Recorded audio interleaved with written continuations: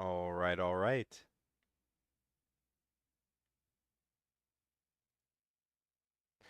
So, hello and welcome to the 1 year Sudoku-versary live stream.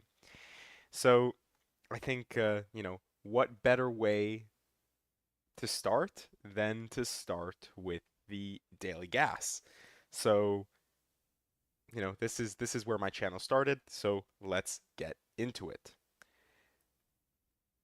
Hello, and welcome to the Daily Gas for June 23rd, 2024, called Rebel Diamonds by Philip Newman. Normal Sudoku rules apply. Little killer, digits along the indicated diagonals must sum to the total given. Renban, digits along purple lines must form a non-repeating consecutive set in any order.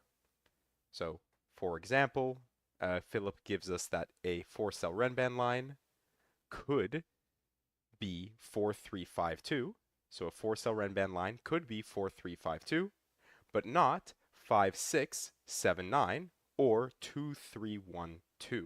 See, we also have someone who just joined us, Jesusaurus Rex. Hello. Hello, hello.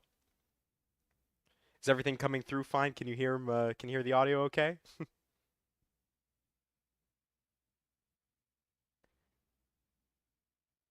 We'll see if we're getting some good feedback here.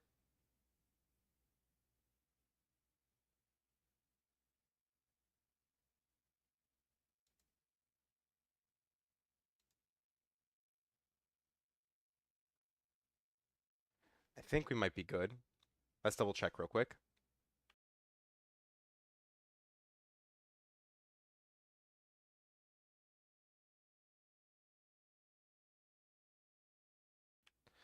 All right, I got the okay that audio is good. So we'll restart here. We'll do the whole thing. So like I said, I've started with Daily Gas, so let's continue. I haven't done this one for today yet, so let's do it together. Let me actually send the link in the chat for those of you who want to try it alongside me here, and we'll see how it goes. So, as I say, hello and welcome to the Daily Gas for June 23rd, 2024, called Rebel Diamonds by Philip Newman. Normal Sudoku rules apply. Little killer. Digits along indicated diagonals must sum to the total given. Renban. Digits along purple lines must form a non-repeating consecutive set in any order. So what does that mean?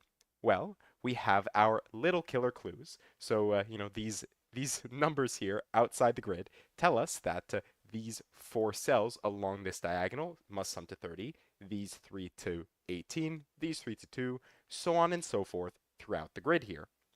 Then we have our Renban lines, where Philip actually gives us a for example. So, for example, a 4-cell Renban line could be 4, 3, 5, 2, but not, so we see 2, 3, 4, 5, right? That's a consecutive set, but it could not be 5, 6, 7, and 9 because we're skipping a step where we would have to be 5, 6, 7, 8 for that to work, or even 6, 7, 8, 9.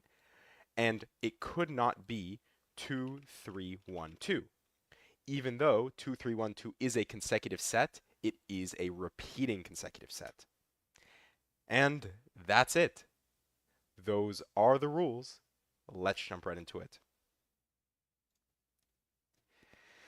All right. So, actually something really interesting. The fact that all the little killers have Renbans on them give us something pretty interesting about this puzzle. If we look, along this line here, we need to make 18 in 3 digits, but 3 consecutive digits. So if we divide, I guess in this case we can view it as like a division, divide 18 by 3, that would give us 6. That means that the 3 digits that are consecutive that'll give us 18 are 5, 6, and 7. And you do kind of something similar with like 30, for example, though we do know that 30 in 4 digits is a maximum. It will be 6, 7, 8, 9, and we'll go through here and figure out how these all interact. I don't know if I'm going to be able to do this without pencil marking here.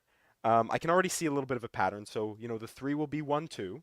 The 5 will be 2, 3. 7 will be 3, 4. 9 will be 4, 5. 18 will be, like I said, 5, 6, 7. 15 will actually be 4, 5, 6. 24 is our maximum 7, 8, 9, and this will be 6, 7, 8. So, hmm, this is quite interesting.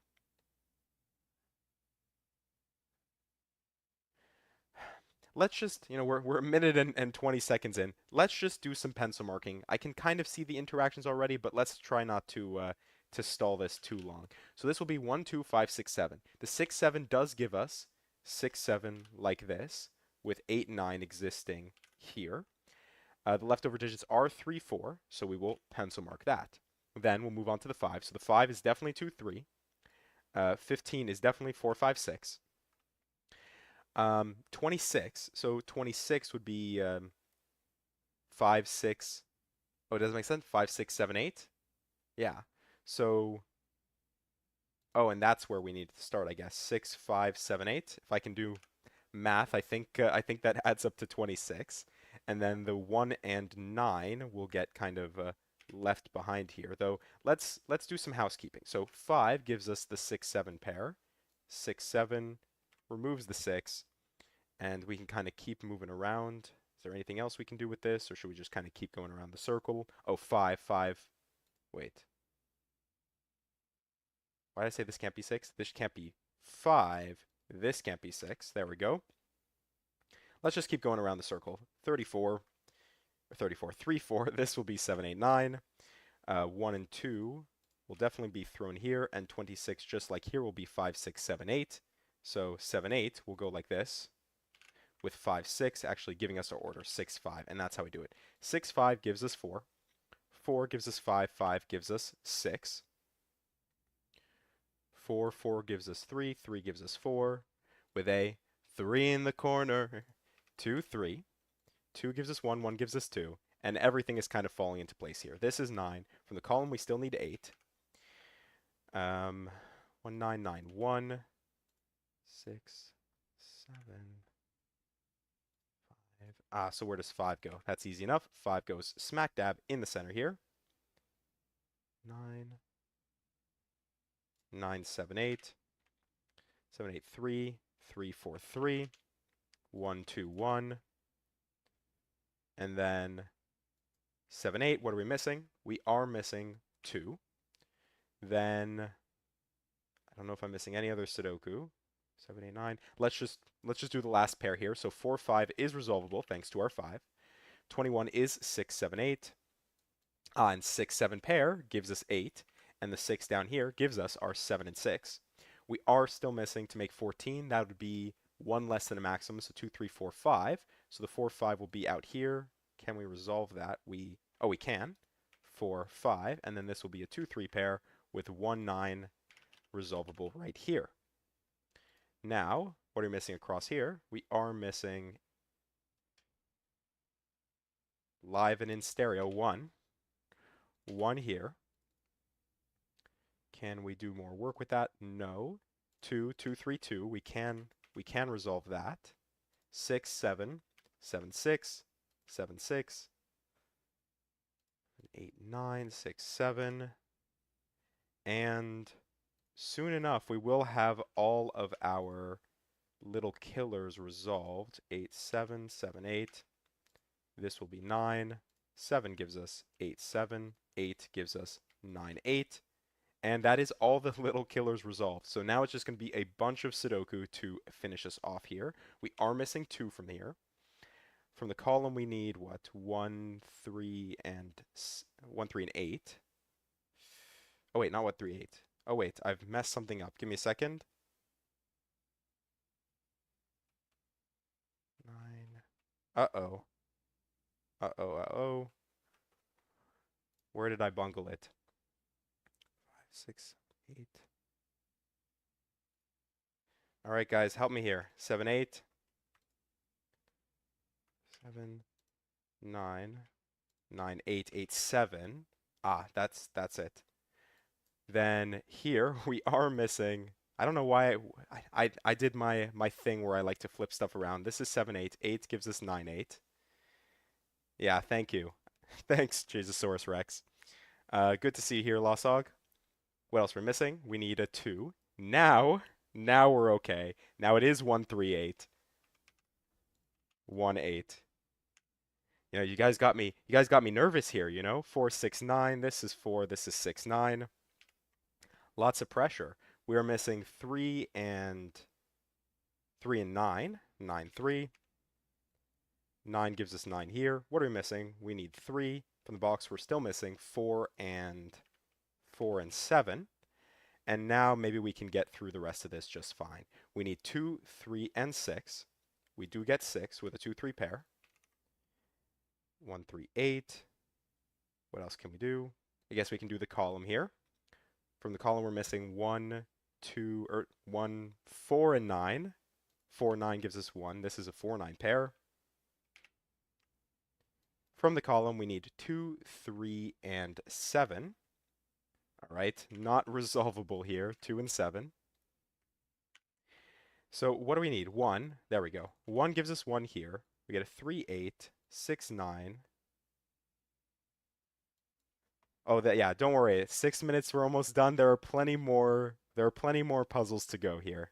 Plenty more puzzles. So from the column, what are we missing? We're missing 2, 3, and something. 2, 3, and 6 does it for us. 6 goes here. This is 2, 3. 2, 3, 7, 8. 2, 3. This is 7, 8. Interesting. 7, 8. 7, 8, and what? 7, 8, and 5. So this is 5. That gives us 8 here, 7 here, and now everything should fall into place. This is 3. This is 8. 3 gives us 2, 3. 2, 3, 7. 7. Oh, wait. I've done it again. 8. 7. Oh, no. 5, 7, 8. This is definitely 8. This is definitely 7. 8 gives us 3. 3 gives us 2. 2, 3, 7. 3, 2, 2, 8. Okay, we're fine. 3, 7. 7, and then to finish this off, 6, 9, 9, 6. 9, 4. 4, 9. From the column, we need 3 and 2 to finish off the box. And finally, we have 3 here and 4 here.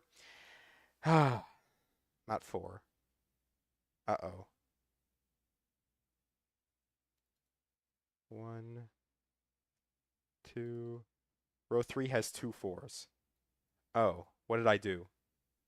This is 8. 8. Oh no, but then that messes that up. Uh-oh. 3, 4, 4, 8. Guys, you got me nervous here. I've never done haven't done this before. So let's see. Across here, 8, 8, 4. 2 4s. We need a 3, right?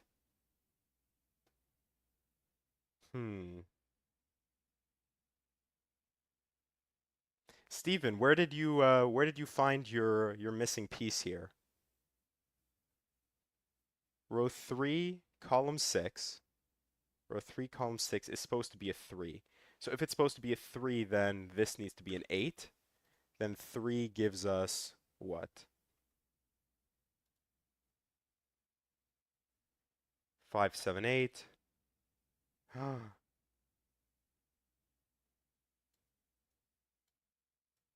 Because now I have double 3s again, but where does the 3 go? Oh, we're missing a 3 here. We have a double 8 now. Oh my goodness. Let's go back. The first time I've ever bungled it this much. All right. I'm gonna hope that making this an 8 here, or what is it? Oh no, but not a 3 either. Uh-oh. It's even worse than that, folks. 5, 9, 4. What is it here? 3. What are we missing from here? We are missing 2, 2, 6, and 8. 2, 6, 8. 2, 6, 8. Hopefully I went back enough to fix any errors here. From the box here, we are missing what? 4. 4 is good in the row here, but it isn't good in the column. So once again, something is mixed up. Double 5. Wow, I'm really bungling it here. What are we missing from here? Still 7. So this is 7, this is 4. 7, 4. Now am I looking okay? 3, 2, 8 from the column.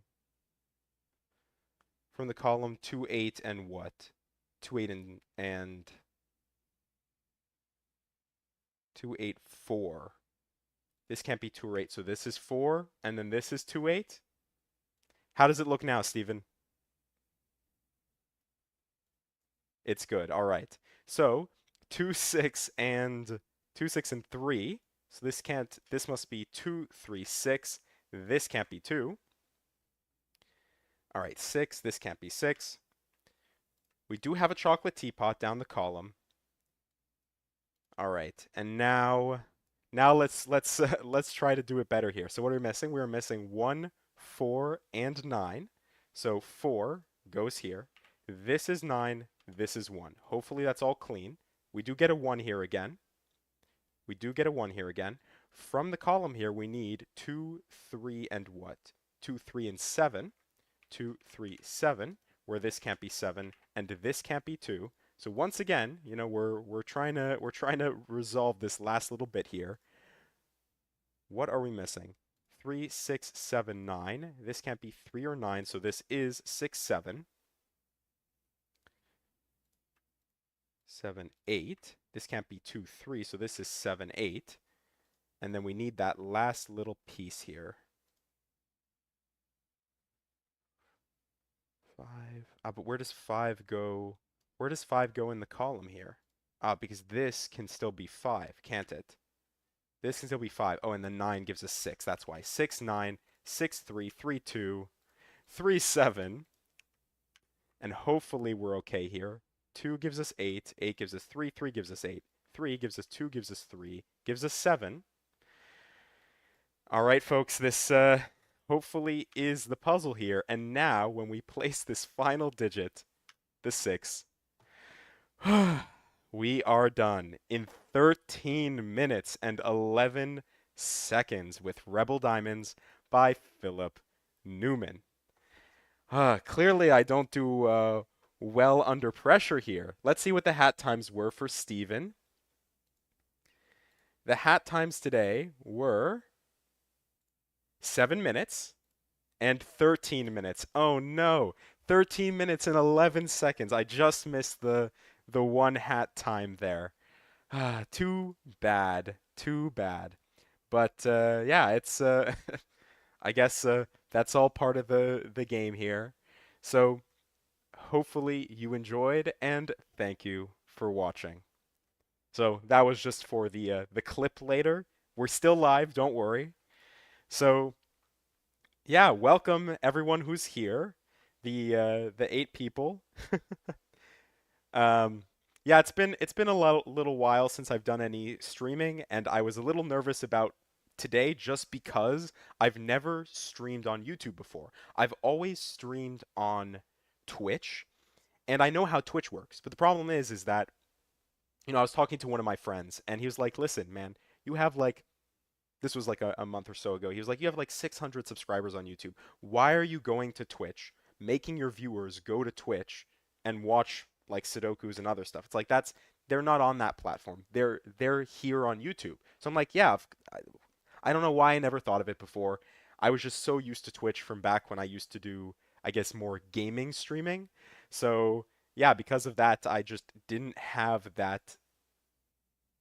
I just wasn't sure how this was gonna go, and I was getting like some weird feedback on the YouTube side. Like YouTube was telling me that my audio bit rate was like really bad or something, which is why I was so worried about the sound when I was starting my first introduction. It was all falling apart. But yeah, it's great to have everyone here. So I do have some puzzles planned, but also if you have any puzzles that you would like to see me try, then we can do that. If you have any like questions for me, you know, this is just supposed to be a stream for me to just solve puzzles, chat with you guys, and yeah.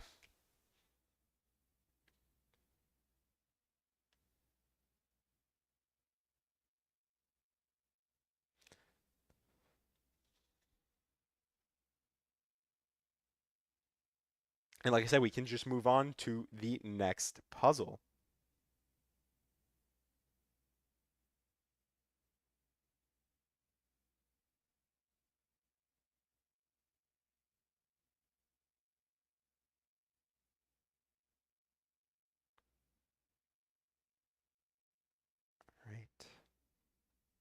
let's get set up.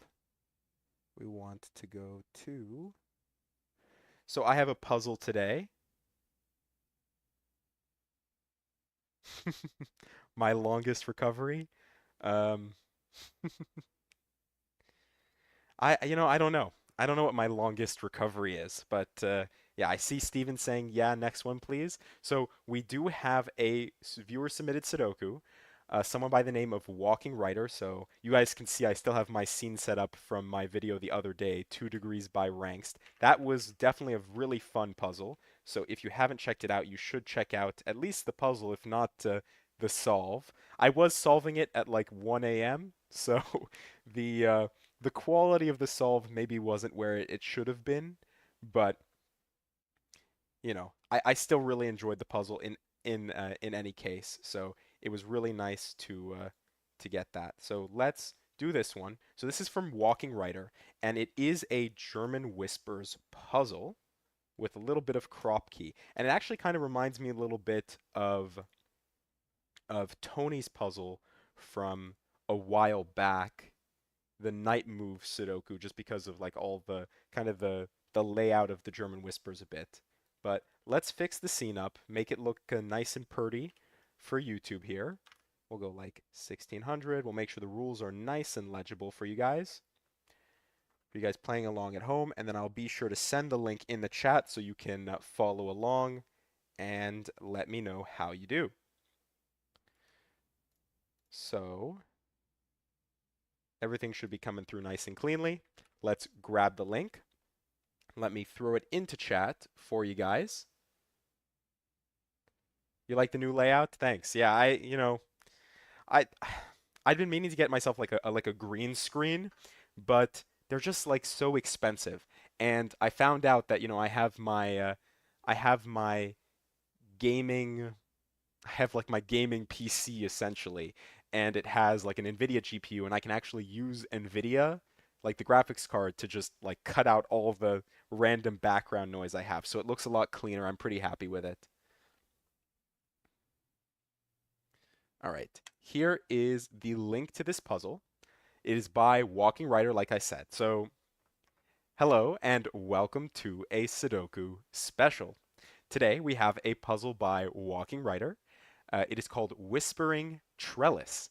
And what uh, what Tom had told me was that the reason he named it like the trellis here is because it kind of reminded him of like grapevines kind of growing along here as a trellis. So we'll see how it goes. Already I can kind of seeing these really long German whisper lines, I can already see the path we're going to go down. But let's just jump right into the rules. Normal Sudoku rules apply. Adjacent digits along a green line have a difference of at least 5. Digits separated by the black dot have a 2-to-1 ratio. Not all black dots are shown. So what does that mean? Well, we have our German whisper lines. So as usual, like I like to say, if we try to place 5 on a German whisper line, we would break it, because 5, when differed by at least 5, would give you 0 on the low end and 10 on the high end, and those are not normal Sudoku digits. So what happens is our German whisper line gets broken up into a set of low digits, 1, 2, 3, 4, and a set of high digits, 6, 7, 8, and 9. So whenever we look at any of the digits 1, 2, 3, 4, when we try to differ them by at least 5, we will always map to one of the high digits. And if you try to differ one of the high digits by at least 5, you will always map to a low digit. So along a German whisper line, if we know that this cell was low, then we know that this one would be high, this one would be low, this one would be high, kind of oscillating back and forth. It lends itself generally pretty nicely to color coding, and we haven't really done much color coding recent puzzles, so maybe I will take advantage of that here. Then we have that digits separated by the black dot have a 2-to-1 ratio. So this is just our normal black crop key dot, our ratio dot. And all it says is one value is twice that of the other. So 1, 2, 2, 4, 4, 8, and 3, 6, where 5, 7, and 9 will never yield when multiplied or divided by 2, will never yield a normal Sudoku digit, so they cannot appear on the black dot. Then finally, not all black dots are shown. And that's important because if Tom had told us that all black dots were shown, then what would happen is that nowhere else could we have a 1-to-2 ratio pair. But because of that rule in place, 1, 2 here would be perfectly allowed, even though there is no black dot there. And that's it. Those are the rules. Let's jump right into it. All right. So, when I see an 8-length German whisper like this, where all the cells see each other, the first thing I can do is say, where does 5 go, right? So 5 instantly goes here. In this row, we have 8 German whisper cells, so 5 goes here. Here we have 8 German whisper cells, so 5 goes here. Can we do any more 5s? We can. Up here in box 2, 5 must go here, and 5 must go here. Then down here, this must be 5, and this must be 5. I think that looks good so far. And then this is 5, and this is 5. So we've actually placed all 5, or all 9 5s in the grid just because of the German whisper layout. Then, this is the interesting thing. So an 8-length German whisper can only, I guess technically can only be made in one way, though you can reverse the direction. So how do we make an 8-length German whisper where all the cells see each other? Well, what you generally would like to do is start with your maximums or your minimums. So your special digits like 4 and 6 cause maximums and minimums on the line. So if I try to place 6 along this German whisper line, the only digit that can sit next to 6 is a 1. That means 6 must sit on the extreme, because if 6 was over here, then we'd have double 1. The same thing here with 4. If I placed 4 somewhere that wasn't the extremes of the German whisper, then we'd have double 9. Yeah, exactly, Stephen. The 4 and the 6 are very limited. So because of that, we can just start with one end of the line, and we won't actually like fully mark it, and you'll see why in a moment, but we will corner mark it. So let's say what we want to do, let's just start with 4.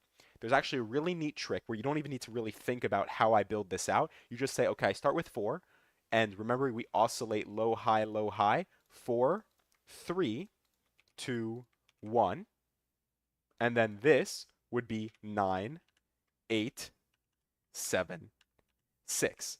And you can actually prove this to yourself why this has to be the way that it is. But yeah, this is the only order that digits can appear on an 8-length German whisper line where all the cells see each other, right? Where you can't have repeated digits. So because of that, we know that either this line will be 49382, so on and so forth, or it will be 6172. Well, right off the bat, what did we say about our black dots? Well, we said that the black dot can't have 5, 7, or 9 on it because when multiplied or divided by 2, they do not yield normal Sudoku digits. So, right off the bat, 1 we know must go here, so it must be the 1, 2, 3, 4 version with 9, 8, 7, and 6. 1 is in a 1-to-2 ratio with 2. Can we do this German whisper here? 1, 2, 7, 1, 2. Maybe, and I'm just not paying attention. Let's just pencil mark it 6, 1, 7, 2, 8, 3, 9, and 4. And see if 4, 9, 3, 8,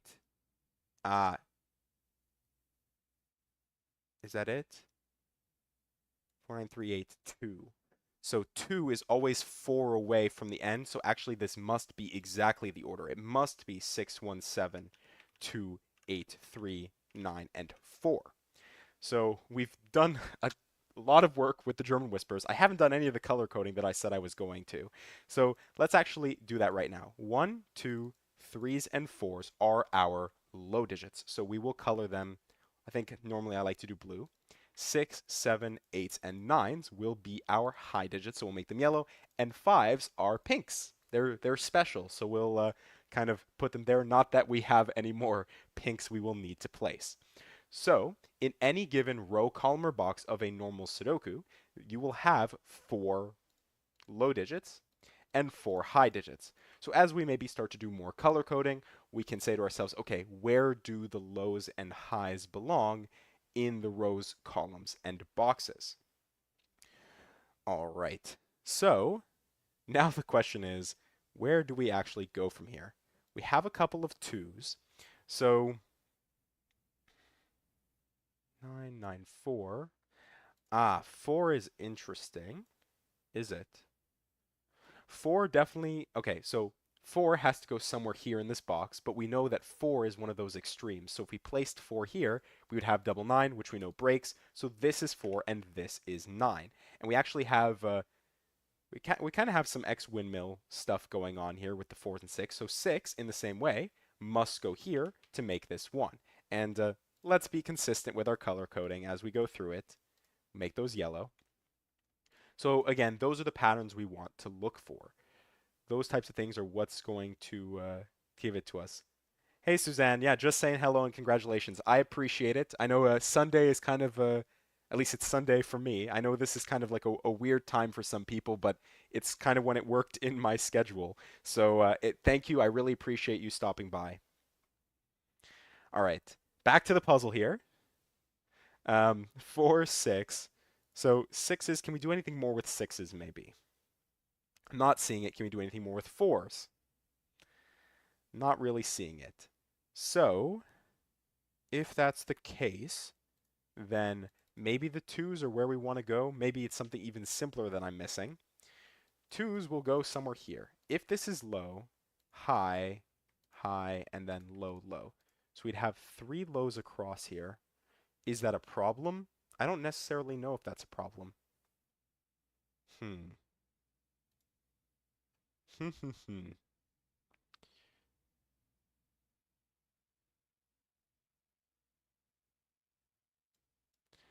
Let's see, let's see, let's see.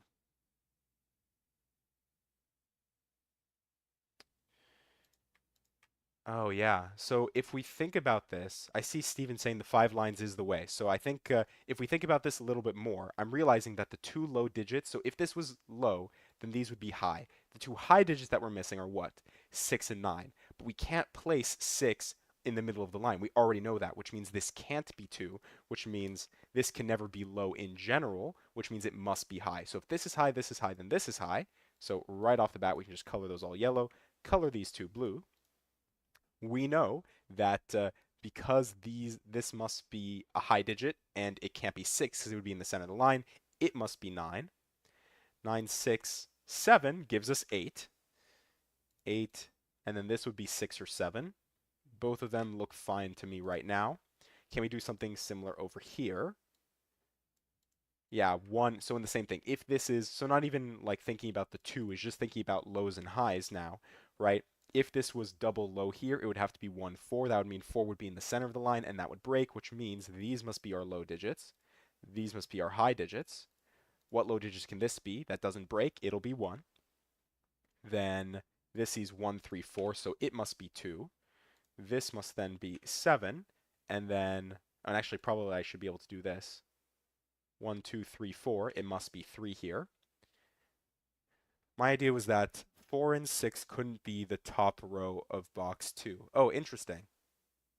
4 and 6. Okay, yeah, I guess that makes sense, and you would place 4, 6 in here. That's an interesting perspective.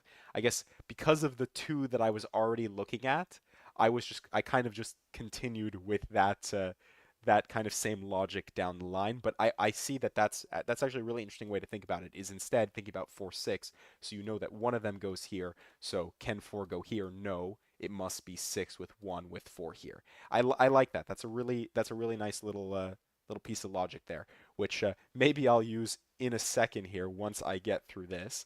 3, 4. Can this be 6? No, so it must be 9. In the same way, can this be 4? No, so it must be 1.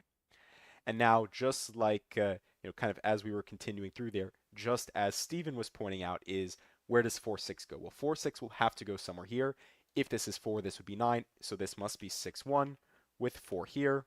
That tells us that this is 6, this is 4 with 9 here. So again, let's maintain our color coding. Let's maintain the color coding. Oops.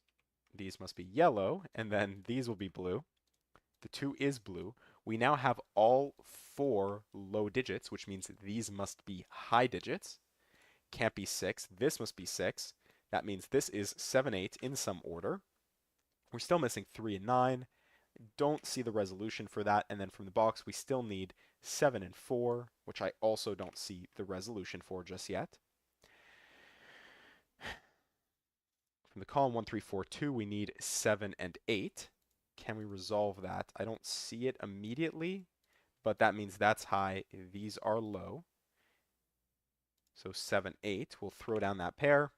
This will be, can this be 4? No, because then this would have to be 9. So this is 2, which means that this is 4. Then this could still be 7 or 8, but it depends what's going on here. So this could be 1 or 3. Obviously, if it's 3, this would have to be 8, but if it's 1, it could be 7 or 8. This could be 6, it could be 7, it could be 8, it could be 9. We'll just throw it all down there anyways, just for consistency here. From the column, we need another 2 high digits. So here we go, our high digits. That makes this high, these 2 low. If this is low, this is 3 or 4. If it was 4, then it would break by our German whisper rules. So this is 3, this is 4. 3 needs at least 8 and 9 next to it, which means it has to have exactly 9 and 8 next to it. 8 gives us 7. 7, this is 6. 6 is 1, and this gives us our 4 here. From the column, I completely missed that. That gives us 6. We're still missing 3 and 7, which I'm sure we'll be able to resolve soon enough here. Then, what are we missing here? We're still missing 2, 3, and 8. 2, 3, 8. Oh, 7, 8. There we go. 8 gives us 8. 8 gives us a 2, 3 pair across. So we know the color coding for that. So let's do that. We're still missing 6. So this is 6. That's yellow. Then this must be 3. It's our remainder. Then, oh, with a 3 in the corner. We still need 1, not in color mode, but in number mode. We still need 1 and 7, so we'll do that. Yellow, blue.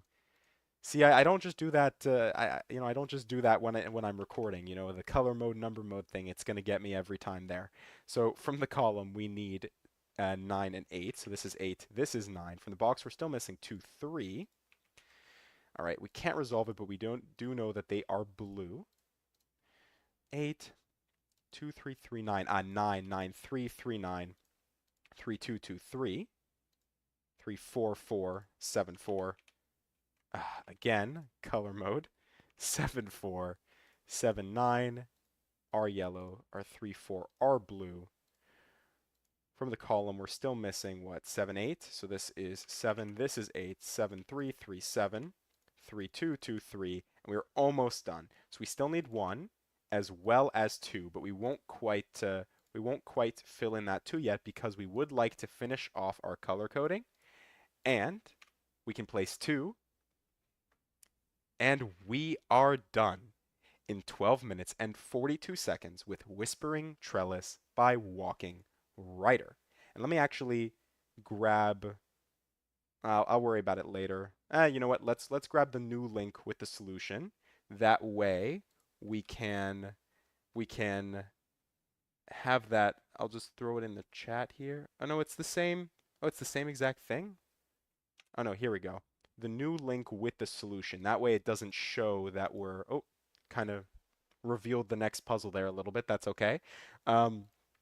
This is the version of the puzzle with the solution check at the end. So we'll keep that in mind there for those who who want to be told, hey, you actually solved the puzzle here. So we did our daily gas. We have done Walking Writer's puzzle. So hopefully you enjoyed, and thank you for watching. And then now let's jump on over to the next puzzle that we are doing as part of this live stream. So it has a fairly fitting name. I pulled it off of Logic Masters Germany, and it is called A Year in the Making. So this puzzle, the story goes that Polycarp, who set this puzzle, had set the puzzle as part, back in January of 2022, as part of their 1-year anniversary of setting puzzles. Then it took them another year to actually publish it. So this puzzle was published on the 20th of February 2023 to the cracking or to the sorry, to the Logic Masters Germany site. It is a 4-star puzzle here. So it has a 4-star rating. I will send the Logic Masters Germany link for those who are interested. But yes, it is a 4-star out of 5 puzzle. And I debated whether or not I wanted to actually do this in the stream here, but I think with you guys by my side, we'll be able to make it through it. So if you're ready to jump into this puzzle with me, then let's make it happen. So let me switch over to the actual puzzle. Excuse me, let me set the scene.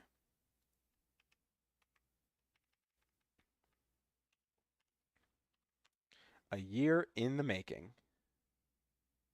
Make everything nice and purty.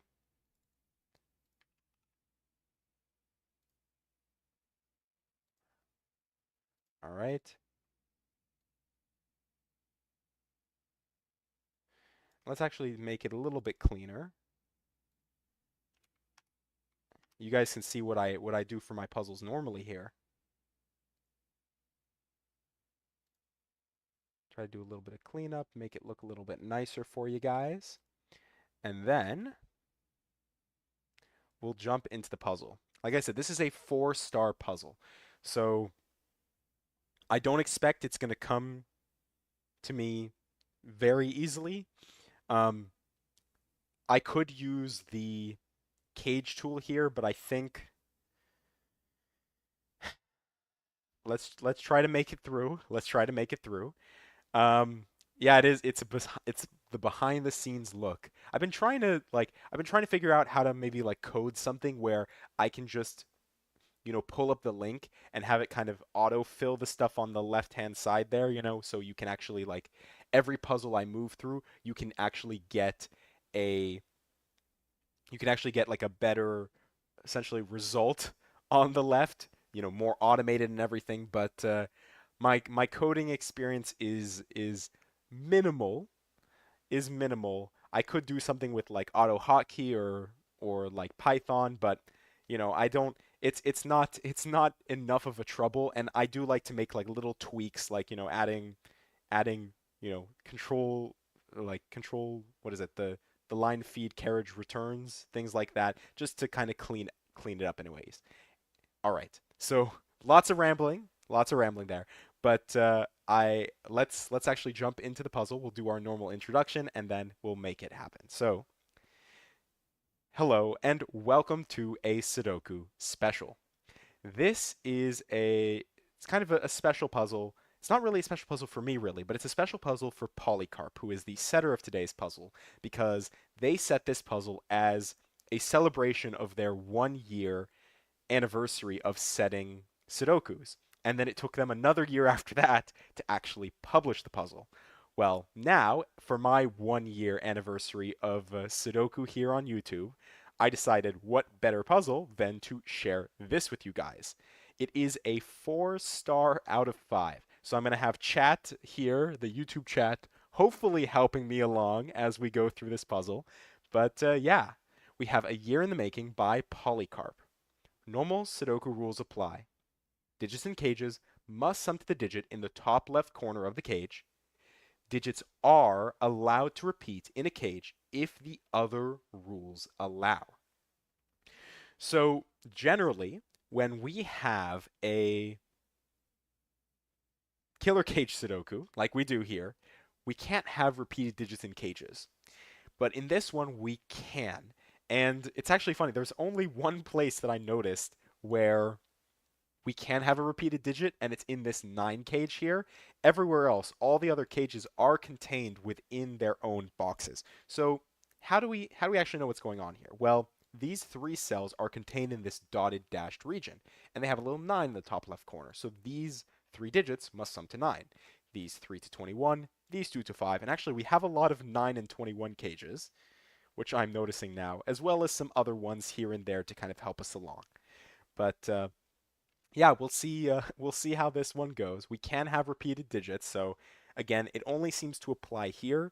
So I guess, like for example, what could we do?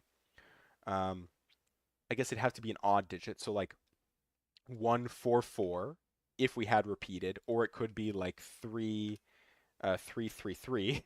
Oh well, that wouldn't work. Sorry at all. So it would have to be 5522, right? Or it could be 711. So I guess those are the three possible combinations. If it does have a repeated digit. I feel like Polycarp didn't add the rule in there just for fun, but we won't use that fact to necessarily solve the puzzle unless we are really stuck and we realize, oh, wait a second, one of the options doesn't have repeated digits and one of them does. But I think we'll hopefully find a better path through this. So, as I say, those are the rules. Let's jump right into it.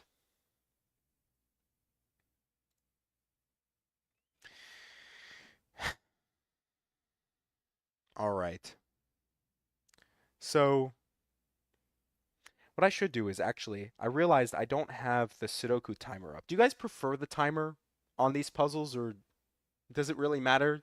Like, what do you guys prefer? I guess that's what we'll go by here. But and I'll actually restart the puzzle once I figure this out,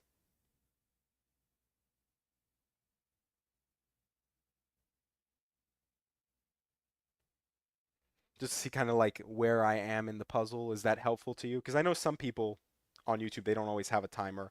I don't know.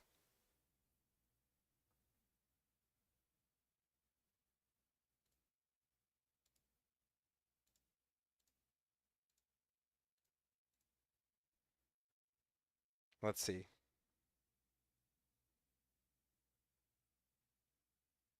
I'll see if I can't set up the timer, make it look nice real quick.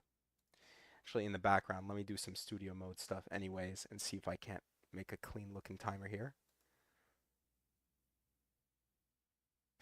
Doesn't matter to you, you're here for my brain. Now you sound like a zombie or something. All right. Doesn't matter to you? All right. Then let's just jump right into it. All right. We've now started the timer again. So, where in the world are we going to start with this one? Well, I guess first and foremost, we can talk about the secret. So the secret is something that you've probably heard about if you're familiar at all with Sudoku on YouTube. And the secret is that the digits 1 to 9, once each, will sum to 45. So any row, any column, and any 3 by 3 box will sum to 45. So if that's the case, all these cages that are contained in the same boxes give us a lot of information. So Steven's already pointing us to box 3, and I did notice that we get a 6-5 thing going on here. Or no, a 5-5 thing going on here, right? Can I do math? Yeah, it looks like I can do math. So, but there's lots of places where you could maybe start with this. I think box 3 probably is a really good place, but 21, 10, 5 here, uh, 21, 9, 21, 9. We have a lot of 21, 9, so that leaves us with 15 in all of these places. So we need to make 15 in 3 digits. So those are the types of insights we want to look for. 1921, that's 40, right? So that would mean we need 5, right, to make up the rest. So we need to make 5 in 2 digits. So again, those are the insights we want to look for here, but we will look here because this is also 19 plus 21, so this is 40. So we do need 5 in 2 digits. So that means these must be all the ways we can make 5 in 2 digits. So this is 1, 2, 3, 4, where it would be 1, 4, 2, 3, or 1, 4, 2, 3. We'll figure out which one as we move along.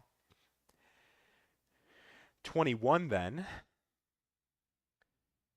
Well, 14 actually is easier, isn't it?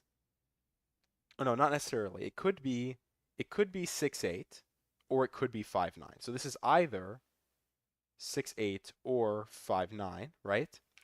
Though 7 is always required in the 21 cage, and it's either, again, it'll either be 5, 7, 9 or 6, 7, 8. Which actually we saw that the 6, 7, 8 to make 21. We saw that in our daily gas today. We also know that this will be from the set 1, 2, 3, 4, 5, or 1, 2, 3, 4, because these also need to add up to 5 here. What does this add up to here? 15, 21, so this is 36. So 36 means we need to make 9 in 2 digits. All right, a little less restrictive. 6, 9, that's 15. This is 30, that's also 15. So lots of lots of 15. So this needs to add up to 15, this needs to add up to 15. This is 15, this is 15. This is 15. You can already see why this is a 4-star puzzle, because there's a lot of things to consider. 6 staring up the column. If it was 2, 4, because it's either going to be, so 6 will either be 1, 5 or 2, 4. So if it was 2, 4, right, then you would have 1, 3, 2, 4, and then you just have 2, 4 here. Does that do anything for us? I don't really see it.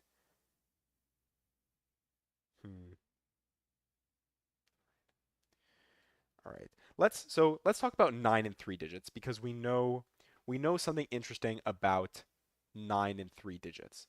So 9 and 3 digits must be one of 3 options. It must be 1, 1, 3, 5, 1, 1, 2, 6, or 2, 3, 4. So it only has 3 options. So as we're looking through here, we need to kind of consider, hey, 9 will never have 7, 8, or 9 in it. Steven said that he found something interesting in box 5 and column 6. Ah, yes, we have another 21 and 9, don't we? So another 21 and 9 leaves us again with a 15. So 15,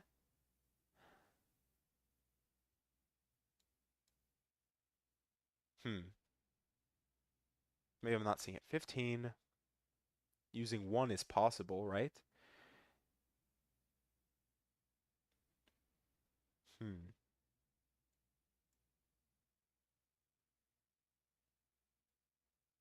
This is also 15. Do we need to do some sort of like set here?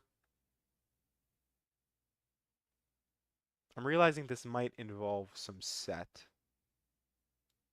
Maybe, maybe not. Because these need to add up to 15 and these need to add up to 15, but they both use this same digit here. So whatever digit is used here would mean that these two then sum to, let's say this was 5, then these two would sum to 10, for example.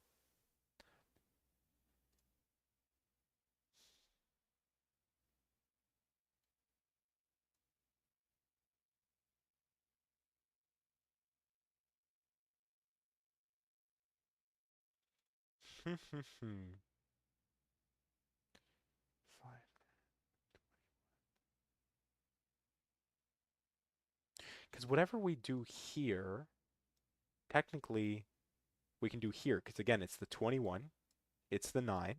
We kind of have this symmetry along the negative diagonal here. It's not perfect symmetry, but there's a decent amount to give us some ideas of, 921, 921, so on and so forth. Maybe it's useful to us to look at all the different things that must sum to 15 in some way. 15. Was this 15 as well? Yeah, this was 15. This was 15. I guess technically this is 15. Let's pencil mark 1, 2, 3, 4. Sorry, we do have the 5 there. Let's do the easy thing. 6 will definitely be either 1, 5 or 2, 4.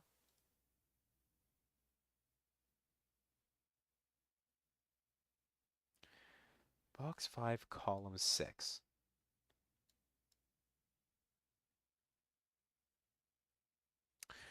Oh, 21, 15. So if this needs to add up to 15, and these 3 need to add up to 21, right?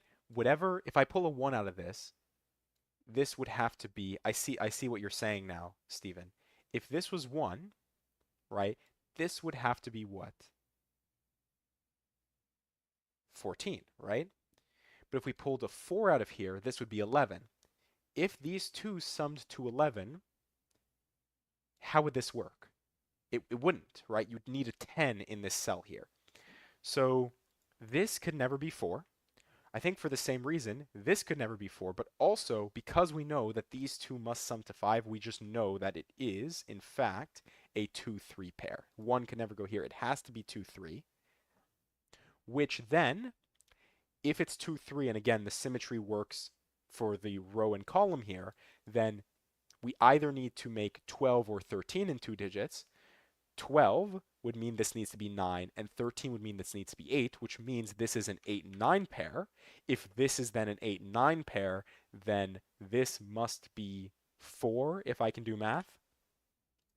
Wow. That's a good spot, Stephen. I hope I'm sure I'm assuming that's what you were trying to get me to see there. So I appreciate you not like just giving it to me just straight up. It's very good to kind of work towards it. And let's just make sure that our leftovers do add up properly. 1, 5, 6, 7 does add up to 12, and 7 is 19. So we are happy with that. 1, 5, 6, 7 is our remainder. Now, this 9 can never be 2, 3, 4. So it must contain 1, which means this 9 also contains 1. And it's either 1, 2, 6 or 1, 3, 5, right? And I guess it depends entirely on which 2 or 3 we're using. So in one case, it's going to be 1. Do I want to do it this way? I don't really know if I want to do it in my corner pencil mark, center pencil mark way, but maybe it's valuable. Maybe it's valuable. Let's say that if it was the corner version in this case will be 1, or the center version will be 1, 2, 6. The corner version will be 1, 3, 5. So if it's 1, 2, 6, right, the corner, or 1, 2, 6, the center version will tell us this is 3. The corner version would say this is 2. If this is 2, right, 2, 4 is 6. To make 15, we'd need 9. So we need the 9 here, which means we can pull out of here. And the other way, it would be 8 here, with 8 being pulled out here. This would be 3 in the corner, not a true 3 in the corner, but indeed. And then this, the center pencil mark version here would be 1, 3, 5 with 1, 2, 6, with 1, 2, 6 as the corner pencil mark version. It's kind of ugly. I agree, I know, but I'm hoping that the fact that it's asymmetrical, something about the asymmetry will tell us which version of this needs to happen, I guess. And I guess in the same way, 7 will always go somewhere here in the 21. 7 will always go somewhere here in the 21. We can remove 7 from there, but we can't remove 7 from here. I almost just did both, but I don't think that that's true just yet. Maybe we'll find out that this 21 has to have 7 in it, but all right. Do we do the full thing? 1, 2, 6, 3, 4, 8, so 5, 7, and 9. So this would be, in the center pencil mark version, this would be 5, 7, 9.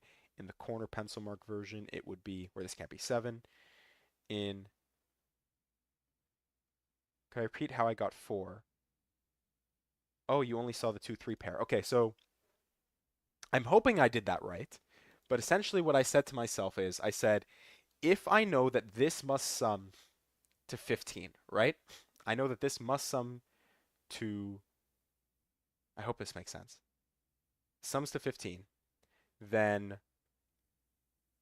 I know that this also needs to sum to, sorry, let's delete some stuff and let's actually explain that a little bit. So you did find the 2, 3 pair, right? So you're the one who kind of pointed me in that direction. So I found the 2, 3 pair there. If this is 2, then what are these 2 digits here? Well, we know that these 3 must sum to 15, right? So if this is 2, then these 2 must sum to what? 13, right? 13 from 21 is what? 13 from 21 is 8. So 2 here would place 8 here, right? 3 here would make this 12, and 12 requires 9. So 2 being here makes this 9. 3 being here makes this 8. All right, so that way the 21 and the 15 are still resolvable. In the same way, 21, 9, This must also sum to 15, right? Because we're seeing this really nice symmetry, almost like a kind of like a butterfly a little bit. In the same way, if this is 2, these two would be 13. This would have to be 8. In the same way, right? 3 would give us, or 2 would give us 9. We now have an 8-9 pair in the 21 cage. So if I can do math, 8 and 9 sums to 17, plus 4 is 21. And that's how I got the 4 in the middle box. When the 4 is in the middle box here, it sees both of these 9 cages. Yeah, so it, oh, got it. It works in the symmetry, so you get an 8-9 pair. Exactly. So because of the 2-3, it gives you the 8-9. The 8-9 by the killer gives you the 4, and you know that 4 can't exist in these 9 cages, so they must contain 1s. So we'll go back to kind of our ugly pencil marking here, but again, hopefully it'll be helpful down the line. If not, and it's the 1, 3, 5, 2, 4 version, with 9, then it's 6, 7, 8. 6, 7, 8. Or this can never be 7. And technically, we can do the exact same thing over here. It could be 5, 7, 9, or it could be 6, 7, 8. Oh, wait. Did I do that backwards here? I did do that backwards here. 6, sorry. It should be 6, 7, 8 in the center, 5, 7, 9 on the outside.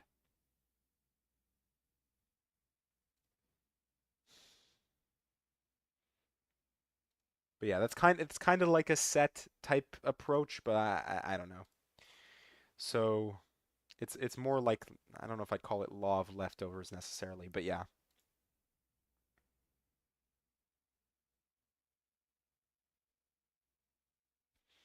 Hmm.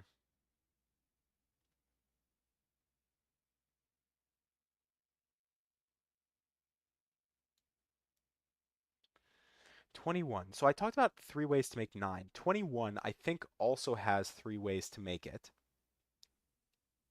We know 6, 7, 8. We know 7, 8, 9, right? Or sorry, 6, 7, 8, 5, 7, 9. I guess it's very similar to the 9 cage actually, because the 9 cage 2, 3, 4, the X windmill, kind of the opposite pairs would be 6, 7, and 8. So I guess in the same way that we build out a 9 cage, we actually build out a 21 cage. So 21 does have 3 options then. Hmm. If we eliminate 7, that then just like when we eliminate 3 from a 21 cage, it eliminates 2 options. So in the same way, if we eliminate 7, or sorry, 3 from a 9 cage, it eliminates 2 options. If we eliminate a 7 from a 21 cage, then it'll also eliminate 2 options. So if we can find somewhere where there isn't a 7 in the 21 cage, that could be that would give us, what would it be? Five. I guess we know we it would be 4, 8, 9. We've already done it here, and I think that's the only other option. So, hmm.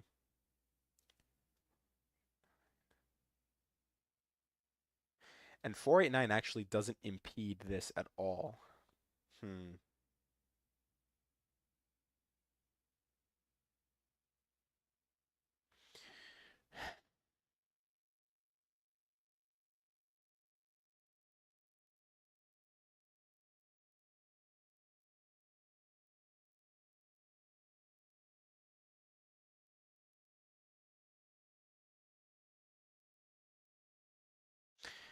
I guess because both of these 21 cages require a 7 in them, right? We do know they have to be different 21 cages. So one of them, if this is, I guess if this is the 5, 7, 9 version, then this would have to be the 678 version. And if it was the 678 version, it would have to be the 579 version. Which means technically we can do even more crazy pencil marking where we remove 6, 8 from the center and we put it on the corners here.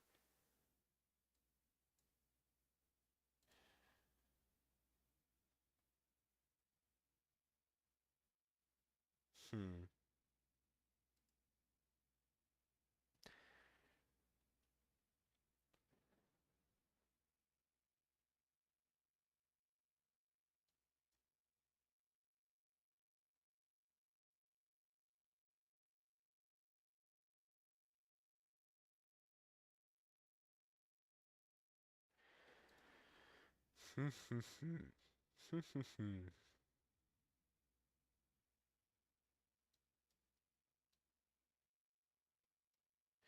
We get something similar going on here with this 21, then maybe.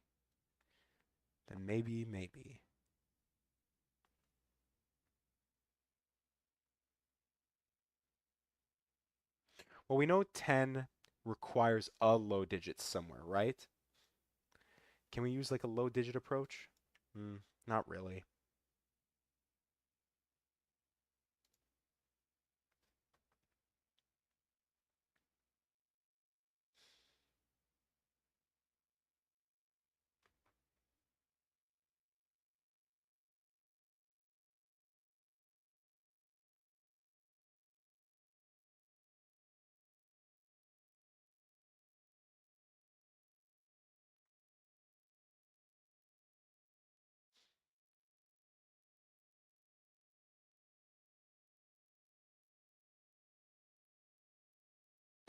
1, 2, 4, 5.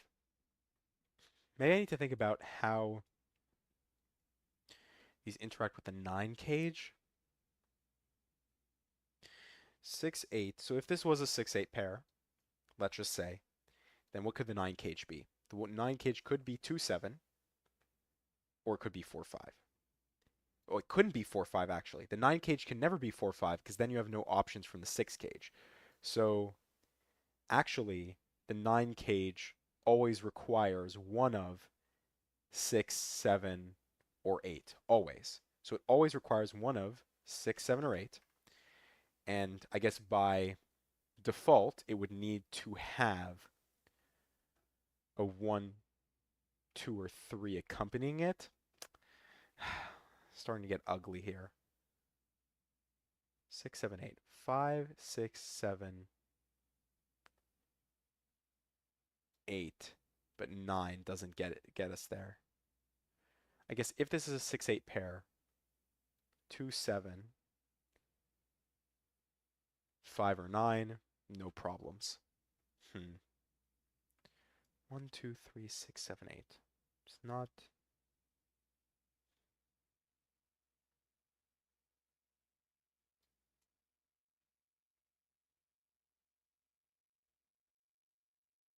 And if it is 2, 7, this would be 1, 5. Which would just place 1 somewhere here with 4 somewhere here.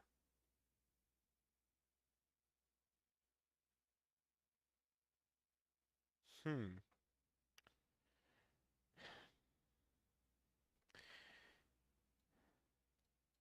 15. Well, sorry. Oh my goodness. Wasn't I literally saying, "Oh, I'm like so close to like a quintuple here." How do we make, guys, how do we make 15 in 2 digits? 6, 9, or 7, 8. So, if we know we need 5, 6, 7, 8, 9, right? Because we'll need a 6, 7, 8 from here. We do have a 5, 6, 7, 8, 9 quintuple, which means that this can never be 5 or 6. And better yet, where does 4 come from? Well, 4 definitely comes from here somewhere, but also it's just whatever doesn't get used here. So this will be 1, 2, 3 with a 4 in one of these cells, no matter what. And this is where the poor pencil marking kind of comes into it. If one if one has to appear in this cage, which I'm claiming it does, this can never be 1. So this is either 4-2 or 4-3.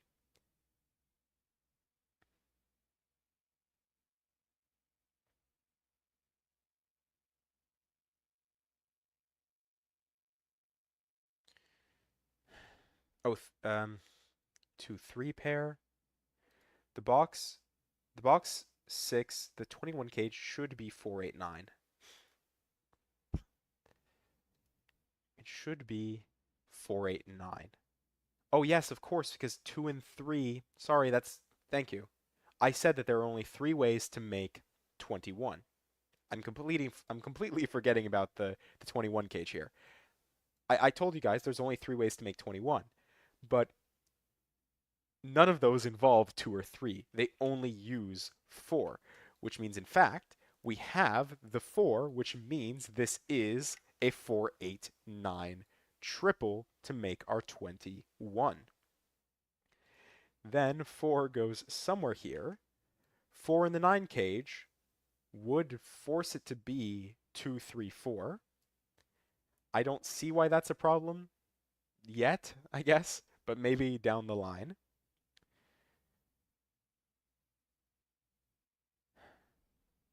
8, 9. That means 7 goes somewhere here, which means that 7 goes somewhere here. But can we do better? Can we do better? I guess we technically can because we know that 1 is going to go here, that's for sure. But whatever doesn't of 5 or 6, right? Because we'll have 1, 2, 3 accounted for in here. This will either be 5, 7 or 6, 7, which means if this is either 5, 7 or 6, 7, that means that the 1 always appears here, I think. I think that's what that tells us.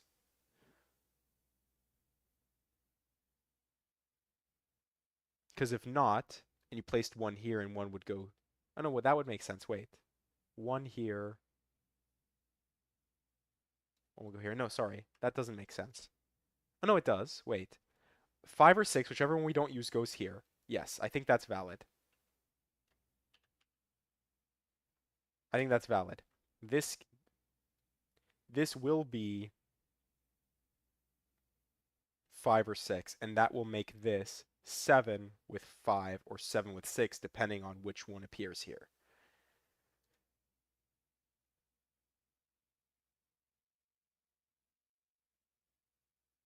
Which means... Oh, well, that makes sense anyways, right? If 5 isn't used here, it gets used here. So this would be 5, 5, 7 with 5, 7 here. If 6 isn't used here, then it would be 6, 7, 6, 7 with 6, 7 here. And that's what we expect.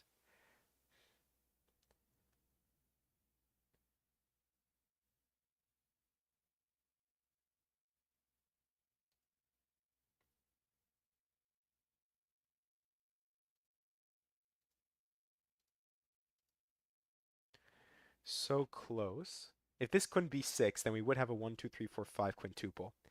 Is there a way to use the same 5, 6, 7, 8, 9 logic in row 9 somehow?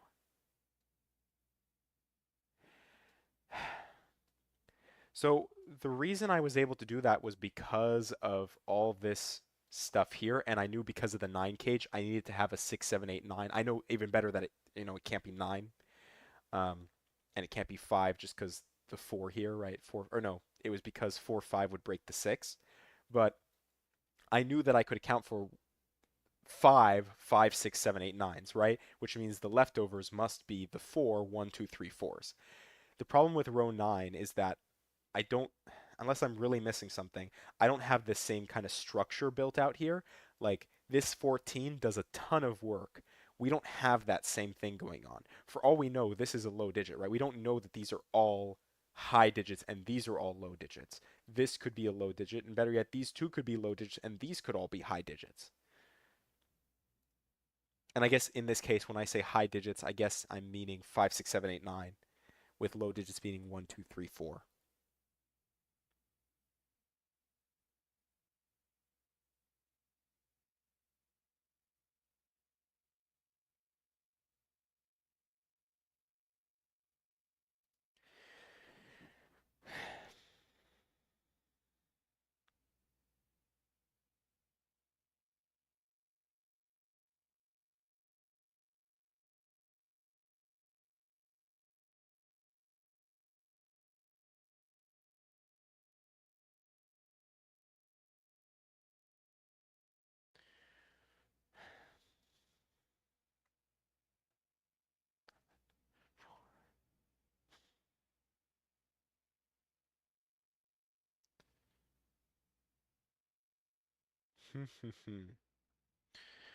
So,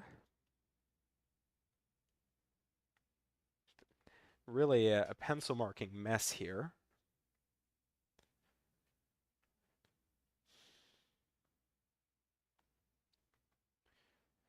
Maybe I can actually use that logic in row 1 somehow. Problem is that, oh wait, If this is 6, then how could 6 go in the 21, or how could 6 go in the 9 cage? It couldn't.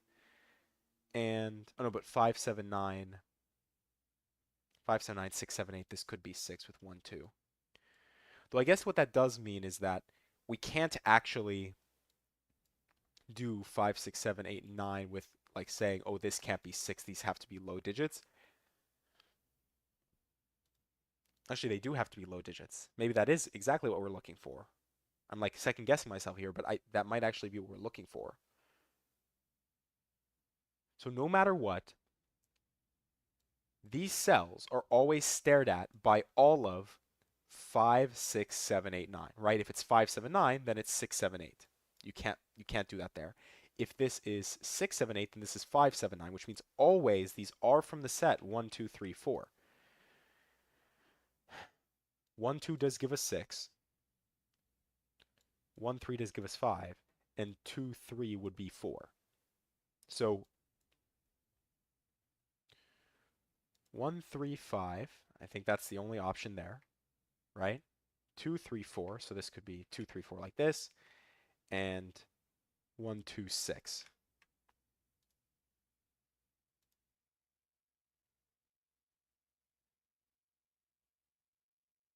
Because if this was 1, this would have to be 3, 5 or 2, 6, and it can't be either because of all of these digits staring here, right? If we just look at the center pencil mark version, and you know what?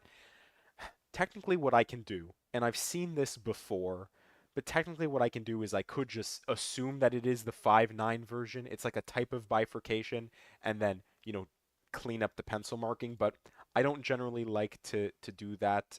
I've done it before, and it made sense in that puzzle, but I don't think it really makes sense here. So we won't worry about cleaning up the pencil marking too much unless it's becoming too overwhelming. But yeah, I guess no matter what, we know that this always sees 5, 6, 7, 8, and 9 if we look at the center cells, or 5, 6, 7, 8, 9 if we look at the corner markings. 1, 2, 3, 4. I'm pretty happy with that. But what does that do for us, right?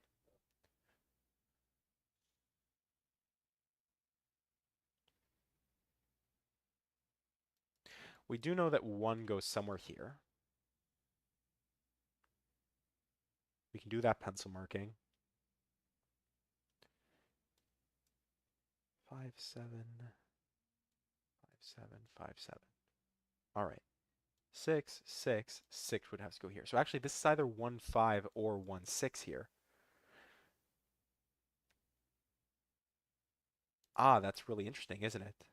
1, 5, 1, 6, right? Because if this is 5, then you need 5 in the 9 cage, right? If this is 6, then you would need 6 in the 9 cage. Or sorry, if you need 5, you need 1 in the 9 cage. If it's 6, you need 1 in the 9 cage as well.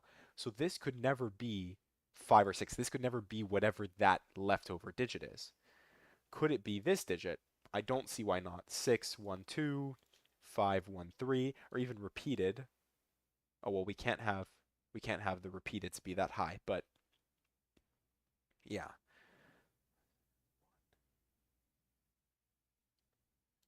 So we know that 5, 6 will appear in some way here, but this could never be 5, 6 itself. And that's based on this. And honestly, let's just continue. We have this kind of corner pencil marking thing that we're doing. Let's just continue with it. If this is 1, 2, 6, then this is 5, 7. If this is 1, 3, 5, then it's 6, 7.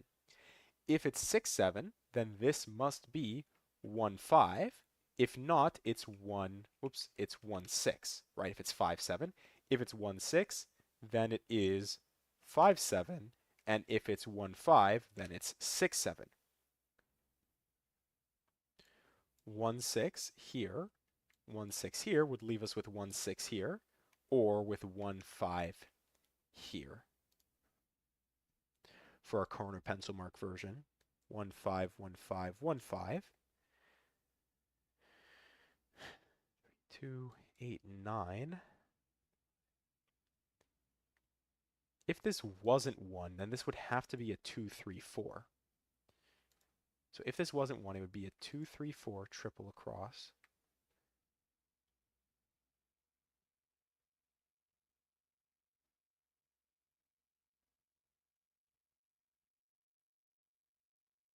Two, three pair, 1, 5, 1, 6.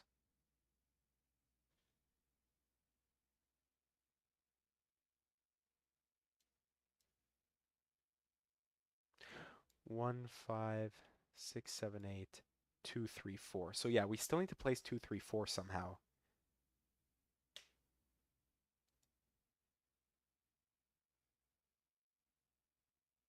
Hmm.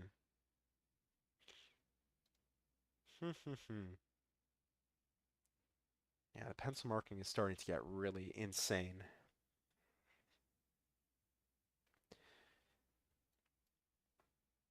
See, 6, 8 does like a lot of work. 6, 8 would give us 2, 7. We'd be able to like do everything essentially.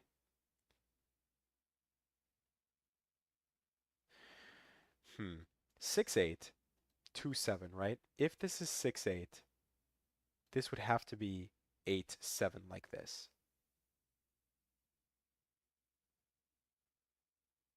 And that wouldn't work, would it? 6, 8. Oh no, sorry. This would have to be 9, 9, 6. I can't do math. 6, 8 leaves us with 2, 7, right? This would be 5. That's fine. 5, 6, 8, 7, 9. 9, 6. It all looks hunky-dory.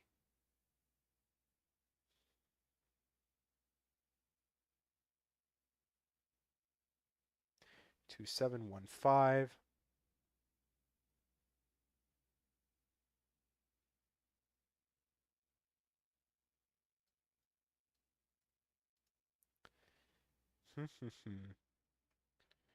This is a tough one, folks. It's a 4 star out of 5, so that's to be expected. Hmm. What sort of insights do any of you have? In box 4, all right, if we assume 1 on the top of the 9 cage, then the two options are both 1, 2, 6 or 1, 3, 5, breaking it. Oh yeah, because I said 5.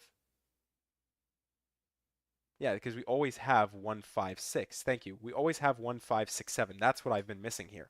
We always have 1, 5, 6, 7, no matter what, center or corner pencil marking across here.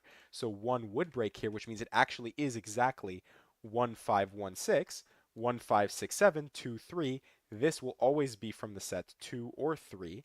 2 or 3 without using, I guess it has to be a 2, 3, 4 then, doesn't it?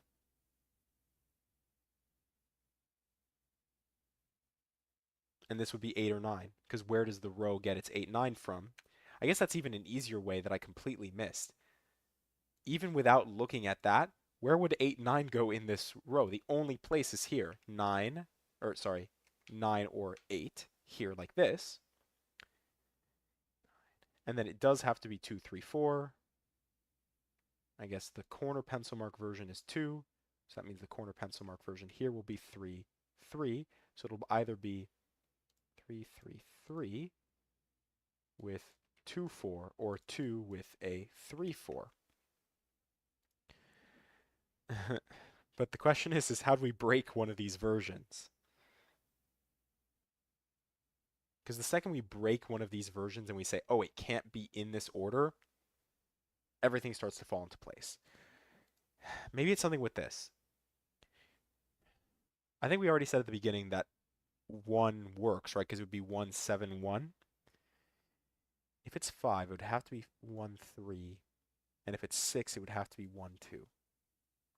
Which means no matter what, if it's 1, 2, 6, 1, 3. Ah, no. I thought we had some sort of like. Ah, gosh darn it.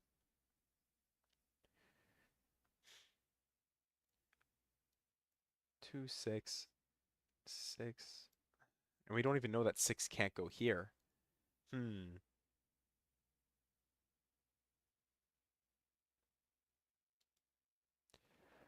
5 or 6 does place 1 up here. And this would be 2, 3. This would be 1, 4. Does that break for some reason, maybe?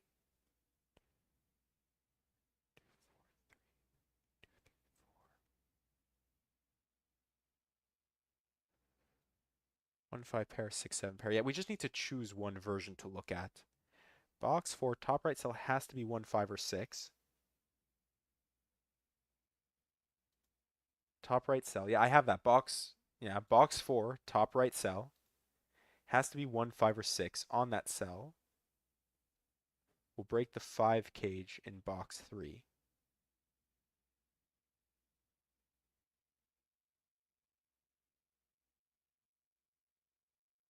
Oh, that's what you're saying.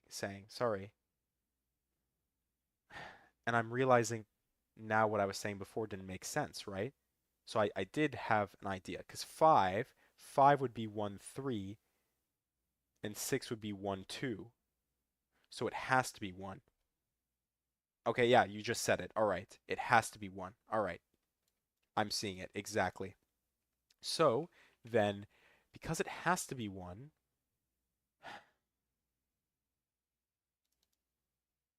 1 tells us this has to be 2, 3 here, which means if this is, right, if this is 1, 2, 6, then it has to be 6, 2. If it has to be 1, 3, 5, then it would have to be 5, 3. Or if it's 1, 7, 1, it would have to be 7, 1. So we do have a 1, 2, or 3 almost quadruple. This is what I was trying to get at before, but I couldn't make it work. But this might be the key now. So 1, 2, 3.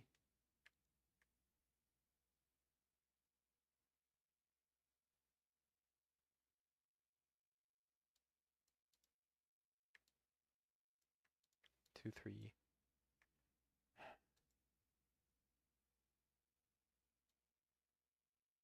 2, 3, 4, 1. Fine. If it's the 1 version, I guess 2 or 3 both break this and it would have to be 1, 4, right? 1 would break this to be 2, 3. So really we can do like a corner marking again. If this is 1 and this is 7, then 1, 7, 1, 1 tells me that it would have to be the 2, 3 version. 2, 3 tells me it has to be the 1, 4 version. And if that's the case, 1, 4, whoops, 1, 4 would go here. Be 1, 4 with 2, 3.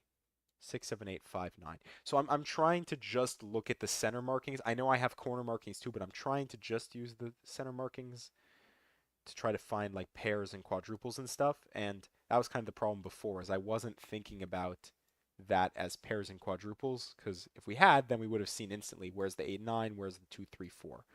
This is why this type of pencil marking is a little confusing, because but if I didn't do that, then it'd be a complete mess entirely. I wouldn't know what pairs go with what.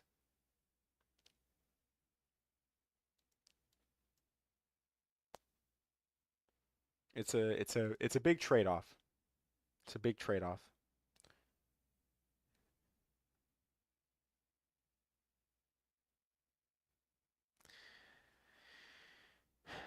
2, 4, 1, 5. The order doesn't actually affect anything here, from what I can tell.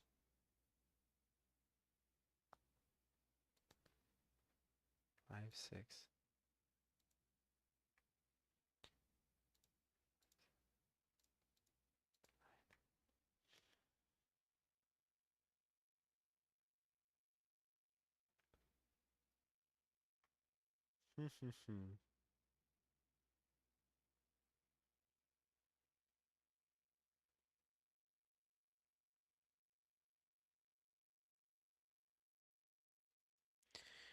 Four. Does 4 do anything? Because 4 was that thing. 4, 7. I can't even do like some sort of set to say these three cells must sum to, some specific value because I don't actually know that. These three here have to sum to 15 still.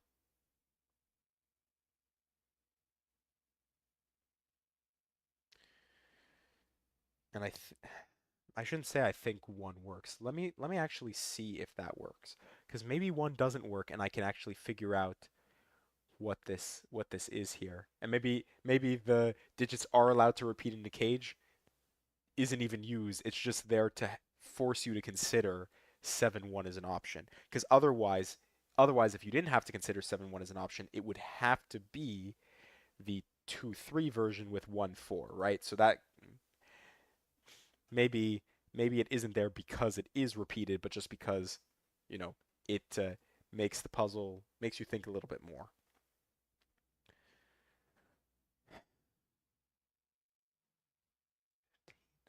Here.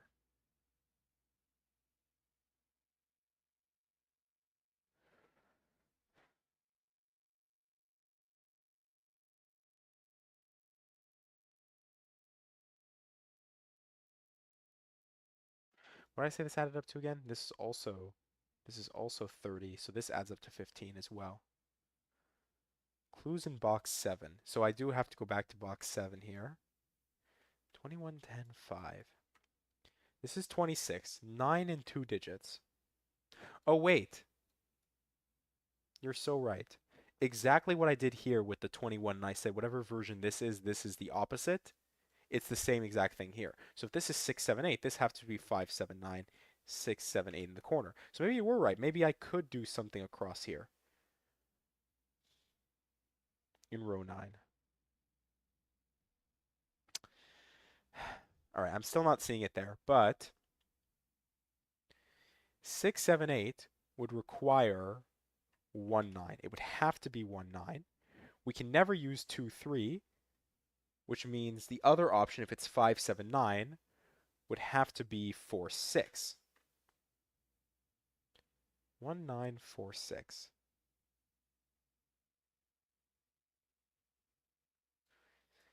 4, 6, 5, 7, 9, 2, 3 would leave us with 1, 8. And if it was 1, 8, it would be 1 here. I guess, sorry, that's the center pencil mark version. Yeah, it would be 1 here, 8 here. Otherwise, if it's 6, 7, 8, so it would be 1, 9, so 1, 2, 3, we'd still be missing 4 and 5, and instead we'd have an unknown 4, 5 pair.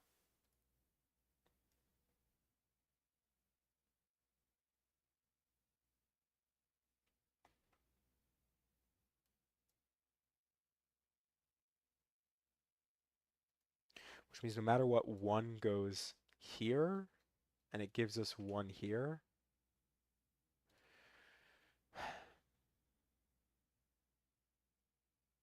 This is 1. I was kind of doing something over here. This is 1, this is 2, 3, 4, right?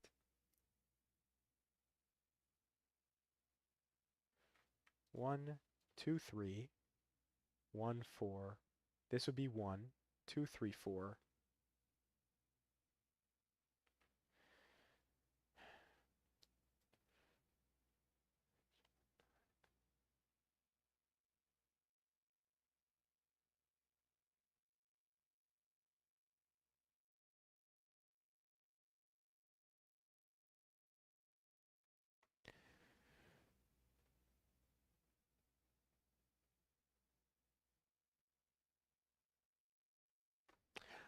And exactly what I was saying before, or not exactly what I was saying before, hoping for this double in the 21.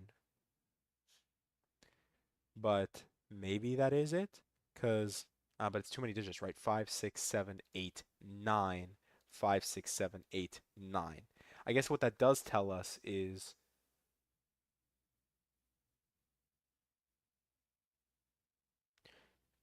3 of these need to be from the set 5, 6, 7.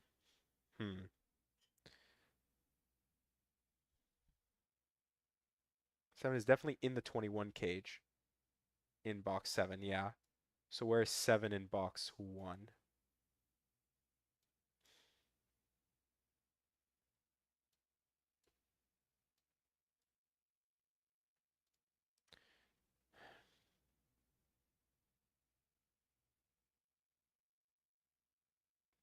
Yeah, but I'm not, so that's what I was going through. I was like, four of these five digits, right?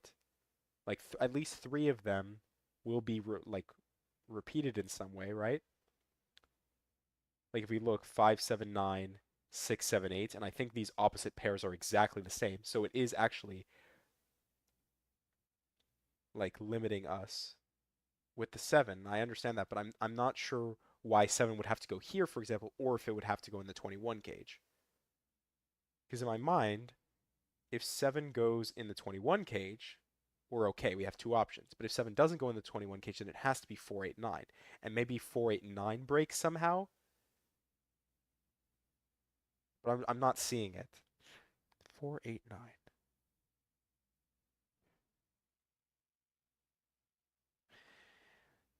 I guess I know 4 and 9 always stare up here, right? In one way or another. So whatever it is, if it's 4 here,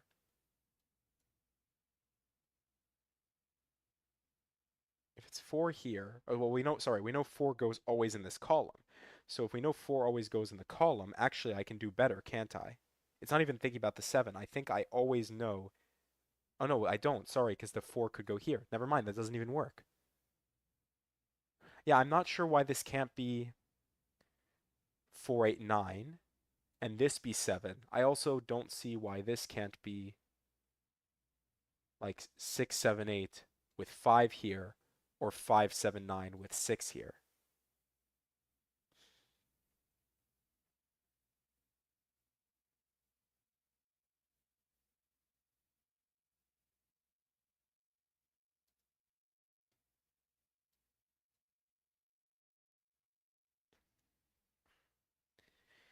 Because that's the overlap I was hoping for. I was hoping for this type of pattern here to restrict cells here. I think I'd mentioned that. I don't even know how long ago at this point. But yeah, I'm not seeing why 7 can't go in the 21 cage. 6, 7, 8.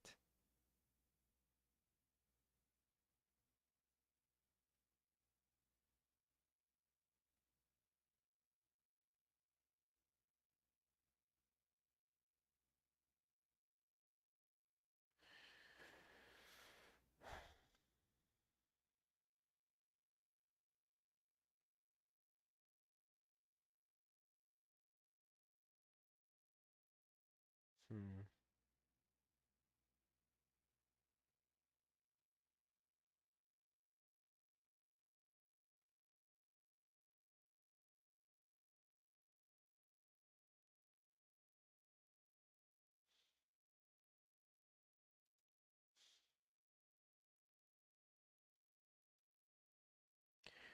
It's either 4, 6 or 1, 9, which means this would be 4, 9. If this was 7, this would have to be 4, 8, 9.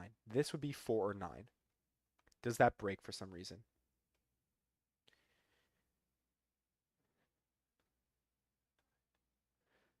If it's 9, it would be 8. Means wait a second. If it's the 4, 6, right, and 7 is here, we're making the assumption that 7 is here. If it's the 4, 6 version, then 4 goes here. Nothing happens from what I can tell. Oh, wait. 4 would make this 1, 4, which would say this can't be 7, actually. All right. So if this is the 4, 6 version, and this is 7, then this breaks. Because this would be 4, this would be 1, 4, this would be 1. All right. Because, yeah, we have to look at our center pencil marks. 4, 6, 1, 4, 7 would go like that, right? Oh, wait, maybe that's the problem. How do our center, okay, how do our center pencil markings overlap here? But the problem is that if it's the 1, 9 version, could this be 7? So I think we know if it's the 4 version, this can't be 7. If it's the 1, 9 version, this would be 9. this would be 8, but then 8, 9, this would be 2, 3.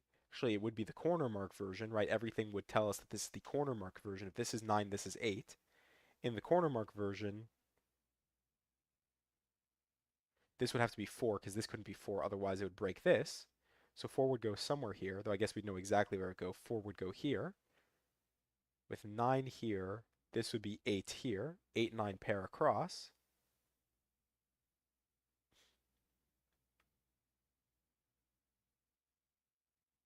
8, 8. 8, 6, 7, 8. This would be the corner pencil mark version. The corner pencil mark version would give us 2, 3, which would make this 1, 7. So yeah, I'm not seeing it. I'm not seeing it.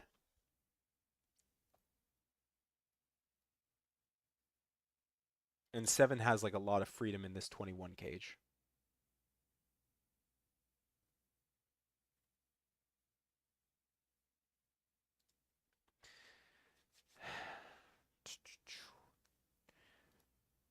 We already said 15 with 1.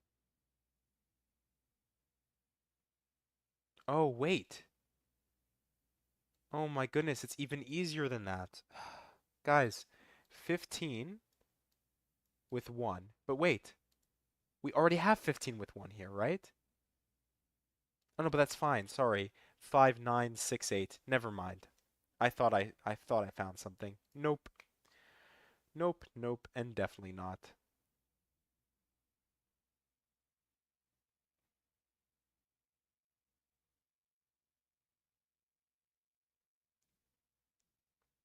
Hmm. Yeah, Steven, if you've gone past this point, I guess I don't know how you've placed the 7 in box 1 already. At least given the information I have currently. Maybe there's some other pencil marking you've done that I don't have.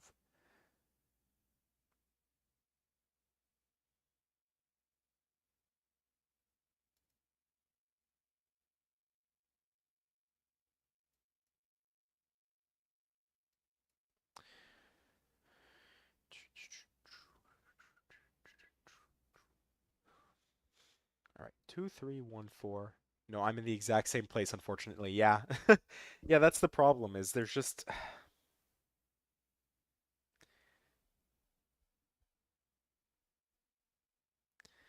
I guess it's good, right? You kind of force me to like really drill down all the possible combinations, but like I guess instinctively, which I shouldn't just be like, oh well, 7 could go in the 21 cage or it doesn't have to go. Maybe there could have been a way to eliminate 7 from this cell or force or say that 7 has to be in that cell, but I'm not seeing it. I am not seeing it. Maybe we have to do some work in the column here. Maybe that could give us some help. Like 2, 3, 1. So we always have 1, 2, 3. That's easy enough. So what are we still missing? If we say it's the corner pencil mark version, just to make it easy, or the center pencil mark version, we have 8, 9 already. 9 this would be 6 or 7. Center pencil mark version says this is 5, which would mean 7 would specifically have to go here. I guess could this ever be 7 then? Well, in the corner pencil mark version, I guess this couldn't be 7, or the center pencil mark version, this couldn't be 7. How in the corner pencil mark version, we always have the 1, 2, 3, 4, 5. Oh, of course, this can be 7, right? Or actually, sorry, in the corner pencil mark version, it has to be 7. Why did I say that again? Oh, because of the relationship here with the 1, 4. That's why.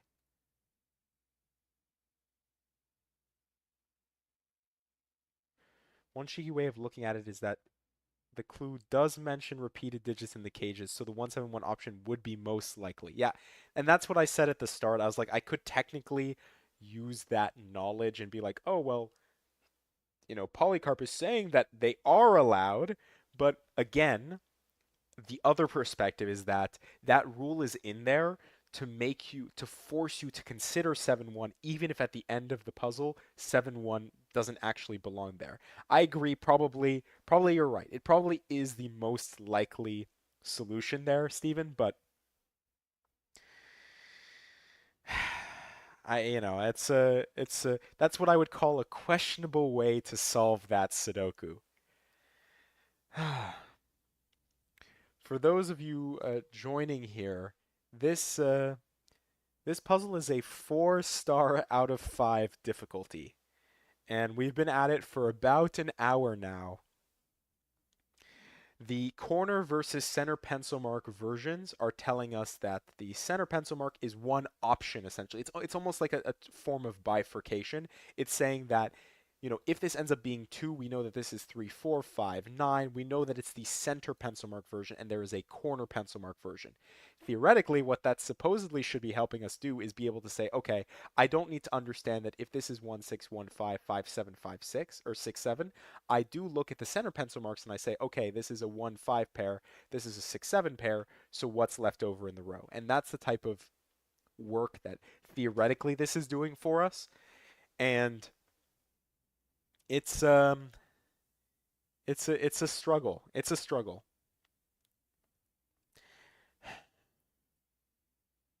15 remainder. See, that's what I need again. I need one of these, like the cool little tricks we did at the beginning where we said this is 15, this is 21. So what is the overlap, right?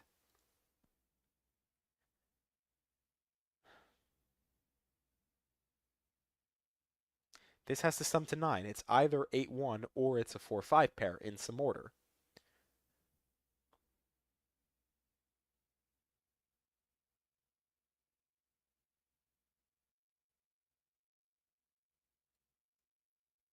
One definitely has to go somewhere there. All right. I guess in the corner pencil mark version, right? Let's do it this way. In the corner pencil mark version, right? If we're if we do bad pencil marking once again, in the corner pencil mark version, 1 always has to go in the corner there. In the center pencil mark version, right? 1 can't go here. Let's think about this now in the 9, right? If it's the corner pencil mark version, it has to be the 2, 3, 4. All right? In the corner pencil mark, it has to be 2, 3, 4, which means the 7, and then this would either be 6, 8, or 5, 9. I don't know which one. All right? If this was the 2, 3 version, then the 1 would definitely go here, which would mean in the center pencil mark version of things, 1 would go in this cell. Uh-oh. Hey, Tolrak. Sorry, I didn't even see you there. Um, you got ahead logically, but it may have been a mistake. All right. I guess throw it at us, right? Throw it at us. Where can we even move from here? Right now I'm messing around with my corner, center, all that nonsense, but I guess 1 says this can't be 4. So if it's 1, 2, it would be 1, 2. Let's do some cleanup here. 1, 2, 6, right? Or it'd be 1, 3, 5. 1, 2, 6 or 1, 3, 5. Where does row 4, column 1, appear in row 3?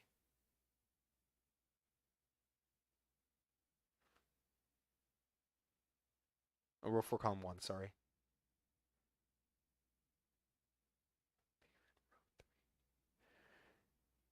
Two center marking could never appear in the 21. It couldn't go here. It could go here or here.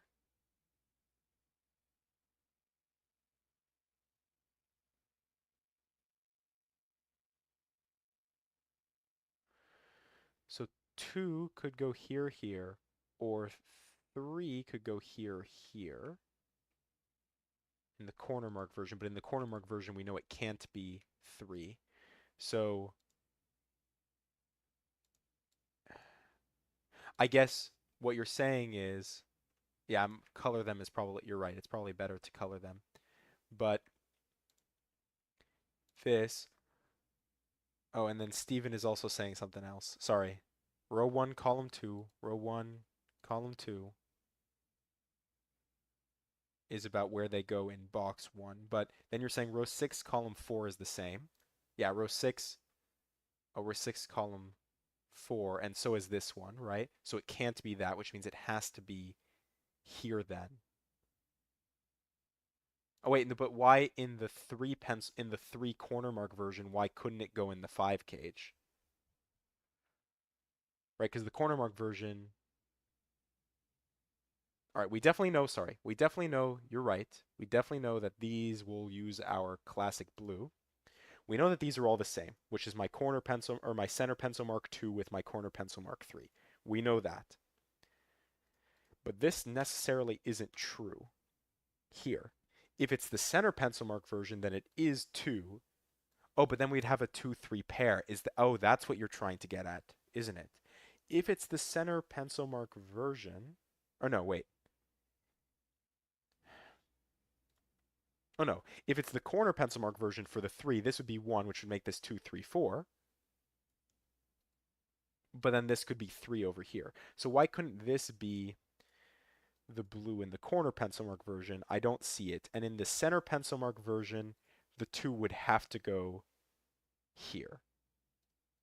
So center pencil mark version tells me that 2 goes here, but corner pencil mark version tells me 3 could go in these 2 cells.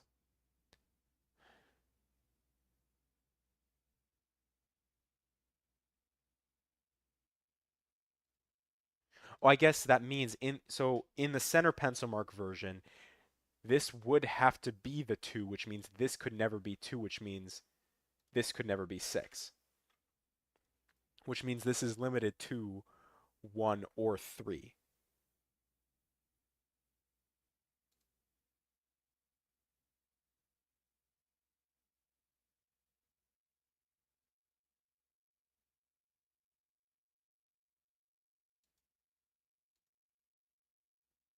And then, Steven, you were saying row 1, column 2.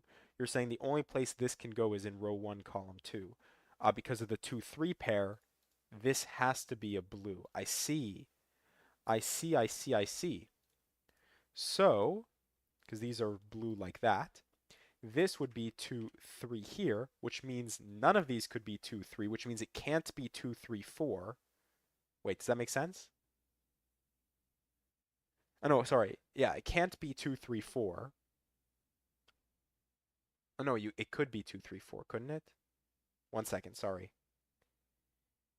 If it's the corner pencil mark version 3, then 3, 3, 3 could go here with 2, 4 here. I don't see a problem with that.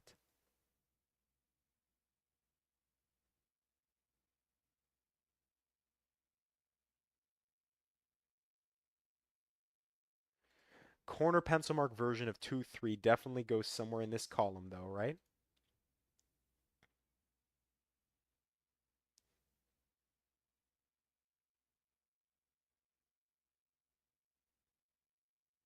Does row 3, column 5 work?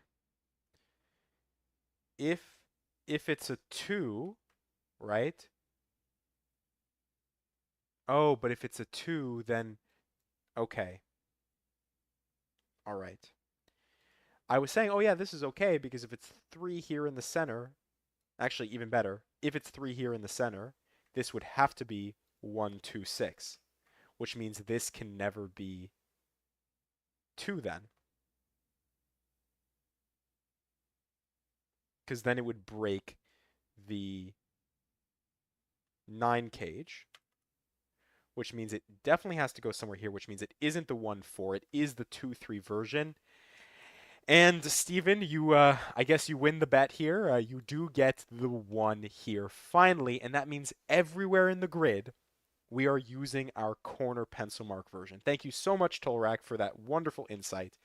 The blues that are full colorings are in fact 3s, and actually at this point we can kind of dump the blue. It was very useful while it was there, but it is not necessary anymore.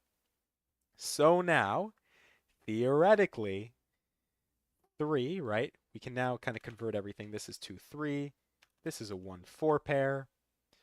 Um, this becomes, I hope I've done all this work correctly. 6, 8. This will be 5, 7, 9. And let's see actually if we can do even better. Let's just see. Oh, this is 4, 8, 9, right? So this is 4, 8, 9. We know that. But 1. Corner pencil mark version gives us 8. 8, 6. 6, 2, 4. Whoops. 2, 4. Yes. Just like what Steve said, the colors were very useful. 5, 7, 9. This is 8. Sorry, corner pencil mark versions. Let's just go through, do all of our single corner pencil marks. Any single corner pencil marks? No. So this is 1, 3, 5.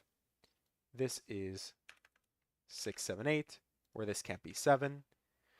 This then has to be 2, 3, 4, where we know where 3 goes. This is a 2, 4 pair now. That means this is 5, 9. 5, 9, 1. 1 gives us 1 here. Corner pencil mark version tells us this is 6. This is 5, 7. 7, 1, 3, 5. Oh, come on. 4, 5. This is 1, 9. 1, 9 gives us 9 here. 9, 5. 5, 9. 9, 4, 8. 4, 8 gives us 2. 2 gives us 4. 4, 8 gives us 5. 5 gives us 4.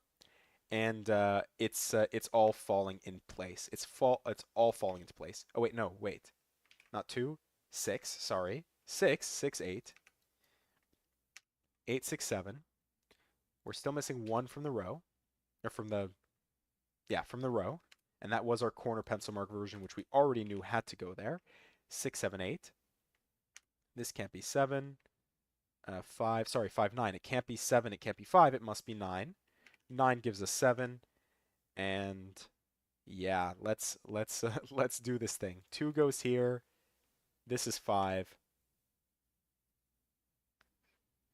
9, 2, 3. Oh, come on. 7, 7, 6, 6, 7. 6, 8, 8, 6. 8, 4. 4, 8. I guess we could have also gotten that from our 1, 4. And the colors got us through it here. The colors got us through it here. So this is a 5, 7 pair. 5, 7 pair. This is the 1, 2, 6. 1, 2, 6, where this cannot be 6. 6, 8 is the 2, 7 from forever ago, which we probably should have marked, but that's fine. That gives us 1 here. This is 2, 6, but 2, 7. 2, 7 says that this must be 6, 9. We actually know the order. This is 6, this is 9. 2, 7 says this is 1, 5. 1, 5 gives us 7, 7 gives us 5. 7, 9 gives us 5 here. This is 7, this is 9. 9 gives us 8, 8 gives us 9. 1, 5, 4, 4, 1. 5. I'm missing 2, 3, 6. This can't be 2 or 6, or easy enough. 2, 6. 2, 2, 3. This is 3. From the box, we need 4 and 8. 4, 8.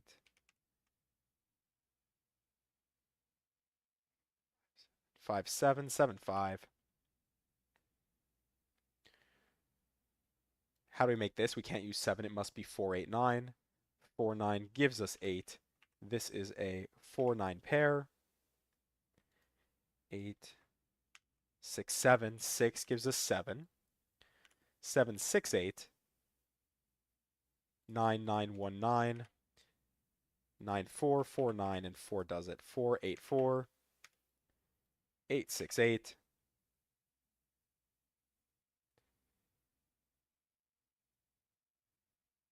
1, 1, 5, 1. 5, 1. Where does 1 go? Where does 5 go? Where does 3 go? 3, 2, 3. 4, 2, 4. Let's do that before we forget about it. 2, 7, 2. And then finally, to finish us off, we need 2, 6, and 7. Uh-oh. Have I done it again? 3, 4, 5. What have I doubled? Oh, wait, 1, 5, 3. No, that's fine. 5, 6, 7, 8, 9.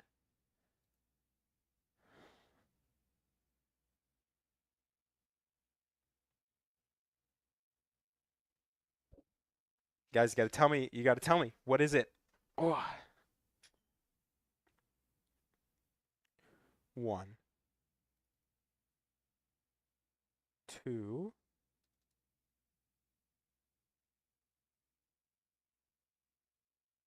Answer check doesn't like the repeating one in the cage. Oh, is that it?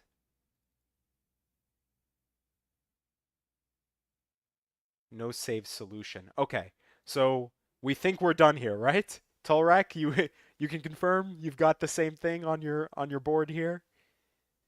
I'm assuming Steven, you got through it as well with Tolrak's coloring hint.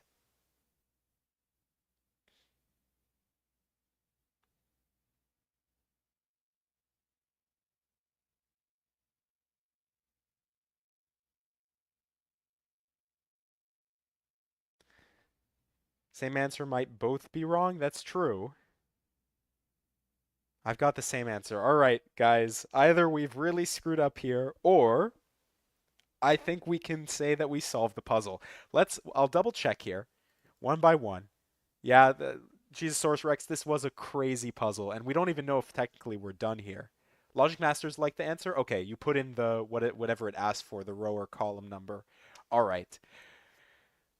So that was the puzzle. That was 73 minutes and 40 seconds. Whew, that was a challenging one. It definitely earned the 4 out of 5 stars. I'm glad that I had you guys here to work with me through that. Tolrak, so Steven, you were there giving me lots of good little pieces. We were kind of working through it together. Tolrak, the coloring was exactly what we needed to resolve the puzzle finally. So I really appreciate that. It's been a little while since I've seen you. Have you set any puzzles recently that I could maybe give a try? So for those of you guys who don't know, I feel like I did a workout, definitely. For those of you who don't know, a while ago I solved Tolrak's. I'm pretty sure it was the pie snake puzzle. I called the video something silly like it can't be March already because Pi Day in March, but I think it was like in January. You set one yesterday, another pie snake puzzle. Can I give it a try? I don't know if you can send links in the YouTube chat, but you have my Discord, right?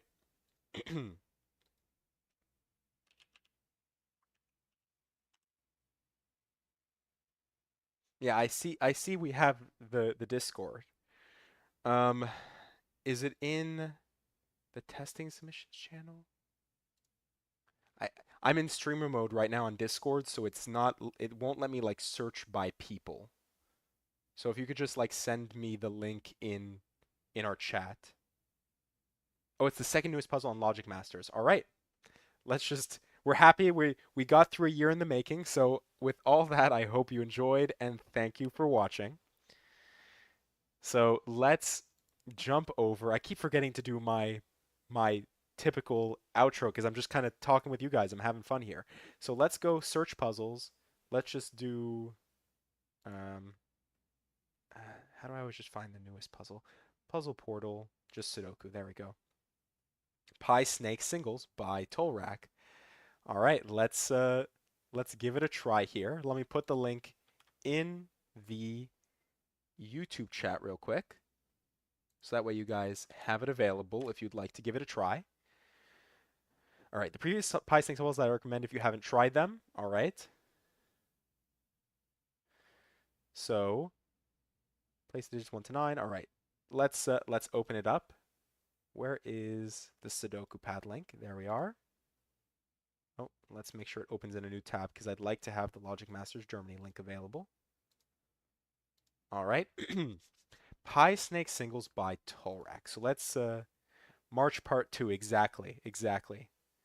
So, Pi Day a little bit late. Actually, I don't think I did anything special for Pi Day. At work, so I work in engineering, so at work, we had pies galore for Pi Day because of all the nerds. Good thing I'm not a nerd or anything, right?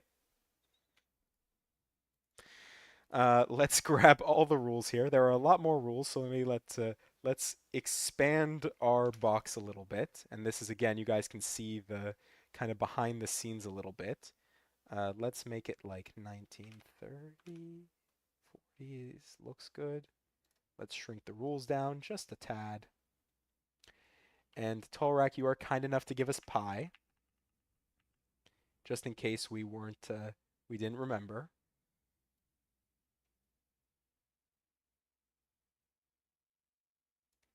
All the given digits are on the snake. Aha. Yeah. Because there was something that had happened with the last puzzle where we had to do like some crazy step to get to get like the thing, but it wasn't necessarily the intended solution, and you had like added, and it actually made the puzzle more challenging, which I thought was really interesting. I don't really think I guess I didn't really view it as a mistake. I'm sure as a setter it can be frustrating because I know when I've set puzzles and I realize that, I've either made it too easy or I've made maybe something a little bit too challenging. It's kind of frustrating because you don't want to do that to the solvers. But at the same time, I didn't think that it was too horrible. I think that, it still challenged us in an interesting way. Anyways, m- memories aside, I guess we could say, let's jump into the puzzle. So, we have Pi Snake Singles by Tolrak.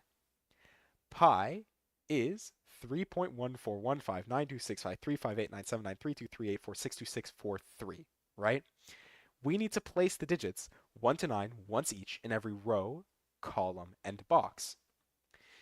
Digits along the pink Renban line form a set of consecutive non-repeating digits in any order. Color 25 orthogonally connected cells to create a 25 cell long, 1 cell wide snake that doesn't branch or touch itself orthogonally. The snake contains the first 25 digits of pi in the correct order, given above. All the given digits are on the snake. All right, so, you know, what are we actually doing here? Well, the first part is we do have, our normal Sudoku rules, so we can go over that. Any complete row, any complete column, and any complete 3 by 3 box of the Sudoku will contain the digits 1 to 9 once each. Then we have our Renban line. So along this Renban line, which happens to be an 8-length Renban, if I can count, we must have a set of non-repeating consecutive digits in any order. With an 8-length Renban, we're fairly constricted. It's going to be either the digits 1 to 8 or the digits 2 to 9. You can't have repeats, so it must be exactly those digits. So 1 through 8, 2 to 9. Hopefully that makes sense. But the actual pi snake part of this puzzle is us coloring these connected cells. So let's say, for example, we decide that this is the start of the snake and it's a 3. All right? Let's just say. What that tells us is that as we move, let's say this is 1, 4, 1, right? As we move along the snake, right, we need to color the cells like this in an orthogonal manner. So orthogonal just means that they share an edge here. So this 1, 4 like this would not be a valid way to build out the snake. However, if we continue through 1, 4, 1, 5, 9, 2, 6, 5, right, this wouldn't be correct because what happens is we've now touched ourselves orthogonally in a bad way. So we need the snake to build out orthogonally, but if we have this kind of pattern here, we can't actually tell where the start and end of the snake really are. It just kind of makes a weird loop, and last time I checked, that's not what snakes look like. So we need to make sure it doesn't do that, and we need to also make sure that it doesn't branch. So essentially, we can't do 9, 2, 6. Oops. 9, 2, 6, 5. I don't know, and then continue 5. I know that breaks by Sudoku, but just work with me. 5, 3, 3, and, so on and so forth. This would be a branching, and that would not work either. All the given digits are on the snake. So as we're building out this 25 length snake, the 7, 4, and 4. Yeah, it's an Ouroboros more than a snake, I guess. But yeah, I guess Ouroboros is a type of snake. Well, whatever. You got me, Steven. You got me. So 4, 4, and 9, or 4, 4, and 7 must appear on the snake, and I think that's kind of our limitation here. This is gonna be pretty crazy. Those are the rules. Let's just jump right into it. All right. So 474.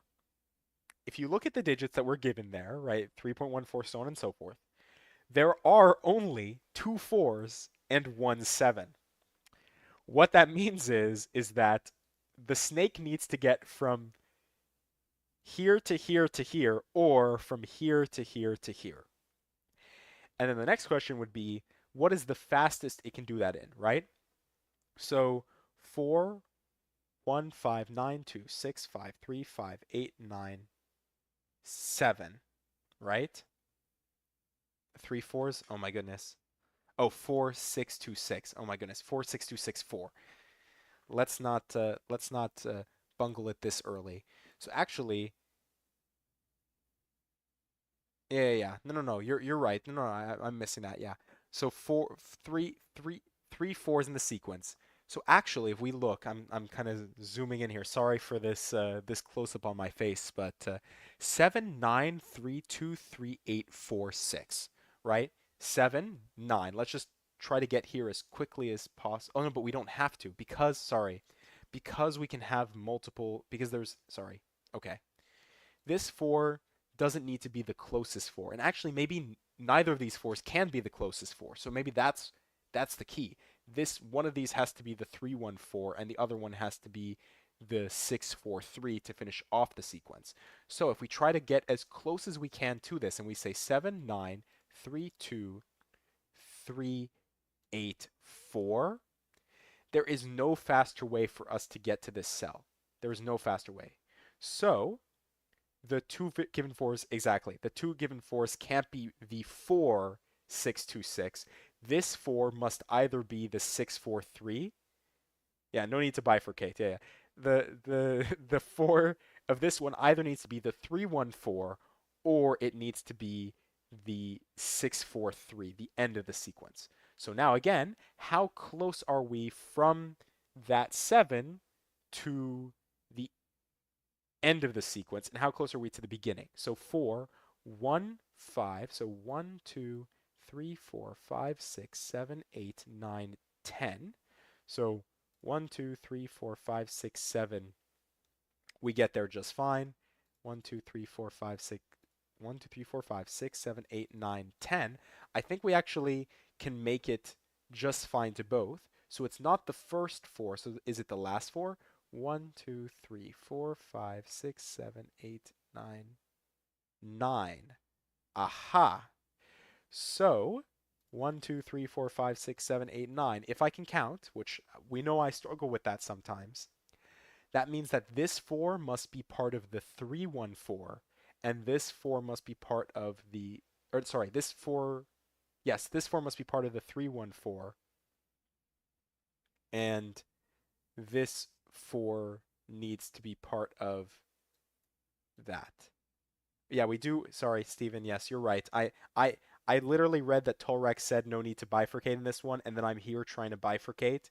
And Steven, you're so right. It is 979. So these two do have to be our nines, which means we know how the snake grows. We know how the snake grows. We know the snake must continue this way, at least. So this is maybe where it is useful to know which end of the snake gets over here and which one doesn't. So I think 1 4 1 5 9 2 6 5 3 5 8 9 7 9, right? Works just fine. But 9 7 9 3 2 3 8 4, we'll ignore the Sudoku bit. 4 6 2 6 4 doesn't get us there. So this is part of the 3-1-4, and this is part of the 6-4-3. What that means is how do we go this way? This must be from the beginning, which means this is 8. Whoops. This is 8. And then 979, 3-2-3, 3-2-3.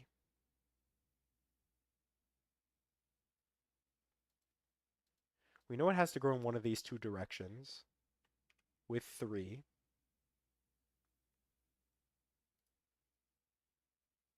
As usual, I'm probably making it more difficult than it needs to be. Let's also color these two blue so I can actually remember that they're part of my snake here.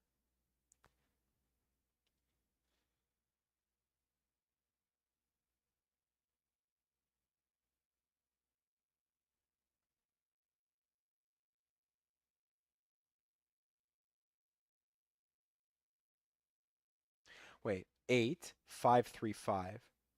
How would that work? 5, this is 5, 5, 3, 5, 5, 3, 5. We can't escape. So this has to be 5. Then one of these two is 3, but definitely this one is 5. I think that we know that.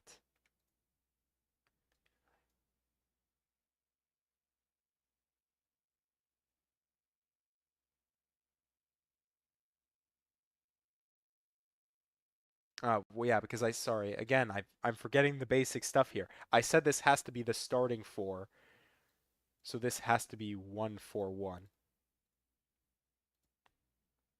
This must expand out this way, which means this is our 3. So we do have our head of our snake, 3, 1, 4, and then 3, 1, 4, 1, 5. Where does 5 go? It can't grow down, it must grow up. 5, and then 9, 9, well, 9, 2, 6. So the best we could do 2, 6. I don't know 9, 2, 6, 9, 2, 6, 9, 2, 6. I don't know if we can do better than that in this moment. Maybe we can. 1. Where does 1 go? 1 has to go in one of these two cells, right? Oh, that doesn't necessarily help. Let's mark it anyways. 1 definitely has to go in one of these two cells, but that's not... Oh, 5. Where does 5 go? 5 goes here. Also probably not where we needed to look, but it is something.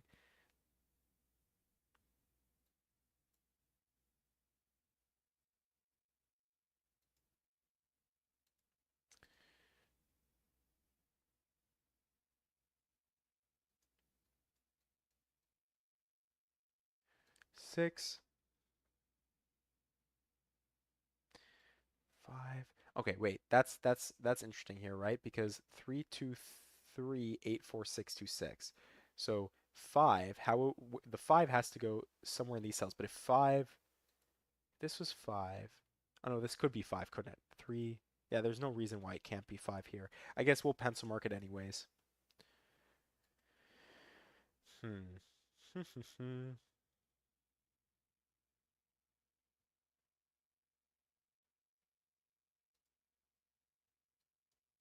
9, 2, 6.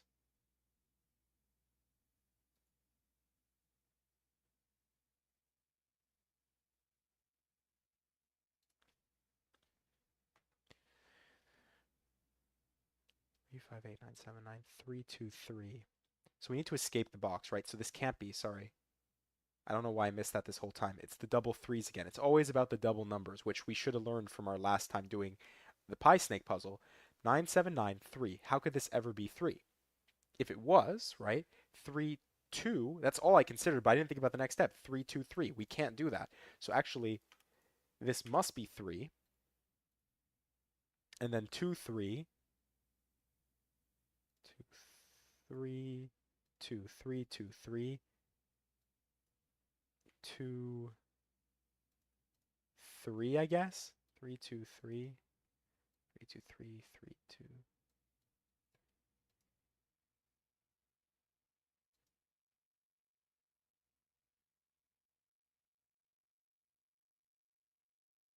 3, 2, 3, 8, 4, and then 6, 2, 6. So again, we can't make it to this 4 just yet. This 4 requires 3 and 6 around it in some way. But wherever the 6 goes, so like for example, the 6 that goes around it has to be able to escape. If this was the 6 around this 4, 6, 2, 6, you can't escape out. So the snake couldn't, it could grow up in this direction, I guess 4, 3. 3, 2, 3, 8, 4, 6, 2, 6. And that wouldn't work. 6, 4, 3. Yeah, this is interesting. I'm gonna, sorry, I keep kind of going to the bifurcation. Let's think about the basic stuff.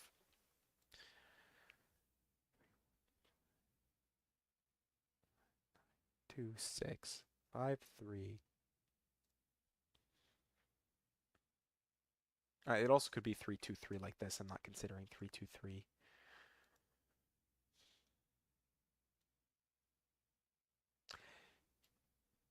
3, it could be 3, 2, 3, 8, 4, 6, 2, 6, 4, 3. 6, if so this can't be 6. Could this be 6? I think this is too far to be the 6, 2, 6. This can't be the 6, 2, 6. This can't be the 6, 2, 6. I don't know if this is bifurcation. I'm sorry, Tolrak.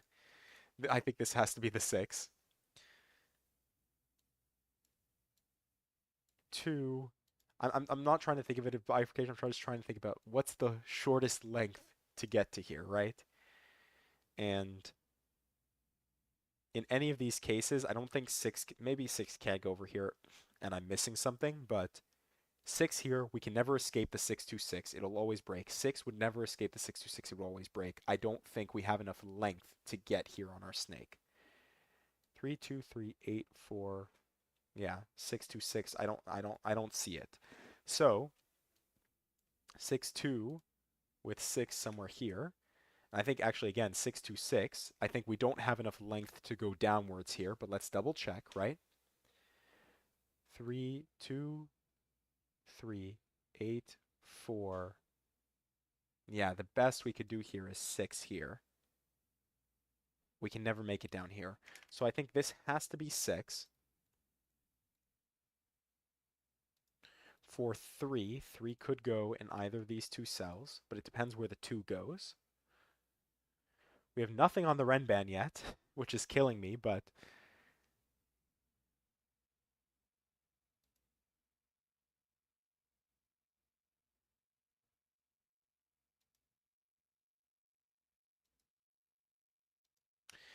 6, 8, 4.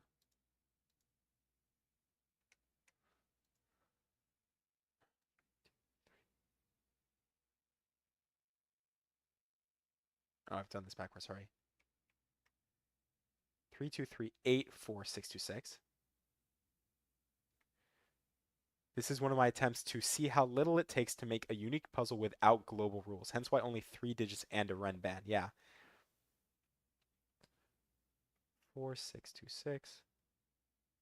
Oh, wait, sorry. This could never be 4. 6, 2, 6. 6, 2, 6. Either way, only these could be 4. And then 8 could be any of these cells.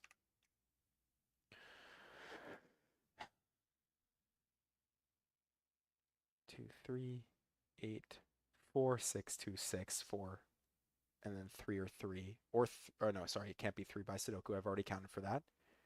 3, 2, 3, 8 doesn't work. 3, 2, 3, 8, 4, 6, 2, 6 does work. Could this ever be 4? I don't think that actually could this ever be 4? 3, 2, 3, 8, 4. Oh, yeah, why not? 6, 2, 6, 4. Yeah. All right. So 3, 2 kind of have an X-wing.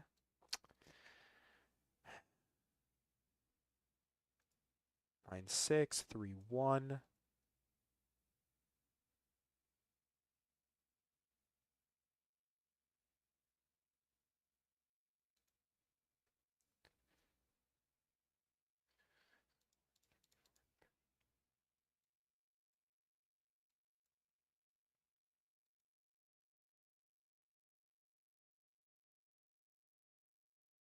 Wait, but how could this ever be 8? 3, 2, 3, 8 doesn't work. The next step is Sudoku. But come on, Tolrak. I don't know how to do Sudoku. Tell me I have to do Sudoku. What is this nonsense? Um,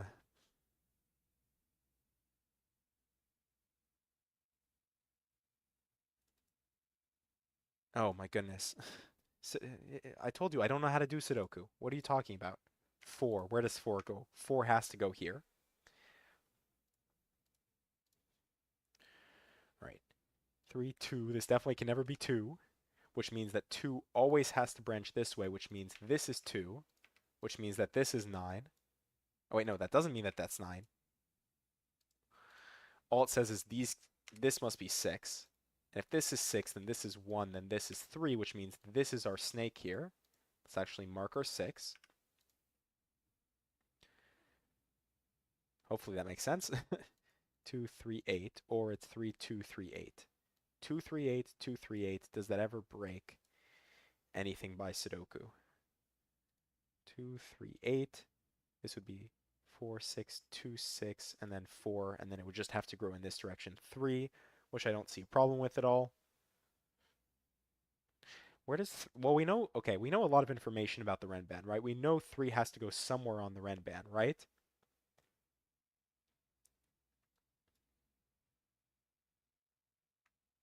So one of these two definitely has to be, oh, but we already know that one of these two has to be 3, so that's not a problem at all. We already knew that.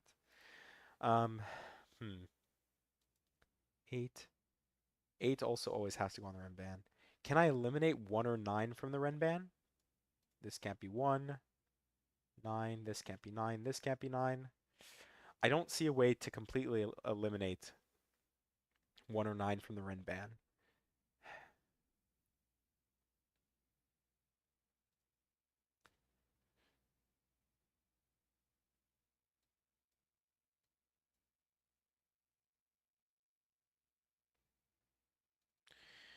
Is there more Sudoku now that I'm missing? 5, 6. We did just play 6. 6 by Sudoku goes here. 6 by Sudoku goes in one of these two cells. What are you missing just from the box? 1, 2, 4, and 7. 7, not immediately helpful. 4 goes somewhere here, also not immediately helpful.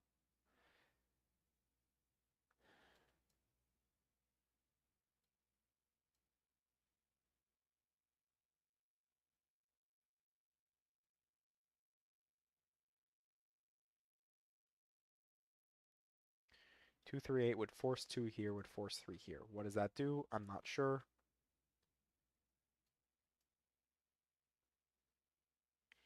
4, 6, 2, 6, 2, 6, 4, 3, 2, 3. Yeah, it's either option.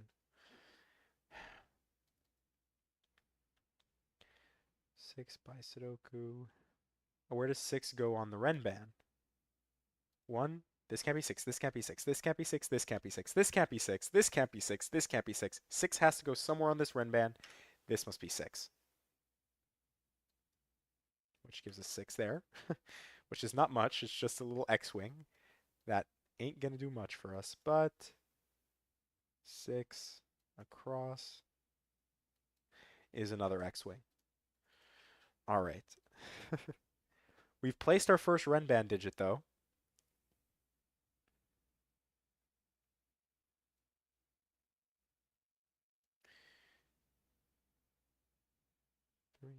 We already have 3 on the Renban, which isn't a problem. 4. 4 on the Renban, maybe that's a problem?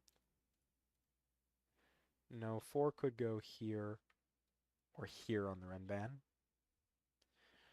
5 on the Renban doesn't seem to be a problem immediately, but this could be 5, this could be 5, and this could be 5. We've already placed 6. 7 on the Renban has options, and 8 has plenty of options. Hmm.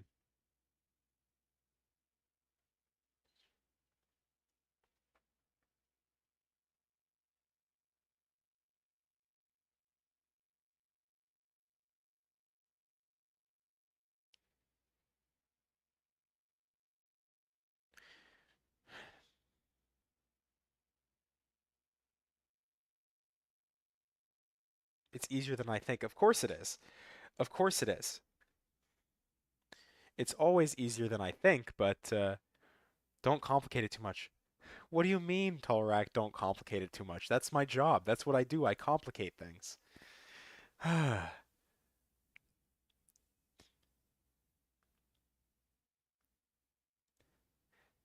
Either way, okay, this is silly, but either way, these can't be two because it's either two here or two here. Definitely not what you meant by don't complicate things, but that's okay. Uh,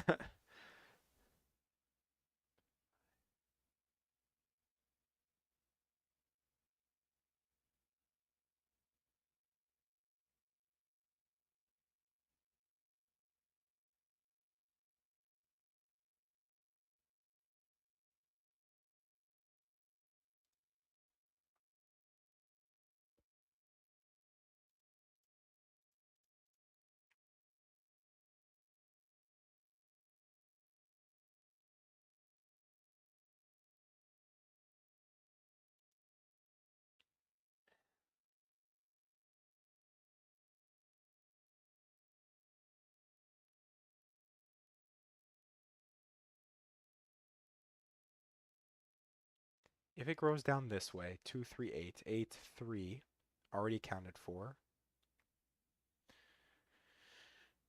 Again, probably is overcomplicating it then. Let's look at basic Sudoku one more time, make sure we're not missing something major. Well, we are missing a basic Sudoku digit. 3, Catmandoku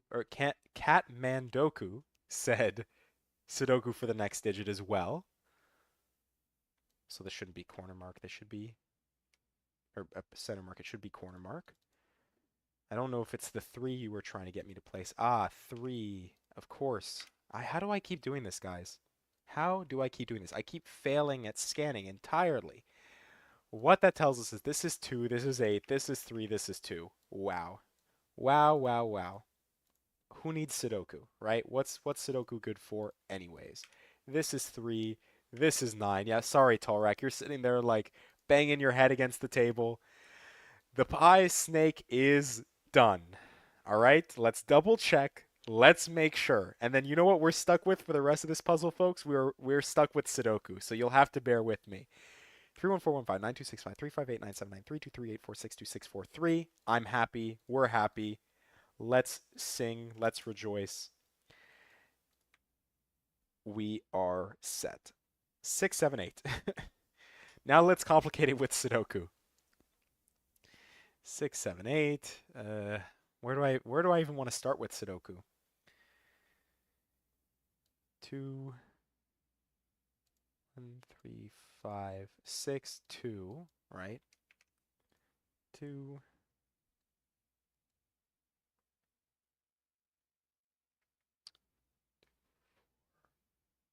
2, 4, 7, 8, 9. I'm doing it again. 2, 4, 7, 8. 2, 4, 7, 8.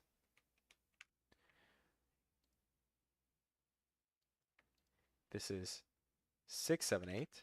Or this one can't be 6. Oh, this one can't be 8. This can't be 8. Sorry, so where does 8...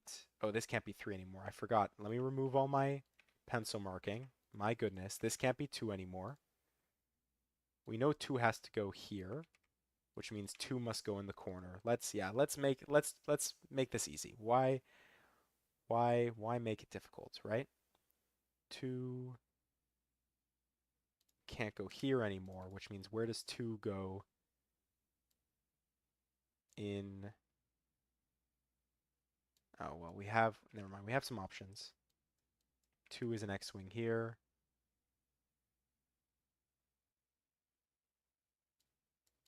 All right, it isn't 2, but we made more progress than we would have blindly doing what we're doing. 1, 4, 7 gives us 8. 8, 4. Oh, 2, 4, 7. 7 gives us 4. 4 gives us 2.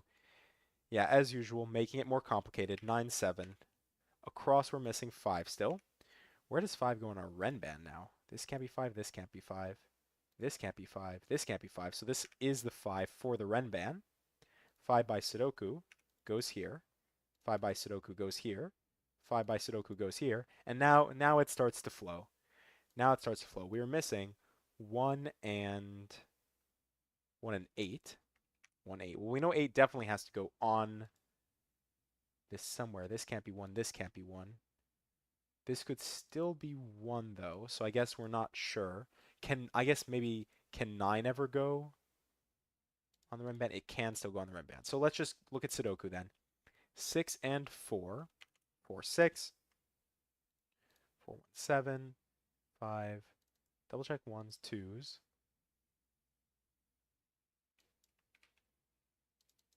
2s. 3s. We can do 3s now. 3 here, 3 here. No 3s in the corner. 4s. 4s. 4. Where does 4 go on the red band? It can't go here, can't go here, can't go here. 4 must go here. That leaves us with what? 9 and 8. 8, 9, which gives us 7 here. 7, 6, 8, which we also could have gotten before. 8, 6, 8. 6, where does 6 go? That was our X-wing.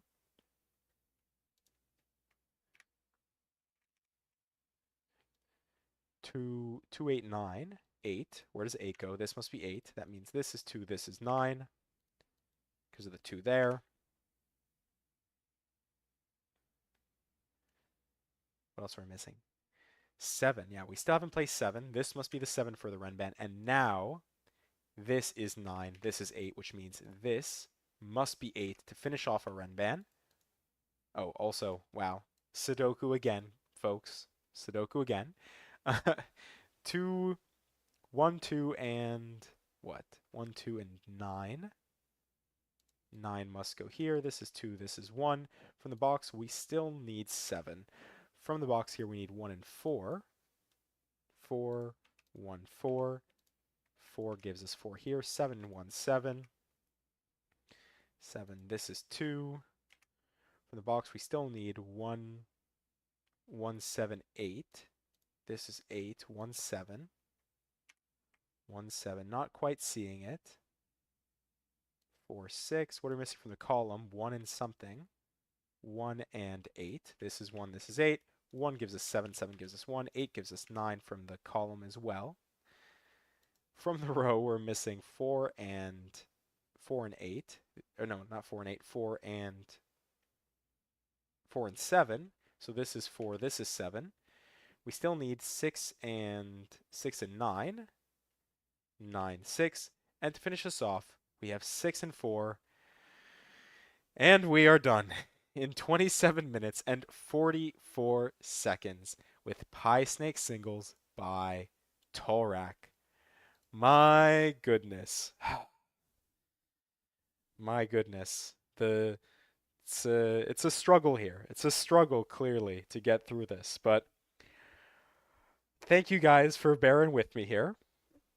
I don't know if you guys have any other puzzle suggestions. If not, it's been a little while since I've done some of the whatchamacallits, the Signet Sudoku puzzles, so I could go through and do those. Those are from Full Deck and Missing a Few Cards students. Full Deck and Missing a Few Cards are a pair of Sudoku setters who are also professors, and they teach a Sudoku class. I think it's called Puzzles and Paradoxes, and they essentially teach their students how to set puzzles. So as like I guess a final assignment, everyone sets a bunch of puzzles or whatever, and they get compiled into a book that just contains all of the puzzles I guess they set, I don't know if it's just generally throughout the semester, but they set for the class. So that could be a very interesting prospect, but also I'm open to other puzzles. Like Tolrak, obviously, you probably don't want to see me go through another pie snake puzzle after this nonsense. But if one of you also watching has like has a puzzle that you've set that you'd like me to try, then that's what I'm here for, right? Or if you guys just have any questions, about maybe me or the channel or what have you, I'm happy to probably answer most questions.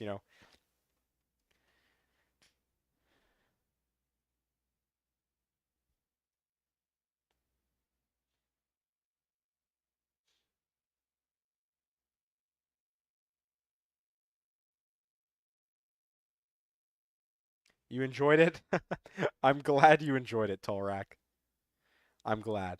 Well, I enjoyed the puzzle, you know. Obviously, again, I was making it more difficult than needs to be. I don't know why. I really do need to work on my scanning. And you know, I was talking to Rankst about it, because I did his puzzle, 2 degrees recently, and you know, he looked over the solve and he was like, you know, I think if you like did more classic puzzles and you watched like my New York Times puzzles, you might get a better idea of how to do scanning. I still, even after this, you know, I've been here for a year. I still, for some reason, struggle with like the basic, basic classic Sudoku scanning. And I guess the problem is I've just gotten so used to these variant Sudokus where I can just get so many digits right off the bat that sometimes I just, you know, the basic Sudoku just doesn't work for me. Um, which is just funny. I don't know why that happens, but you know, scanning is always something we can improve upon. Julian Locke, um, also known on YouTube as Anonymity Assured, um, he he's really into like clean solves and he's set a good few classic puzzles and he has like this idea on how you can break down a Sudoku into shoots of digits, and you can either label the shoots in as bows or arrows. And arrows, like every set of digits, kind of interacts with other digits in sets of bows and arrows. And he explained it in like this big comment, and that was months ago. Even to this day, I haven't really fully grasped his whole thing. I definitely feel like I've improved. You know, over this year, I do feel like I've improved. And you know what? Maybe that would be funny. Let's go back to maybe my first ever daily get. Would you guys be interested? I can do like a reaction to myself from a year ago solving the gas, like the daily gas, and maybe even just start with solving that gas and then watch the video and see how I do. That could be really interesting. What do you guys think of that? And then I'll drink some water while I'm waiting for a response.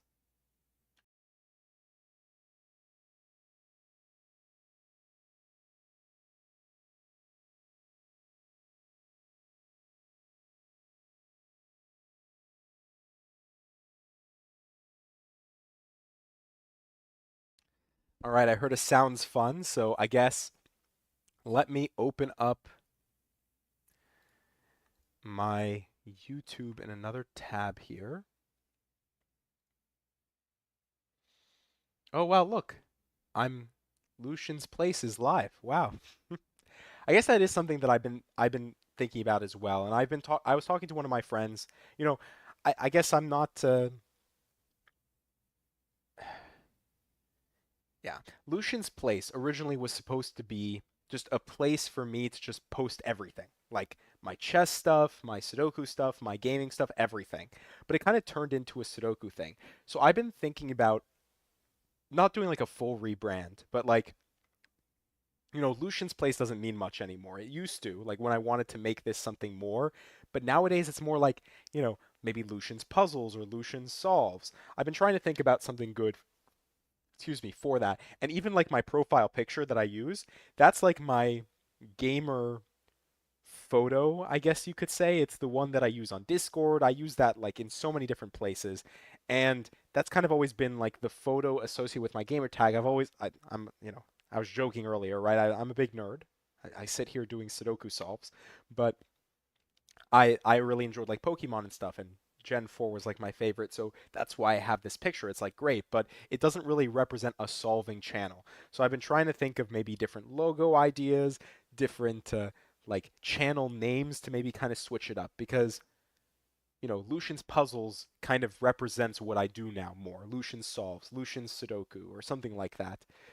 Um, And it's, you know, it's pretty similar. Like a lot of other people funk puzzles, Bremster puzzles, Zeta does puzzles. Like all these people, they have that sort of like thing to it. I don't know. It's something that I've been trying to think about. I struggle with coming up with like cool logo ideas and things like that. Um, But yeah, so if I guess side note, if you guys have any suggestions or you think that'd be interesting, then you know that's available. But let's go to our daily gas playlist. I have 360 videos in that, but the first ever one was from June 24th, 2023. Let me open up the link in a new tab and let's pause it. So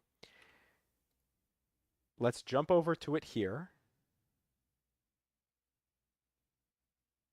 We'll open the puzzle here. Let's give it a pause.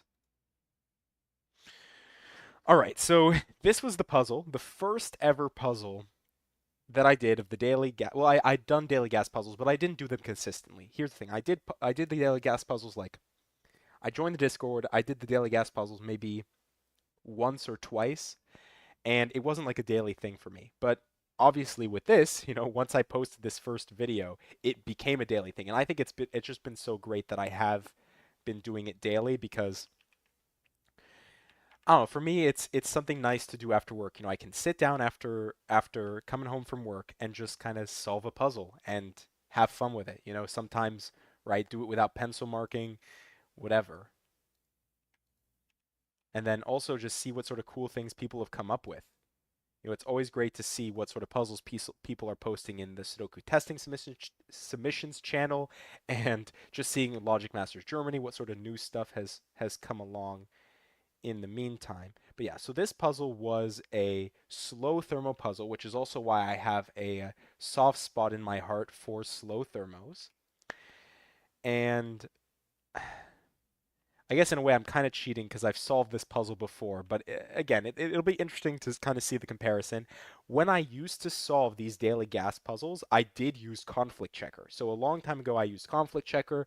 I've tried to move away from that. um, I thought that, I had a couple comments that were saying, you're kind of missing some parts of the Sudoku because the conflict checker is kind of telling you where to look. And I think not relying on that anymore, at least for me, was really valuable. Um, I think that, not pencil marking, maybe not so much. I think I should try to get better at scanning before I continue and try to do every single daily gas puzzle without pencil marking. But I think trying to do a few of them where I think that I can find the right piece could be really valuable. But in any case, we'll show the timer here just because I set it up while I was asking you guys that question before. I'll set it up just because it is a gas puzzle, a daily gas, and we'll see how it goes. But it is called Inside Philip's House by Philip Newman. It is from June 24th, 2023, or 2023, yes. Whereas today it's June 23, 2024. Normal Sudoku rules apply. Slow thermo. Digits along thermometers must not decrease, but can stay the same from bulb to tip. So what does that mean? Well, oh, sorry, I need to put this puzzle in the chat so you guys can try it for yourself. Give me a second here. Yeah, Steven, sorry, yeah. Before you even said it, I was like, wait a second, you guys need to have the puzzle available to you. So, what does that mean, right? Slow thermo. So, with the slow thermo, the digits can stay the same. So, for example, all of these would be allowed to be 1, and then all of these would be allowed to be 2, all of these would be allowed to be 3, as long as they don't see each other by Sudoku, right? But the second that you increase, like if you say that this is 1, 2, this obviously can't be 1 again. It could be 2, it could be 3, but it can't go back down. So this digit still needs to be greater than or equal to the previous one. And that's it. Those are the rules. Let's just jump right into it. All right, so if we look, 1, 2, 3, 4, 5, 6, 7, 8, 9 means that we have to do the maximum 3, 4, 5, 6, 7, 8, and 9. So right off the bat, we get a lot of digits. And then it's just about what are we missing. So here we're missing 1, 5, 7. So I see 5 here. 7, actually, we can place 7 here, 1 here. Across, we're missing 3 and 4. I can resolve that for 3. 2, this can't be 1, 2, 3, 4. Can't be 6, 7, or 8, so I think it has to be 5 because no way it can be 9. This definitely has to increase. All right, let's look across real quick. What are we missing? We're missing 1, 1, 4, 9. This can't be 1 or 4, so this is 9. This becomes a 1, 4 pair, which means this is a 9, 2 pair here. This is 9, this is 2. 9, 2, 6, 6, 7, 8. This definitely can't be 8. 8, 8, 9, 9, 9. That doesn't work. It could be 7, 7, 8, 8. Oh, it can't be 9. Oh, it can't be 9. The most this could be 8, 8, 7, 7, 6, 6. So it has to be 8, 7, 7, 6, 6. This is 7, 8, which we know the order for, 8, 7. This is still 1 and, what did I say? 1 and 4, so we can't resolve that. Or what are we missing across here?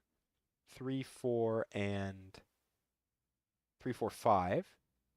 3, 3, 5 gives us 3, 4, and 5. 5, 5.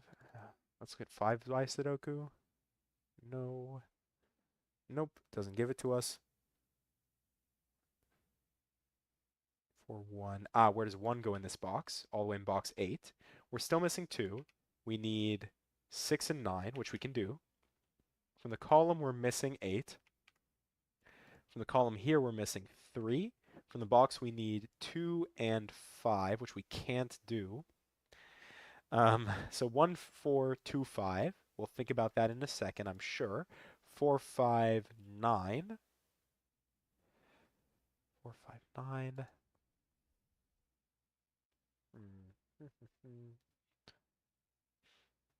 What was this?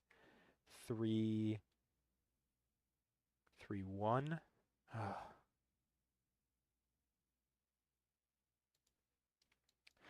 1, 2, 7, 8. This can't be 1, 2, 7. Where does 7 go in this row is the easy question. But also this can't be 1, 2, so this is 8. This is 1, 2 pair now. 1, 2, still 1, 4. What I say this is 3, 3, 1. Oh, 3, 1 we can do. Wait a second. 1, 3. 1 X-wing. 1, 2, 1, 4. That's still 2, 5. This is 4, 4, 5, 9. We haven't gotten more information there. What are we missing? Oh. Oh. 3. There we go.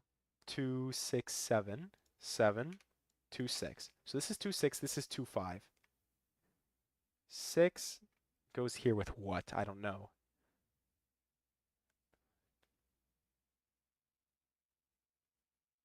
All right, let's look at Sudoku again.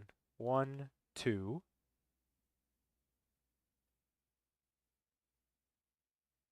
Not seeing it.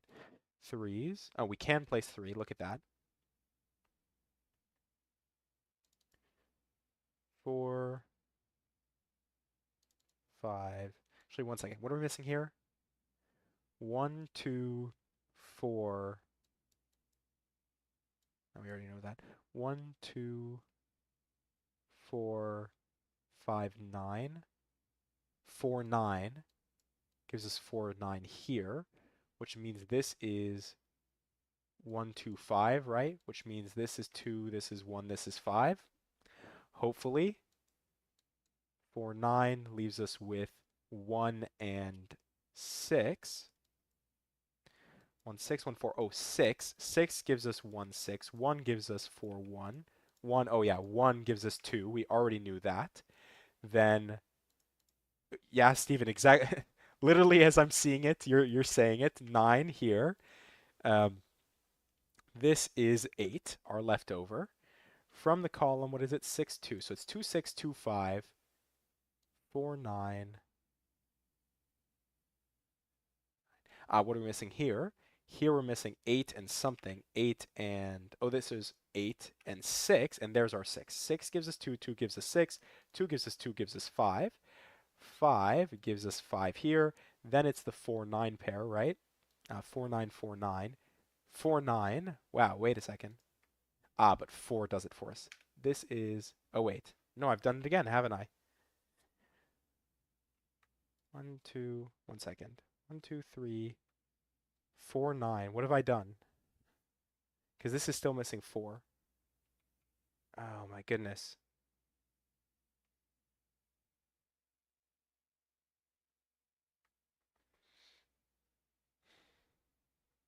Did I mess up again? 2, 5, 6, 6, 2, 2, 6, 2, 5, 2. That makes sense, right? Oh, this isn't 4, 9. This is 4 and what? 4 and... Oh, but we're still missing 4 here. Oh, where does 4 go in this box? How do I have double 7? What did I do, folks? What did I do? 4. Now we should be fine. 4. This is 5. That's 4, 9. This is 9. This is 4. This is 9, and we are almost done. This is 4, and this is 7. To finish us off in 6 minutes and 43 seconds. Wow. I'm really struggling with Sudoku today, aren't I? Yeah, I don't know how I missed that there. I don't know what I was thinking. I don't know if that was just like a misclick or if I actually thought I needed 7 there. Who knows? But I would hope that my previous thing was worse than that, but I don't know timing wise if it was. Because again, I used to use conflict checker. I was pencil marking everywhere, so we'll see. Let me pull up that video now. I need to make sure I have a scene set up for this thing as well. Because right now you guys are going to get like a really zoomed in. Um,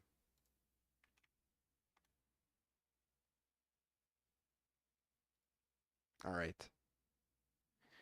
Also, my mic quality back then, I think it's a lot better now, but my mic quality back then was definitely not so great. So bear with me here. Let us set up a scene real quick. We'll go here. Give you a second as I go to studio mode. Let's do some work here. Let's make sure desktop audio is coming through. You guys will have to let me know if it's too loud or too soft or whatever. All right.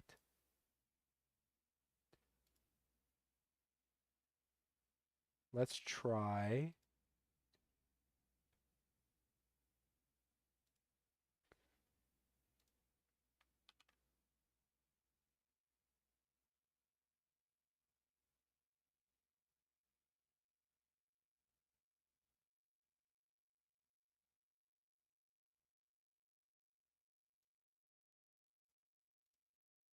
Let's throw that there.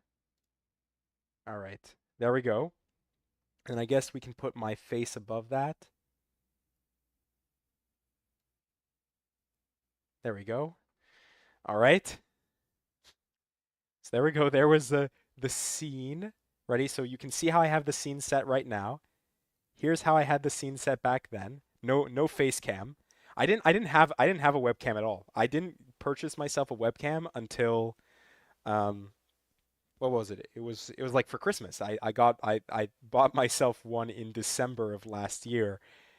So yeah, everything's sans face cam. Though to be fair, I haven't really been doing face cams on any of my daily gas. I don't know, sometimes I wake up in the morning, hair disheveled, I'm wearing my PJs and I'm like, you know what? I have stuff I just want to I see the puzzle. Normally it's from Bill because Bill is down under, right? So he posts the puzzles, before I wake up, whereas the other two post the puzzles while I'm already at work. So generally I'll get the puzzles recorded before I go to work. But yeah, anyways, more behind the scenes, but hopefully you guys can all see this okay. I'm sure you would have let me know if you couldn't see the YouTube by now. Let's make sure we're running. We are running. Let's force it to be 1080p just in case.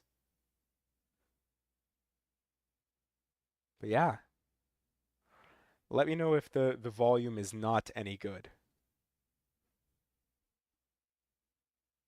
All right, we're going to solve today's gas, which is Inside Philip's House by Philip Newman.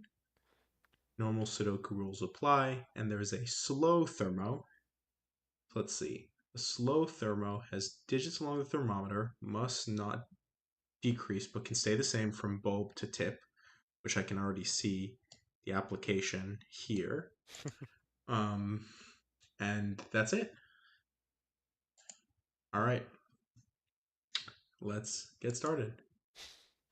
So, first thing I see is this. So, let's see.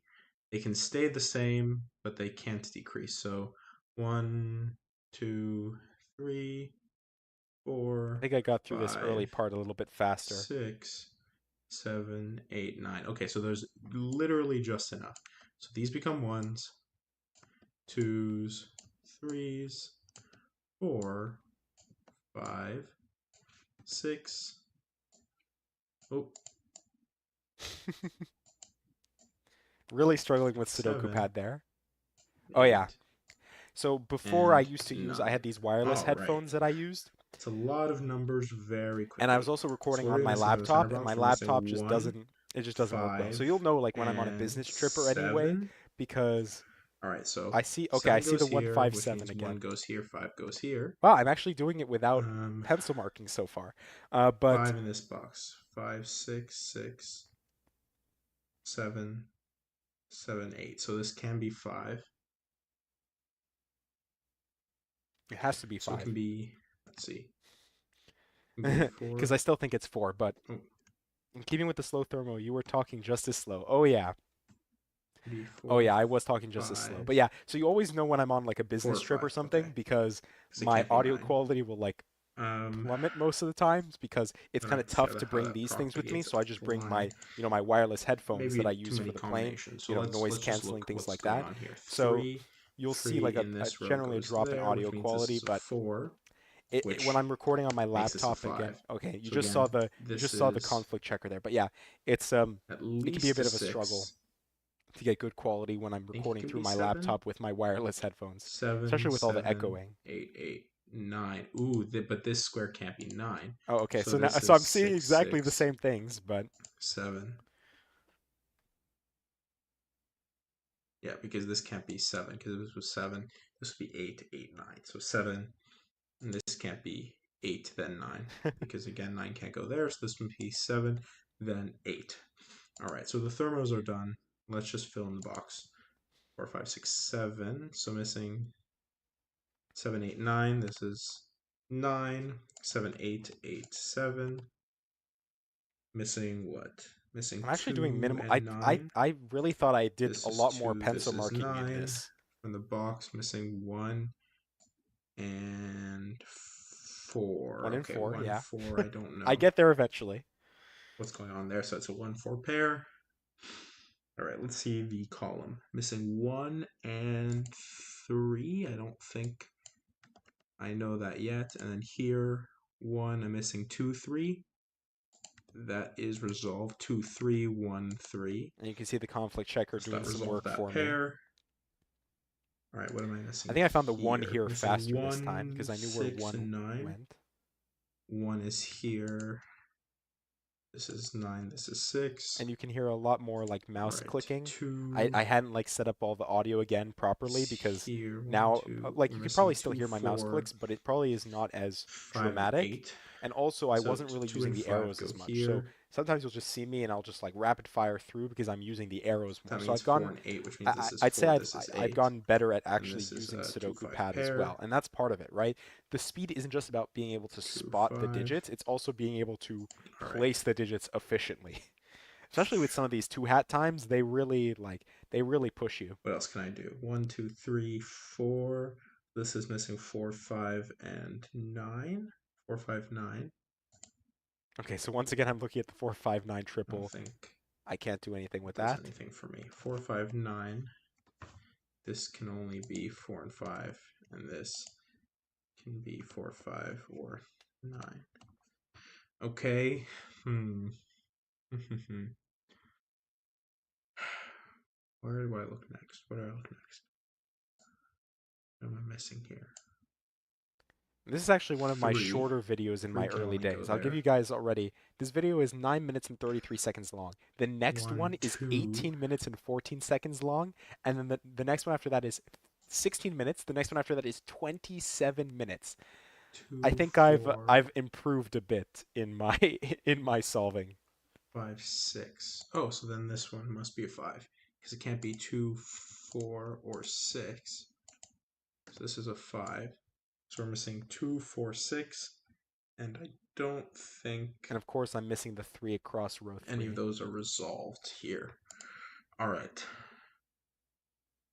2, 4, 6, 2, 5, 4, 5, 9. Okay, that doesn't give us a nice triple to work with or a quadruple. Hmm.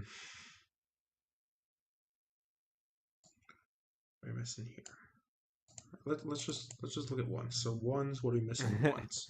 I haven't learned. I One, still look at oh, ones, then twos, then threes. we have an X-wing type thing going on in this direction and this direction with ones.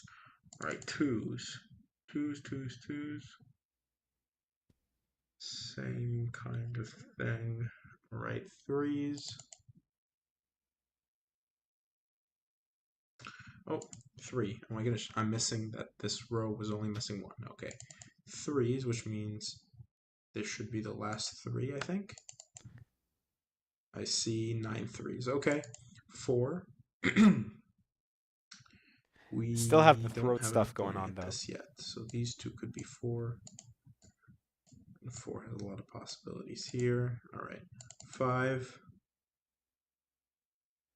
Again, 5 have decent amount of possibilities. 6.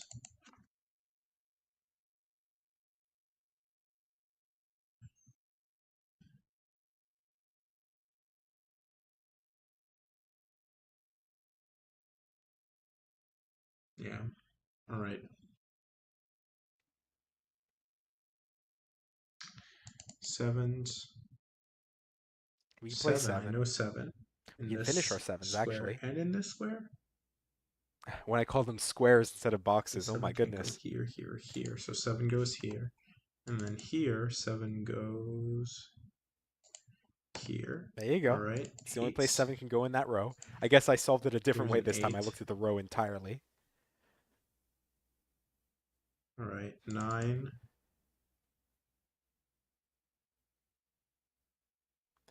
I'm missing the This pointing is pair at the 9. bottom as well, but we can place Which 9, means resolve that. still a 4, 5 But we know where 9 goes in box 9 now, which means we can place 9 in pair. box 7.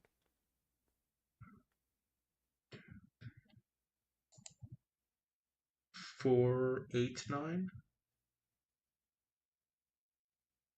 4, So 9 across 9 gives goes us 8. here. So 4, 8. 8 goes here, 4 goes here, which makes that's a 5.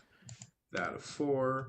We're missing 1, 2, and 5. So 5 goes here, 1 goes here, 2 goes here. Now we're missing 2 from here. We're missing 9 from here. We're missing 1 and 6 from here, which is unresolved. Oh well, let's resolve this. So this is 2, this is 5. This is 6, which gives us our 4, our 2, our 1, our 4, our 1, our 6, and then finally we're missing 6 and 8, which is resolved in this order. All right. And that's it. 8 minutes and 28 seconds. Okay time. Probably could have done it faster, but there we go. Probably could have done it faster. Yeah, I can do it faster. I can do it faster without pencil marking as well. Even when I make a mistake, I'm still faster. Isn't it funny?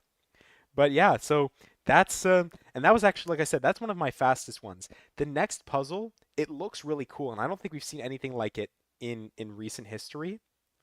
This was a clover puzzle, So, and it's two 6x6s interlaced, and I struggled so much with this puzzle. You can't see it behind me, but it's 18 minutes and 13 seconds long. 18 minutes long, guys. It's crazy. It's crazy back in the day how much I struggled with some of these puzzles, but you know what? That's all about it, right? You're going to spend 20, 30, 40 minutes on some of these gas puzzles, and then one day you're going to be doing them in like under 10 minutes every time, right? It's just so weird for me to look back and see like how much I've essentially progressed over this last year. I guess that's it's really great because then, I'm for some of you I'm introducing you to gas or maybe you already knew about gas and you were just kind of looking for something more with it. And now we're like, we're doing different challenges like, oh, let's not pencil mark. We'll see how that goes and things like that. So it's really interesting to see how we've progressed. But let's actually send the link here so if you guys would like to try it for yourself. Let's go to the chat. Let's paste in copy link and paste. Oh, what in the world?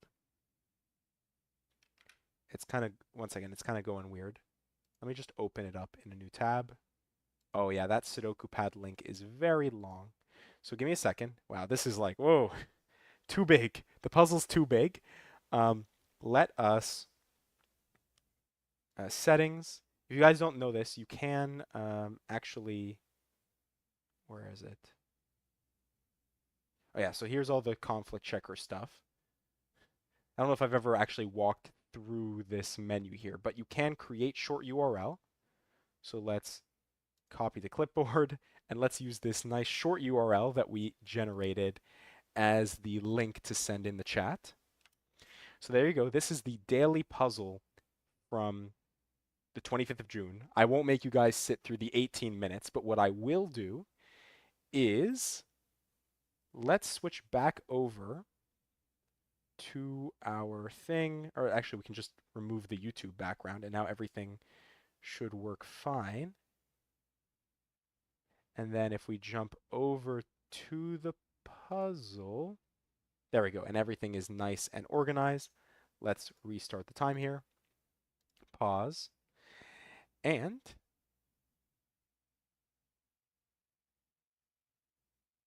let us, give me a second.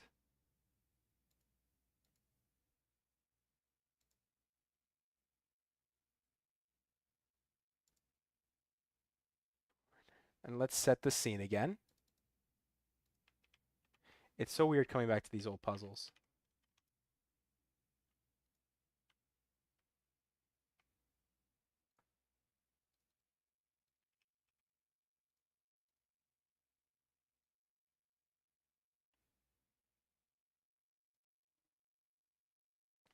All right. Let's give it a try. June 25th, 2023, two Sudokus by Clover. Normal 6x6 Sudoku rules apply for each of the two overlapping 6x6 grids. That's it. So we have our standard 6x6 rules. Any complete row, any complete column, and any complete 2x3 of the Sudoku will contain the digits 1 to 6 once each, but that holds true for each of these as well. So the blue is its own 6x6 and the black is its own 6x6. So let's just jump right into it. One of the things that I really struggled with that I really shouldn't have, but of course looking back now, this is the second ever gas I was officially doing, actually trying to learn variant Sudoku. It was almost like my own it was almost my own like learn variant Sudoku series in a way. And one of the things that I do specifically remember is that one, right, if we look across this row, this will be the digits 1 to 6 once each. This will also be the digits 1 to 6 once each. If we think about it as like a set type thing, we say that these are blue and these are yellow, right? All of these overlap, right? The blue-yellow overlap, which means if we delete them, just like if we did like a Fistmafell's ring or something like that, it would tell us that whatever this blue digit is also this yellow digit. And that would make sense, right? We have, let's just say 2, 3, 4, 5, 6.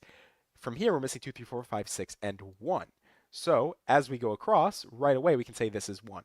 Here we see 2, this is 2. 4, we see that this is 4. 6, we see that this is 6. 6 and 2, we see that this is 2. So just little things that we notice as we're going through. From the column, we're missing 3, 4, 5. This will be 5. From the box, we need 4 and 6. So let's do that. Um, of course, 6 gives us 6 here. 6 here. And then 4, 1, 3. 3 gives us 1. 3, 1 gives us 3, 1 like this. Where does 3 go in this box? 3 goes here. 1, right, 5, 2, 6. 5. So this row needs a 5, but this box here already has the 5 in this here. So this must be 5. 2, 6. Oh, 3. Sorry, 3 gives us 3. Don't forget that. We're still missing 4 and 5 here. This is 5. This is 4. 4 gives us 4. And now we've essentially done the entire border here. We are missing, what did I say? 2, 6. 2, 6 gives us 4. That's our remainder. Because 4, 3, 5, 4, 3, 5. We always have roping in a 6x6, but we don't necessarily have roping in the columns. In this case, we do, just so happens. So 4, 2. This becomes 5. This becomes 1. From this box, we're missing 6. From this box, we need, and this box, I guess both of them. You could also think about it set theory this way, right? This needs to contain 1 to 6. This needs to contain 1 to 6. So these two will be the same digits. That also makes sense. This is our 2, 6. Then what are we missing? So we know there's roping, 1, 5. So there's a 1, 5, and then a 3, 6. This is 6. This is 3. 3, 1, and what? 1, 5. So 1, 5, 1, 5, but 5 gives us 1, gives us 5, gives us 1. From the row, we're missing 2 and 5. Sorry, 2, 5. From the column, we need 3. From the row, we're missing 1 and 2. This is 1, this is 2. 2 gives us 2, gives us 6. And finally, to finish us off, we need 6 and 4. And we are done. Oh, and I realize I don't have the timer up. What is going on with my scene? Very weird. All right, anyways, in 3 minutes and 29 seconds, I should be hearting, one second, I should be hearting these Sudokus. So back in the day, we didn't have the little you like this puzzle thing. That didn't actually exist. So Sven added that, and I think it's cute. I don't know where you could actually like view how many people liked the puzzle versus how many people like solved the puzzle, but yeah, it's a cute little thing that he added. But yeah, so this took me 3 minutes and 29 seconds. Back in the day, this took me, let's open up YouTube again. All right, this took me to get through this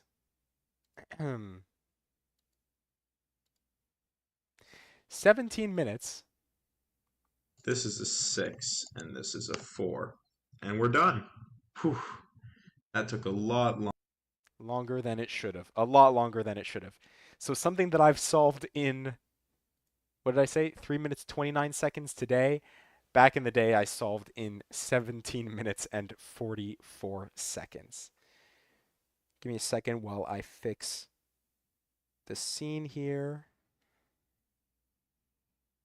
YouTube off. And there we go. So yeah, that's just one example. So it is interesting to go through the old playlist and see what things I was struggling with. But yeah, anyone have anything they want to ask? I guess that since I'm here, or anything else.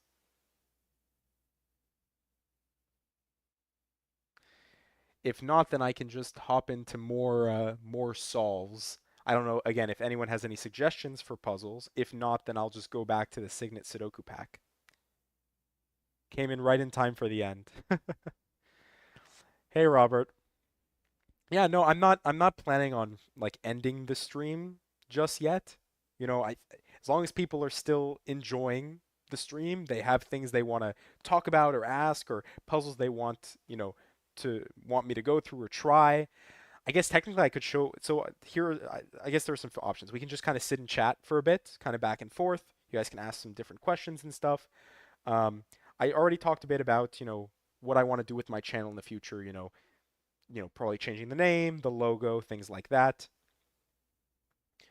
Uh, I can send you one on Discord. Yeah, that's an option. So Torak, you can send me some puzzles as well. I do have some puzzles that I've set to make up for the lack of three in the corner. Okay, all right. Maybe if this one has a three in the corner, then maybe we can be friends again. But um, we also have the option of I've set some puzzles recently that I haven't actually done solve videos for, so that could be interesting. I could go through those. Um, yeah, whatever. You just came online, so watch the video from the start later. Yeah, no problem, Robert. More. Thanks for stopping by, anyways, during the live feed here. I need to figure out how this works. Like I said, I've never done the live streaming on YouTube yet, so I don't know if it just kind of like posts the video or if I have to do anything or if I should be like editing stuff down. I don't know what the best thing, but yeah. So Robert's like original puzzles sound good. Toll rack, toll rack. I'm assuming this is a puzzle that you've set, right? So let's try a toll rack puzzle, and then I guess we can jump back to a Lucian puzzle. Um,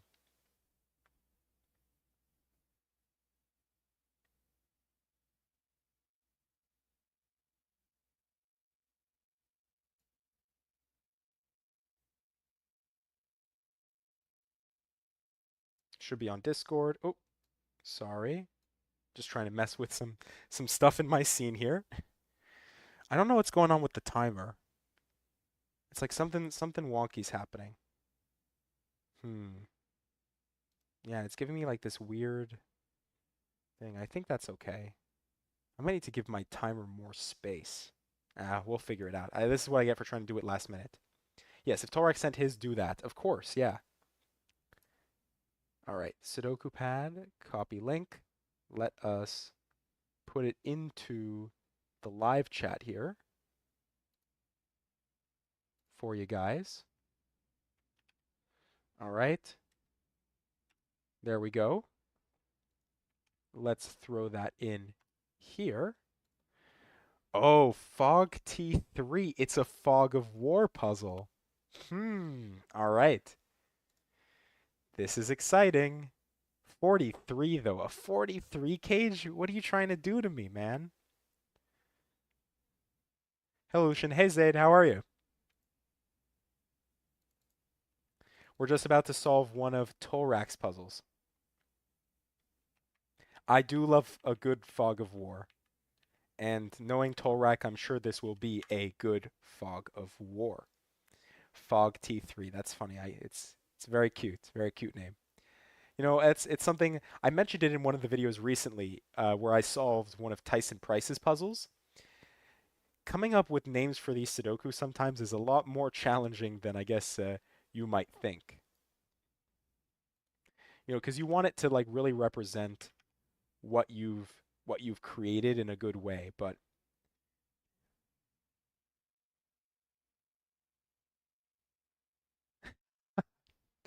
uh, I'll share with what you just said with the chat in a moment once I finish kind of setting the scene here. Again, you guys get to see the behind the scenes, all the little tweaks and stuff I do to try to make it look okay.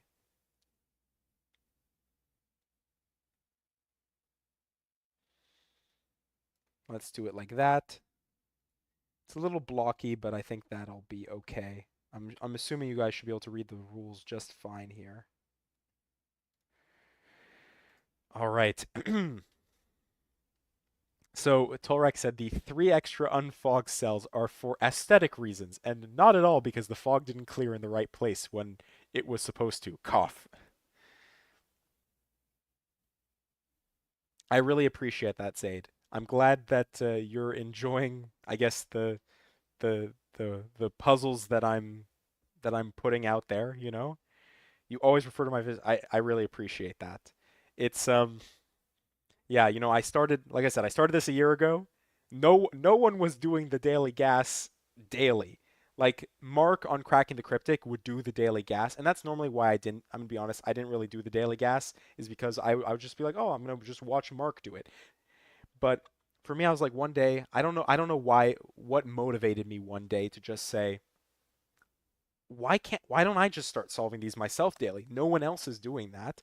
And then of course now we have other people who are doing it as well, which I think is really great. It's always great to see different people in the community approaching these puzzles in different ways, especially since the creators themselves are going through it.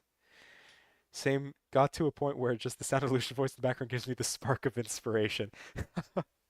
Well, I do really appreciate that, guys. It means a lot that I have, you guys coming here, being willing to talk with me, have these interactions. I kind of struggle with the words for it, but yeah. Um, as always, if you have any puzzles you'd like to send me or anything like that, please send them over. Um, I I want to see puzzles you guys make, puzzles that you try that you just think were cool, things like that. But anyways, let's get back to Torek's puzzle here with the very aesthetic uh, three unfog cells. So Fog T3 by Tolrak. Place the digits 1 to 9 once each in every row, column, and box. So normal Sudoku rules. The grid is partially covered in fog. Placing correct digits will clear the fog from surrounding cells. Digits in a cage may not repeat, and must sum to the total given. Digits in cells separated by a white dot are consecutive. Digits in cells separated by a black dot are in a 1-to-2 ratio. Cells marked with a gray square must contain even digits, and digits along an arrow sum to the digit in the arrow's circle. All right. Uh, okay.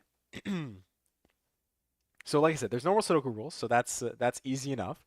But then we have the fog. So as we place correct digits, so let's say this cell was a 0, then what it would do is it would clear all the fog from these cells here, and we would see more information in the Sudoku. Then we have that digits in, sorry, then we have that,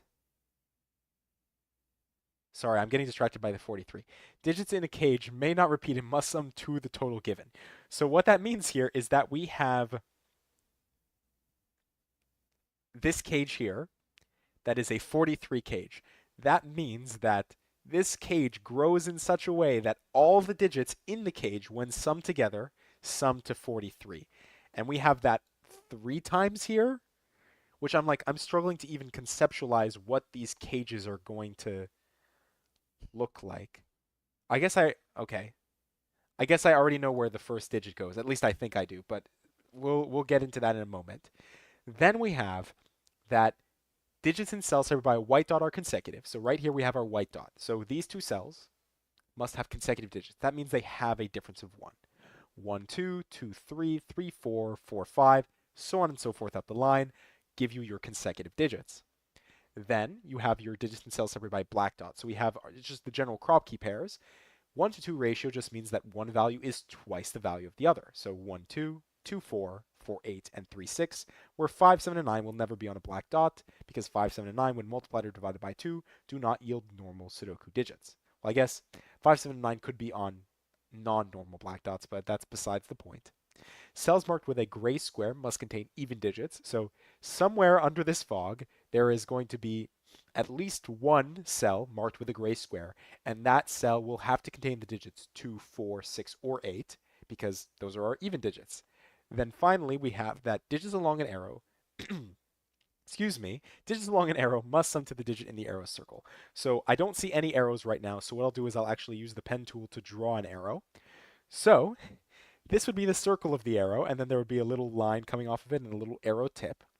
Whatever digit goes in the center of the arrow, let's say 9, then that would mean that the digits along the arrow, in this case, let's just say 2, 3, 4, would sum to that circle's digit. And of course, I'm not actually placing digits here because that might clear the fog, and we definitely do not want to do that.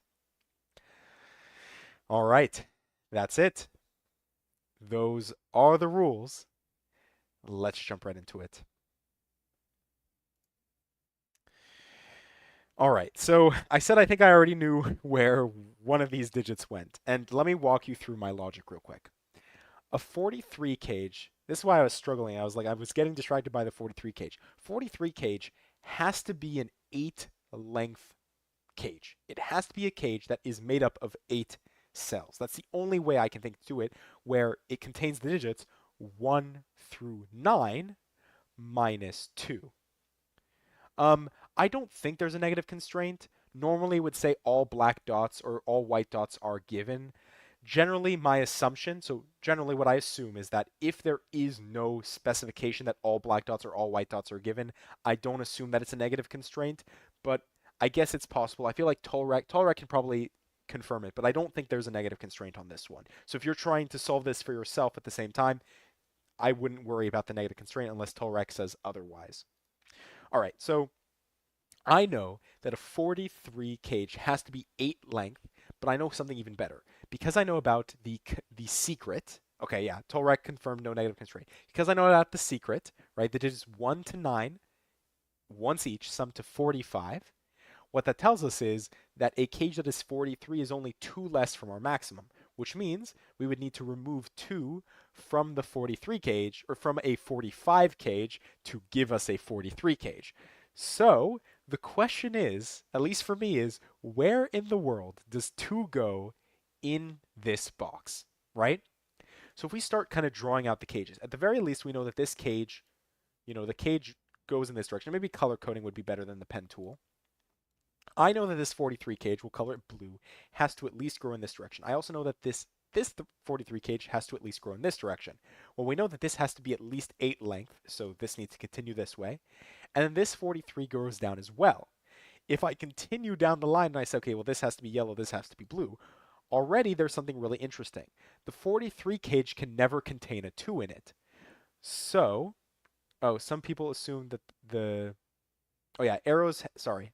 Before I continue with my explanation, Tolrec does give us a note that arrows have single digit circles. Some people assume that there can be pills, but it is a digit in a circle. And yeah, I I was actually having this conversation with a friend of mine yesterday, Tolrak, is, talking about Sudokus, what fun, right? But we were talking about the difference between a cell and a digit and a number and this and that.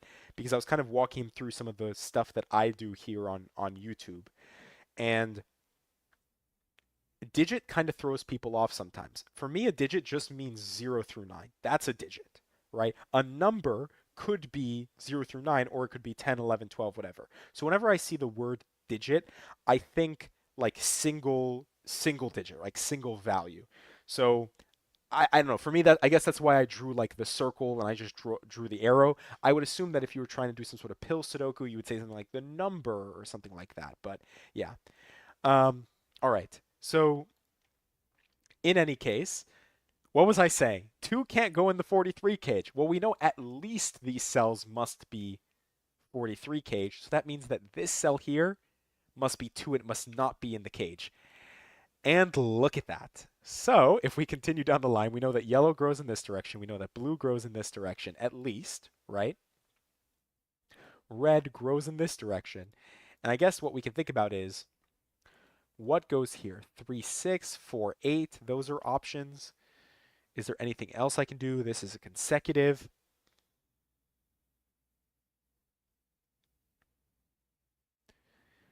3, 6, 4, 8. I don't really need the color coding, but I guess it was fun while it lasted. Well, if we think we're struggling trying to figure out where these cages go, then we can think about it. But I guess once again, sorry, we should have kept the color coding. Let's go back.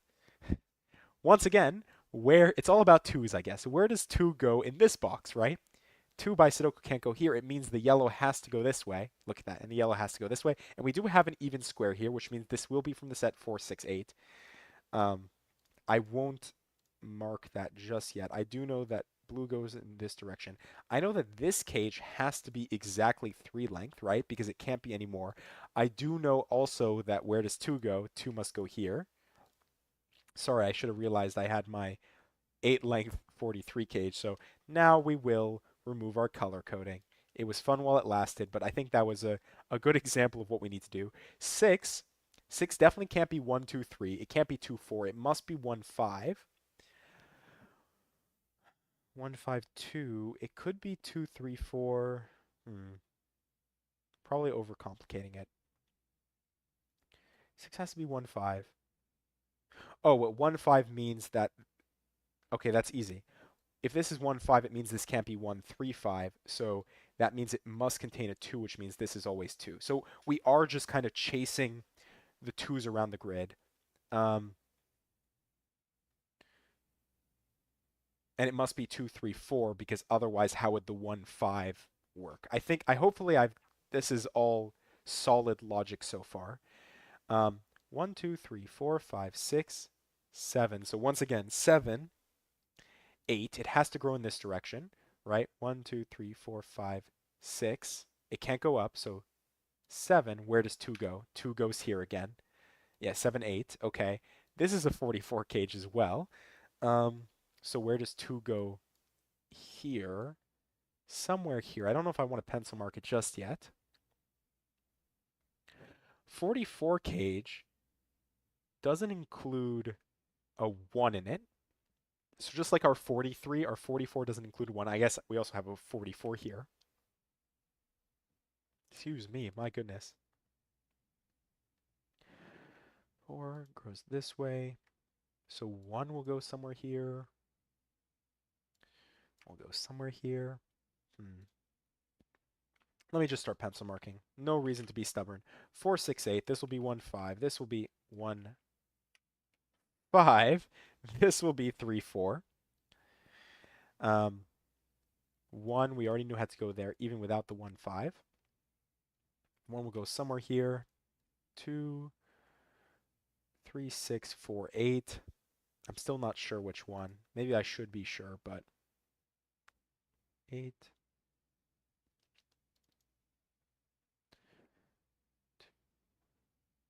2 goes somewhere here.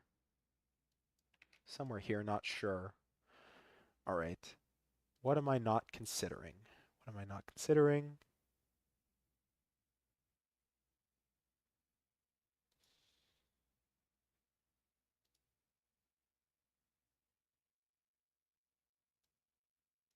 I guess this is, we'll just pencil mark it anyways. 6, 7, 8, 9.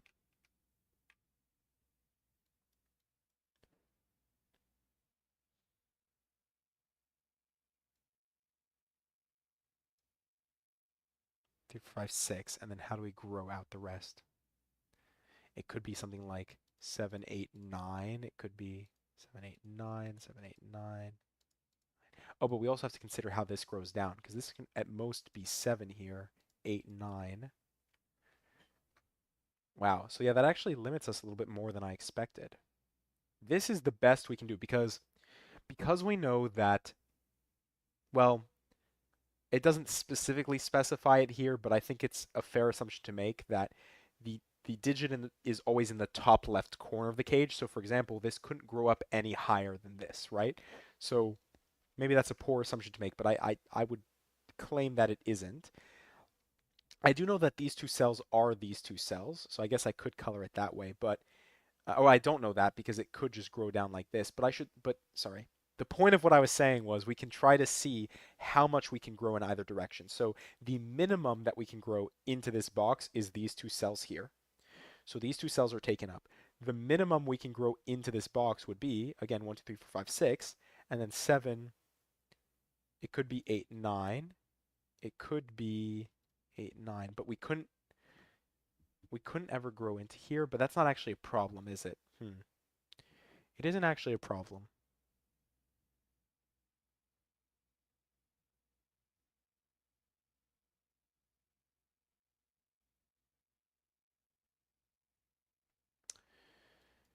2 goes somewhere here.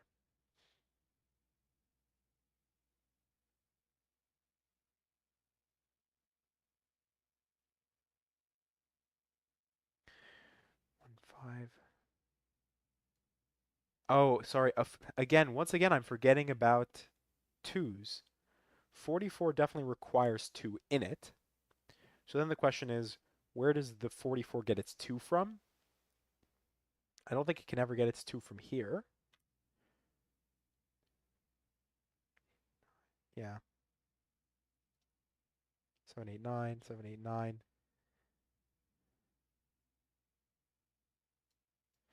Definitely has to get its 2 from somewhere here. Hmm. All right, not that easy.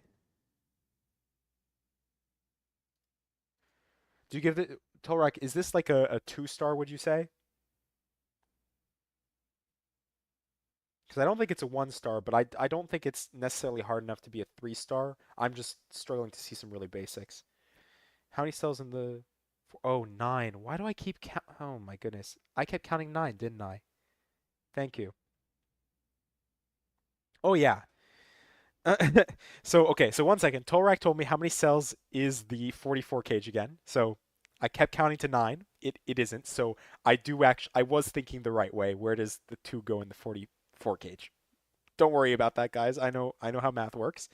Um, Robert was saying, I wonder if solving a Sudoku with a live audience is more stressful. Like when I'm at work and someone is looking over my shoulder, suddenly I struggle with basic Excel stuff. Yeah, you know, you should have seen me solving the daily gas earlier. That was a struggle. A puzzle that, when I'm just sitting there kind of in my space, just kind of solving, I probably would have solved that in, let's not be too generous. Let's just say like 9 minutes or something like that, right? I solved it in like 13 minutes. That's what happens sometimes. Um, and it's not necessarily that I get nervous. I think I'd like to say I'm pretty comfortable kind of talking back and forth here. Sometimes it's just like, it's just the pressure's on. And sometimes when someone's like, "Oh, can you write me like an X lookup function?" You're like, I don't remember how that works again. But oh no, I do love Excel though. That was actually a project I was working on. I was trying to make a Sudoku solver in Excel. That was like a fun little side thing, but I haven't really done much more with that. Anyways, um, let's get back to the puzzle because Tolrek has pointed out that I don't know how to count. So 44 is not a 9-cell cage, right? It is one less, so it's an 8-cell cage. Just like our 43 cages, it must be 8 cells. So 1, 2, 3, 4, 5, 6, 7, 8. The only place for the 44 to get its 2 from, which is exactly what I was thinking before, must be here. This is now a 6 cage. It must be 1, 5, which gives us 1 here. Actually, yes, it must be 1, 5. So 1, 5. Oh, we have roping. We have roping.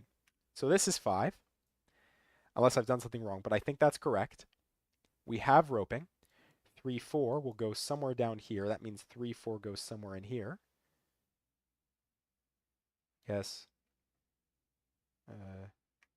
3, 4, and then 3, 4. I don't really want to pencil mark this. 6, 7, 8, 9, like the whole shebang. Um, if 3, 4 is outside of the cage, then 3, 4 would be inside of the cage. Now the other 44 cage. Oh, yeah. Thank you again, Stephen. I kept saying 9, didn't I? 7, 8 here. The most it can grow down is this way, which means it must grow exactly like this, which means where does the 1 go? 1 goes here, 5 goes here. It's okay. Again, I know how to count, right? I'm a professional. I'm a professional. So, anyways, 2, 1, 2, 5, 1, 2, 4, 1, 2, 5, 3, 4, 3, 4. We'll figure out how exactly that all works out. But can we do better? So 2, where does the 44 cage get its 2 from?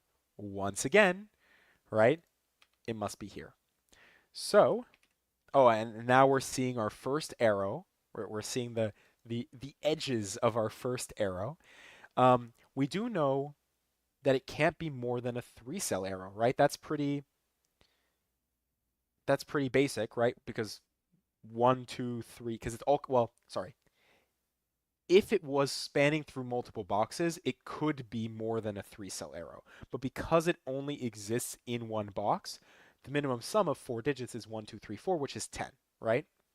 And because we know that right off the bat, it kind of limits what we can do here. So we know that this is either going to be a 3-cell arrow with the bulb or circle here, or a 3-cell arrow with the circle here. So one of these two, um, two, two is going to be interesting. So 2 is either, it definitely can't be in the bulb. So if this is 2 here, then the 2 would have to be in the the line here. This would have to be 3. This couldn't be 1. Oh, sorry. None of these cells can be 1. That's the easy thing. So without using 1, it must be 2, 3, 4, which means it adds up to 9. This is 2, this is 2. All right. All right, all right. 2, 3, 4. We do have double black dots here.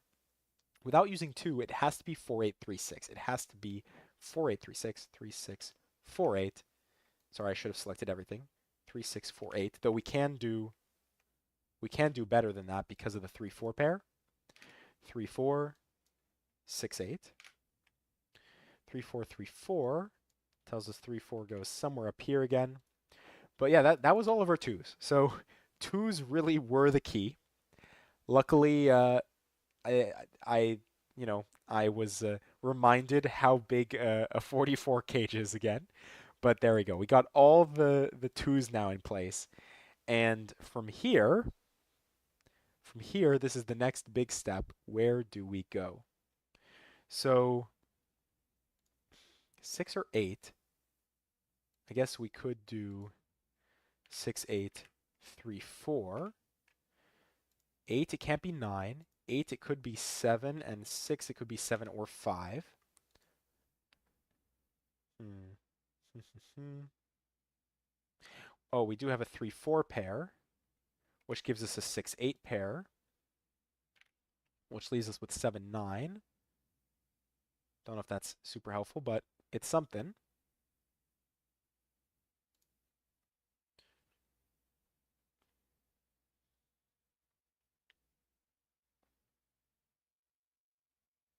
Hmm. 5, 7,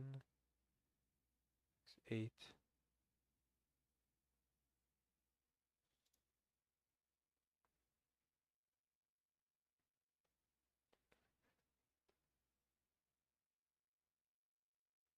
Obviously, if we knew roping again, we could do some more work, but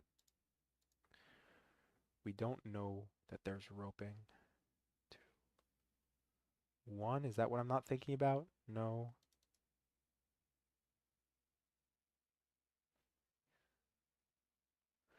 One will go somewhere here, one will go somewhere here. That's not very restrictive from what I can tell.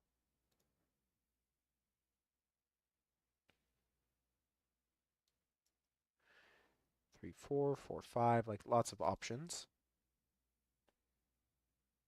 Hmm.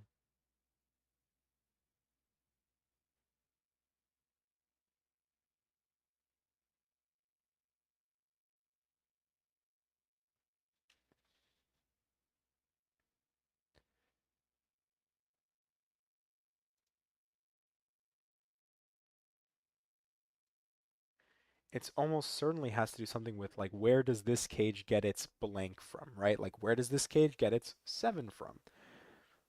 That sort of thing. Tolrek said, I can't find my solve path, so I'm struggling to solve it myself right now. Yeah, and that's something else. It's very interesting. Some setters are very, very good about solve paths. And I'm sure you have a solve path. Some setters are really good, and I was really bad with that when I first started setting, is I didn't actually develop solve paths. Because when someone comes to you with like, hey, how do you solve this? How do you get past this point? It's sometimes it's hard to go back through and try to figure out where you need to go. And having a solve path available, which is why I turned to my Sudoku, I guess the Lucian sets series, whatever you'd like to call it, because for me that's like my version of a solve path. And I'm like, hey, you know, someone's like, oh, I'm struggling with this step, then I can just be like, oh, well, let me check my video real quick, or you could just go check the video, something like that. But yeah, um, I've had some, so as a courtesy generally, I'll explain in a second, Zaid. Um, as a courtesy, generally, when you post puzzles to the Cracking the Cryptic Sudoku testing submissions channel, if you're asking people to test puzzles for you, you should also be trying to test other people's puzzles as well, right? It's just kind of like a courtesy. And I think it was just the other day I was like I did a test solve for someone's for one of their puzzles. And I think I had like asked something about a solve path. They're like, "Oh, I didn't really think about that." And you know what? That's fine. Sometimes, you don't think about needing a solve path, but a solve path is you laying out in like maybe like a Word document format or something like that, saying where you expect people to start, what logical steps you expect them to make down the line to get to the final solution.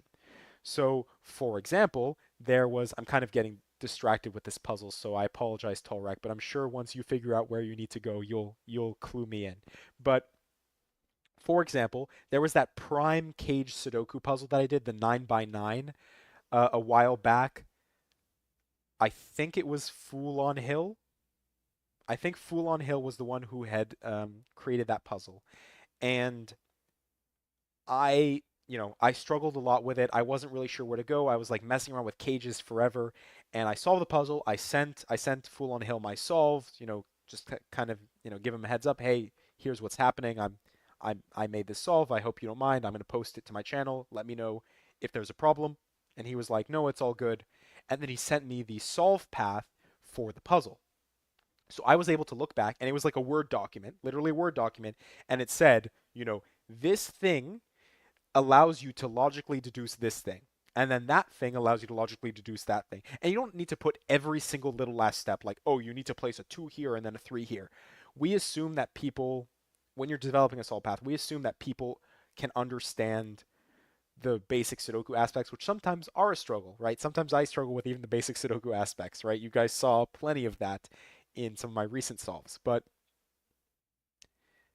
generally we assume that it's just those big bits of logic. Like, let's say in this puzzle, right, what is the step here? How do I get from this step to the next step? What do I need to logically deduce to give me maybe the next digit, and then that'll give me a flurry of like 5 digits, and then I need to find some other logical step.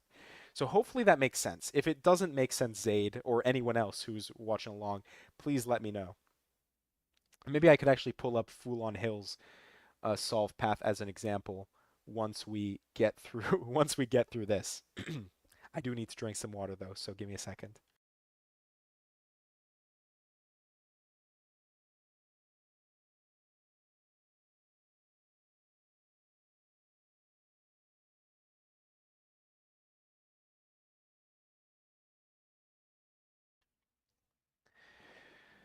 All right. Well, while Tolrak is working through it, let me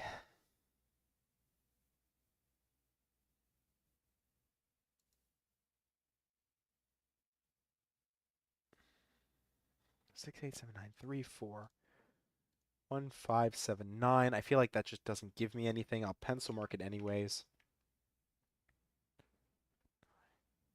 1 1 in this box goes somewhere here.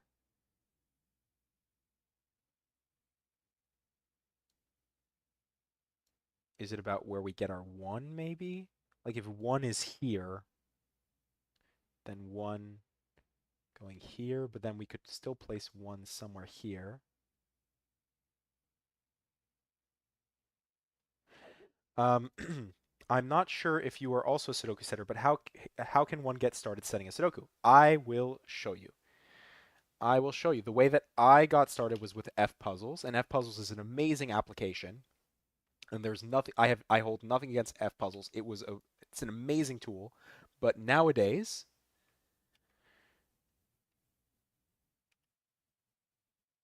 are there any videos that talk about it which you are aware of? Yeah, there should be plenty available. I think um I think Bremster? No, was it Memerister? Memerister, I think, did a video on it a while ago and talked about how you would go about setting, I think it was a 6 by 6 puzzle. Um, but yeah, this is the tool that I use nowadays. And I can actually show you guys in a moment, like some of my puzzles that I've set, and you can see like them in the tool. Um, I did actually record myself setting a puzzle. Um, that hasn't been released yet. I don't know if I'm going to release it, but that was like an interesting video. It was like an hour and 36-minute recording, just me kind of sitting there setting a puzzle. I don't know if it was really that interesting, but we'll see, we'll see. But yeah, I would. So Zane, or Zaid, sorry. Um, I would recommend going to that link I just sent, and this is like that is one of the best ways to start setting a puzzle. Um, you want to know what setters are thinking about when they are setting a puzzle. Yeah. So I apologize, Tolrek. I'm getting a little distracted here with the live chat. If you could give me anything, I would really appreciate it because I'm staring at this and I'm throwing all sorts of weird pencil marks in place. I'm struggling. I don't know where to move forward here. So let me look up if I can find it the video. I think it might have been Memerister. Memerister is actually the person who did. So Memerister does a lot of like interviews, Sudokus, Hello like there. oh, sorry, setter spotlights. Um, oh, and yeah, 2 weeks ago, literally, if I'll just link you to Memerister's channel. Um, yeah, step by step solving it, adding clues. So maybe I will show you guys, I guess like a little sneak preview of me setting my most recent submission to the Cracking the Cryptic Discord. Um, but yeah, so I would go to this channel here. Literally, the first video on his like page when I opened it up was create an arrow Sudoku beginner's guide. I'm pretty sure there was one I saw that he did where it was learning to set. Yeah, literally. He a year ago he has one that's called Puzzle Creation for Beginners. There was one more recent one I think 1 month ago. Learn how to set Sudoku. Just go to his channel. He has plenty of videos there. But he also does these live streams where he does Sudoku setter spotlights, and the most recent one was Ranked Spotlight, which is why I did that ranked puzzle the other day. All right, let's see what Torek told me. I remember Zeta. Okay, that was the Zeta math thing. It's a coloring step. You have lots of 3-4 pairs that see each other by Sudoku. You are correct. I do have lots of 3-4 pairs, but I for some reason kept ignoring them, and that's what Robert G is saying as well. So maybe we should start to doing some work here. So if we say that this is blue, and we'll just say this is yellow, this 3-4 becomes yellow. All right. What does that do? Anything? Or oh, oh, but if this is so if this is three, right? We already know that these two are different 6/8s, right? So if this is three, this is six. This would be eight. This is four. So this would be blue. This would be yellow. Stephen, I got a solution. Column two, cells 6, 7, 8, and 9 should be the cells after the turn of the 43 cage in the column.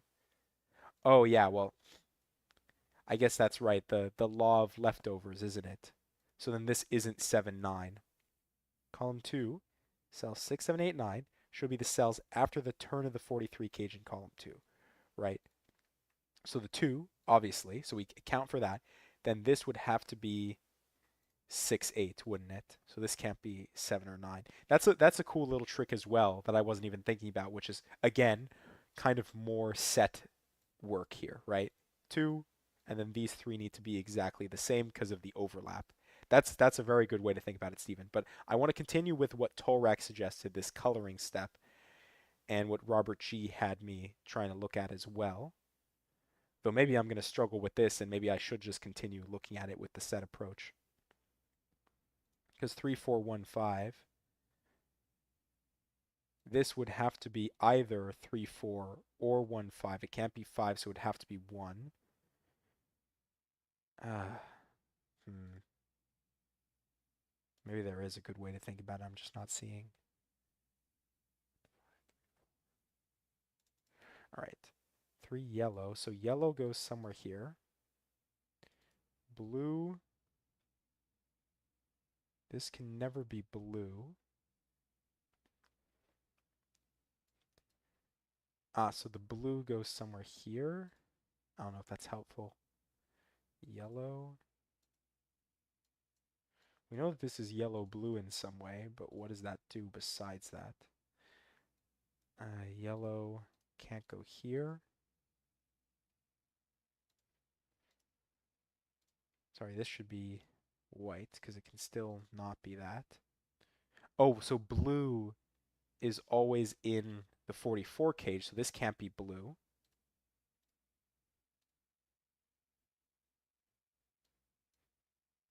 Which means blue exists in an X-wing here. This is blue, yellow, which means blue exists in X-wing here, which means blue exists somewhere here. Can I do better? Can I say that this could never be yellow? That would be really nice.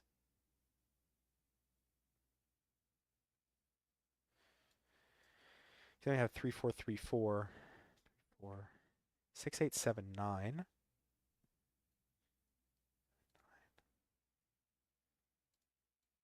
All right, let's go back to what Stephen was saying. I got a solution. Column 2, cells 6, 7, 8, 9 should be cells after the turn, right? So I think I've accounted for that, the 2, the 6, 8. So this is 3, 4, 1, 5.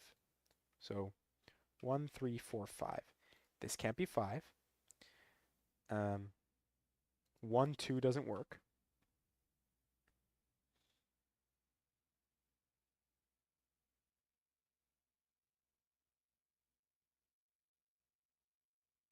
Oh, so where does 5 go? Oh no, but this doesn't have to be 5. This could be 1. This could be 5.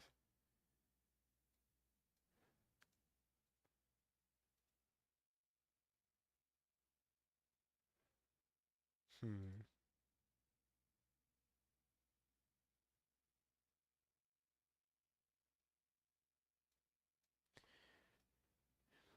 We know that blue goes somewhere here. I really need this to not be yellow. I was thinking of the coloring to figure out where the blue goes in the third 43 cage. Where does blue go in the third 43 cage? I guess, yeah, that's an interesting thing to think about. It has to go here. So if blue has to go here, can't go there, but also, what does that say about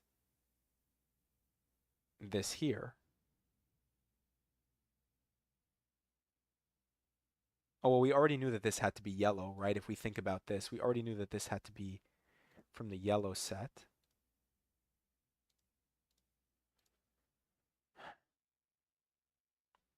We have to be able to do better, right? Yellow. Where does the 44 cage get its yellow from? Has options.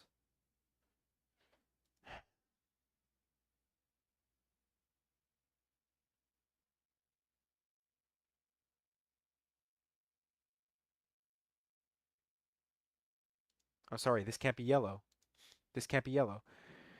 So if it can't be yellow, then this must be 1. All right. Which makes this 1, this 5. And now we're making it through. This then must be yellow, which actually means that this must be yellow here. So this must be the yellow 3, 4. Remove the pencil marking here. This can't be yellow anymore. This must be the yellow 3, 4. 3 would be 4. 4 would be 3 or 5. 3 or 5. And let's see what the chat says. Box 5 yellow is resolved. Oh. Oh, you mean like the location or you mean the actual value? 3, 4. That's fine, then this would be blue. I think that's okay because this could still be blue. Sorry, these can't be 1 anymore. Let's just do that. But, oh, and 1 goes here. Missing Sudoku again. 1 goes here, 1 goes here. Can we do more with 1s? Not quite. Just have a set of triple 1s down the line. Just location. Okay, just making sure I'm not missing anything more. So we have the yellow location now. We've done, I think, as many 1s as we can, unless I'm really missing something with the logic here. But I think, oh well, all right. Where does the 43 get its 1 from, right? Only place it can get it from is there. So this can't be 1. So I guess that's some limitation.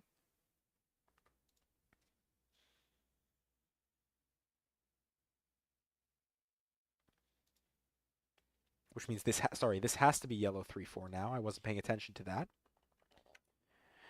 Because we need a yellow in here. 6,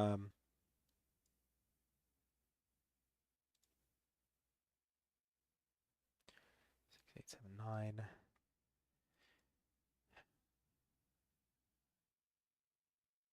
4. Oh, where does the yellow go in the 44 cage? It has to go in one of these two cells, which means this is yellow. Whoops. This is yellow 3, 4. This can't be anything anymore. Well, actually, it could be blue, I guess. We still haven't figured out our blues. Lots of blue X-wings.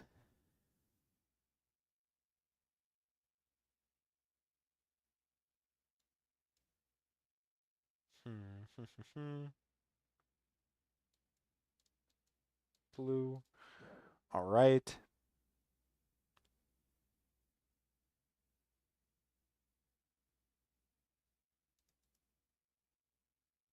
I'm really trying to make sure I haven't missed anything else with this fancy color coding. Oh, I guess we know one of these has to be. Now is where the extra aesthetics come to play. Okay. So now we need to see this consecutive, which is exactly what I was looking at. Yeah, with the white crop key. So we need to figure out what goes in the white crop key, right? Because of the 4 here, yellow cannot be 3 because if yellow was 3, it would have to be next to 4. I love how it's like exactly what I'm thinking about. Then I look over and Steven and Tolrak are both like, now is where it comes into play. So I see. We wouldn't because of all of the Sudoku clearing, we wouldn't have seen the consecutive dot, and that's why we wouldn't have been able to resolve the puzzle otherwise. So we know that yellow is actually 3, right? Let's make sure we only select where we have known threes. Oh no, wait, sorry. Sorry, yellow has to be 4. I did that backwards. Blue has to be 3. My goodness, folks. So these are now 3s. Then this is 6. This is 8. 8, 8 here. 8, 6. Where else can it do it for us? 3. Sorry, we know this can't be 4 anymore. This can't be 4 anymore. 4. 4. 4 has to be 4, 5, right? So if it has to be 4, 5, then it must be 4, 5 like this with the yellow color coding here. This can't be anything anymore. 5, 3.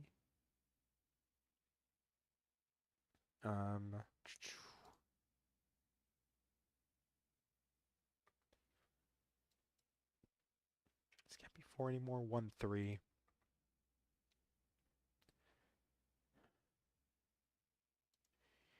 And 3 here. Okay, well, we definitely don't have roping. That's for sure.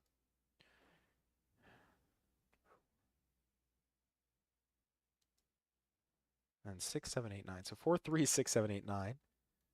I guess we know that all of these are 6, 7, 8, 9, so we can do that. Know that this is all 6, 7, 8, 9. 8, 6. We can do some minor cleanup, though box 6 yellow is resolved. Yeah, yeah. Making sure I'm not missing anything else from the chat.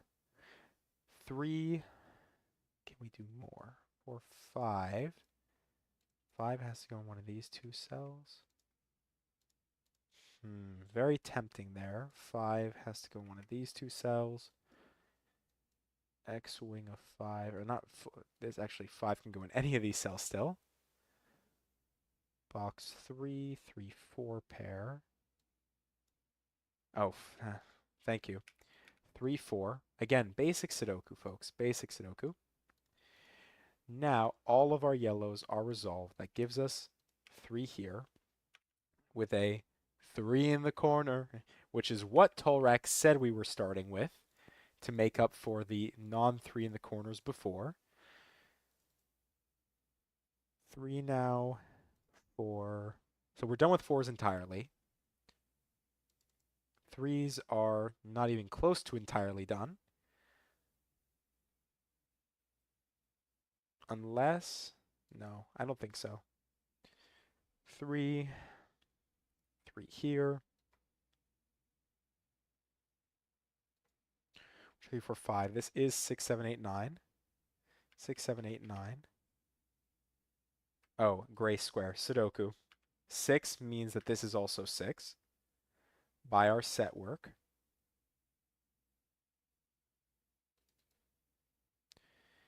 6. Can't go here anymore. 6. Sorry, none of these can be 6. 7, 8, 9. 6. That means this can't be 6, right?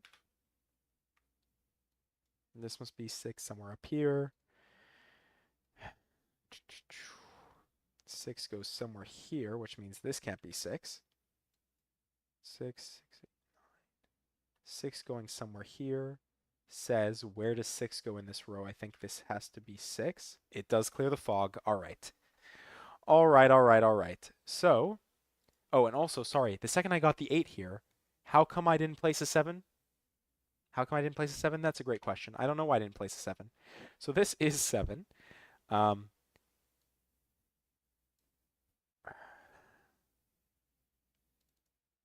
what else does that do? 1, 1, 5. So we'll go throw that down.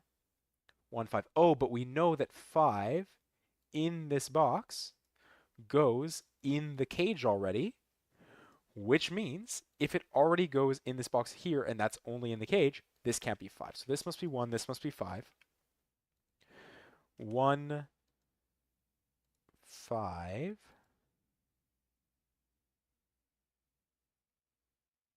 Funnily enough, still no resolution. Oh, we do know that 5 goes along the top, which means that 5 goes along here. Then, what is it? 5, 7, and 9. For some reason, I can't do any better. 5, so 9. This can't be 5.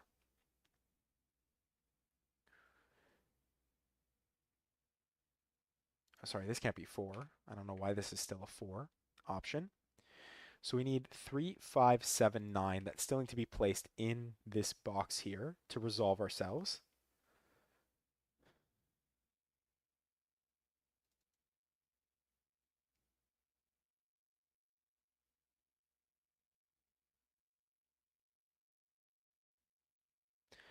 One, 2, 4, 8.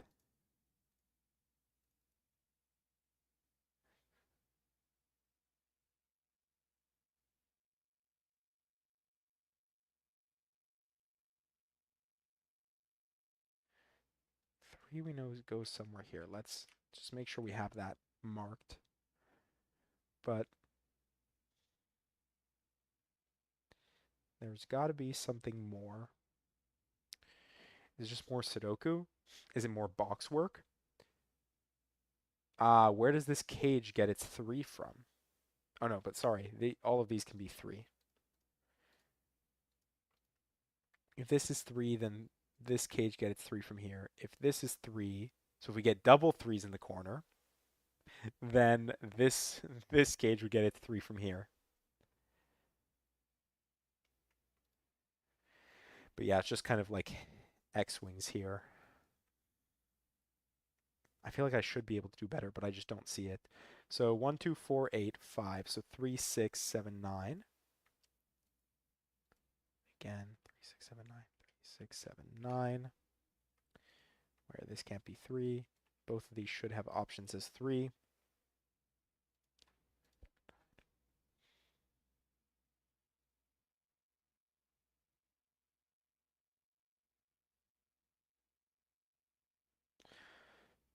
Three, plenty of space. 5 definitely has to go there. Oh, wait. No. 5 going there, but 3 can still go there. It does mean, I think, that this is 7, 8, or 9, right? Which means it can't be 9, 7, 8. This also can't be 9 here. 7, 8. We're getting close to roping in box 1, 2, 3.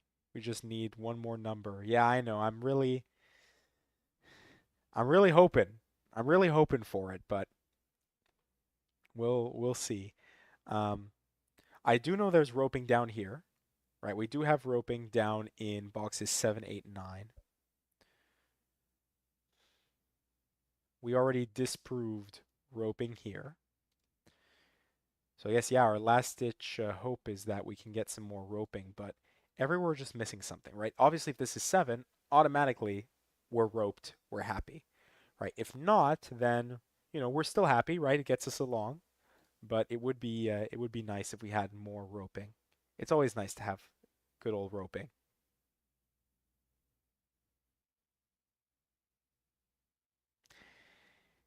8 goes somewhere here. Is that supposed to be helpful? 8. Where does this box get its 8 from? This box or this cage? This cage gets its 8 from here.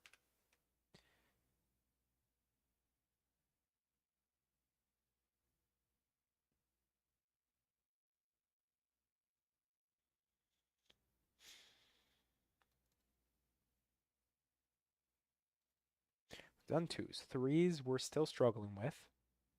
4s we're done with. 5s. 5s. Yeah. 6s. Yeah, we did some work to get the 6 there. This can't be 6 either. Which means 6 goes specifically somewhere here or here. Is that helpful? No. 7, 8. We do have a couple of 8s.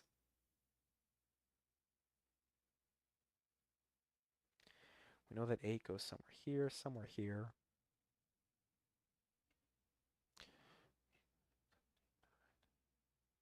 6 in box 9.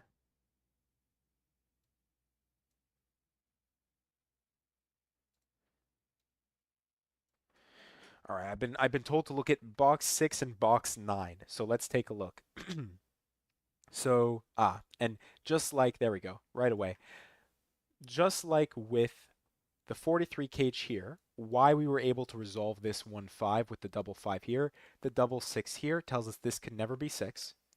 And now the fact that this can never be 6 tells us that this must be 6. This being 6 does give us 6 here. 7, 8 pair. Don't know if I can do better than that. 9, 7, 8, 9. 6 though.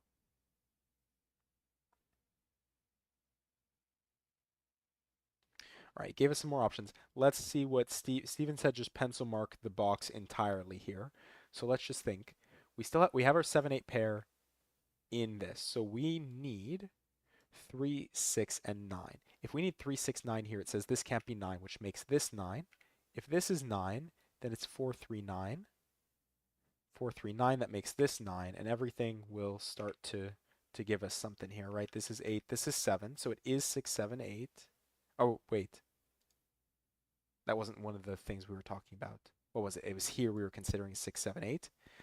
3, 6, 9. Let's actually pencil mark it because I said I was going to, and then I didn't. So this can't be 6. This can't be 3. 7, 8 across. 3. Oh, it says where does 8 go? This must be 8 then. That elusive 8 we were looking for before. And it does say that 3, 5, 9 goes across here. This can't be 9. We got to be able to do better. 9. 9 does give us 3, 9. So let's delete that. This is a 3, 9 pair. 9.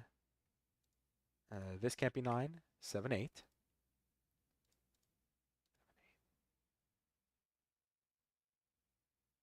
And I'm sure that I'm just like missing a Sudoku for like a 7, 8 or something like that.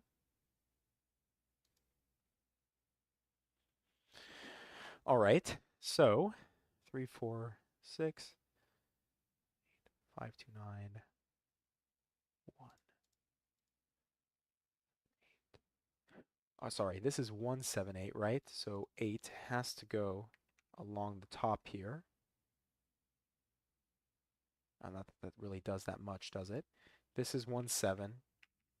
This is all of them, 1, 7, 8. Unless once again I've missed more Sudoku. I don't think so. 1, 7, 5, 9. At least not in this box. 1, 7, 5, 9. 7. 7 has to go in one of these two cells. 5, 9. Sudoku is quite stubborn even after getting the major logic.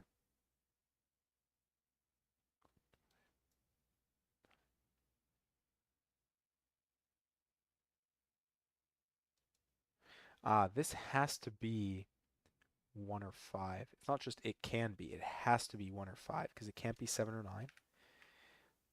This, I should keep the corner mark, shouldn't I? This can't be 1, it can't be 7, but it can be 5 or 9. 6 in row 4. Oh yeah, 6. I keep forgetting the cages. How do I keep forgetting the cages? I did it here. Somehow I magically did it here, the 5 to remove the 5, but I forgot it here with the 6, and now I've forgotten it here by placing the 6. That tells us this must be 6. Um, and let's just get rid of our, whoops, our corner marking. 3939.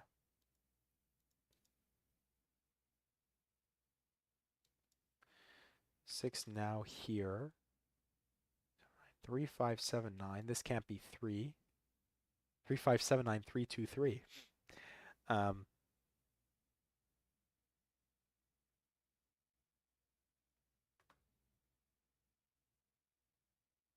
last 43 cage in box 1 has 5. Last 43 cage in box 1 has 5 in box 5, but there is no 5 in the top left cell in box 2.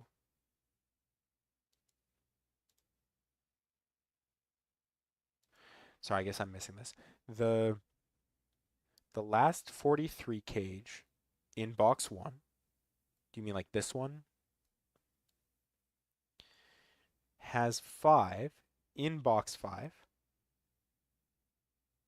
5 in box 5. So there is no 5 in the top left cell of box 2.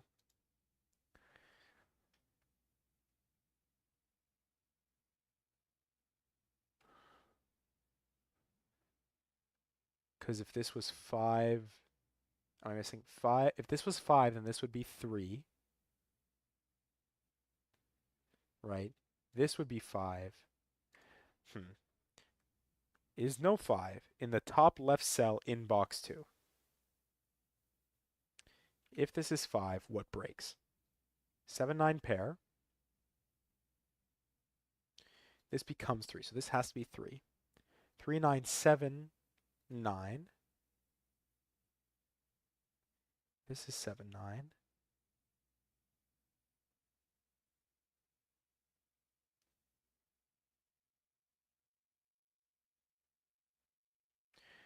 Five, 5 in box 1, row 4. I don't I'm struggling with that, I guess, that logic there. And then Zaid says 5 in box 1, row 4. Box 1, row 4, so row 3.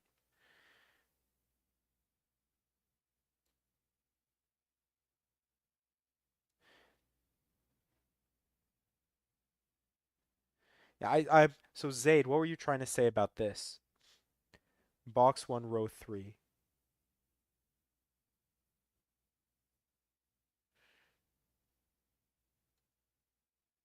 I have the pair there, but if 5 is here, then 5 is here. 5 is here, then 5 is here.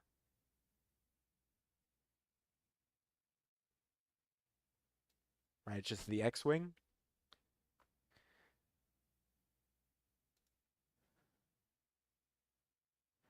It can only go in row 3, column 1. Why can't, what am I missing? Why can't the 5 go here in row 3, column 2? Oh, 6 in box 1 is already placed. That's true.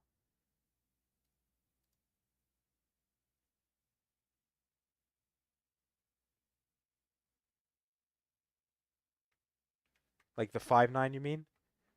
The 5, sorry, the 5 is definitely a 5 pair. I don't know why I didn't have it center pencil marked, but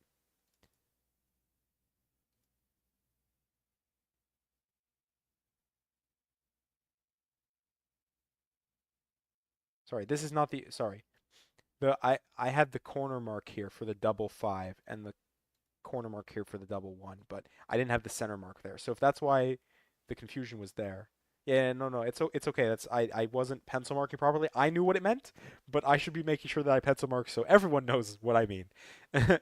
Because for me, 5 can still go. Yeah, yeah, yeah. No, I get it. I get it, Tolrak. I see. Um, I was I was thinking about it in terms of the corner pencil marks. I I realize now that I just didn't have the 5 there, and probably what I meant to do was I don't think I meant to put 6 9 there. I think probably when I was typing, because I was going through the options, it was only 1579. I think that I just misclicked. I'm sure if we go back, I'm sure I just misclicked when I placed the 1579, removed the 7 and the 1 to leave us with 5 9. I'm sure when I said 5 9, I just typed 6 9. That's probably what happened. Um, so 7 here, 9 here, 5 here, 1 here. Something's gonna do it for us.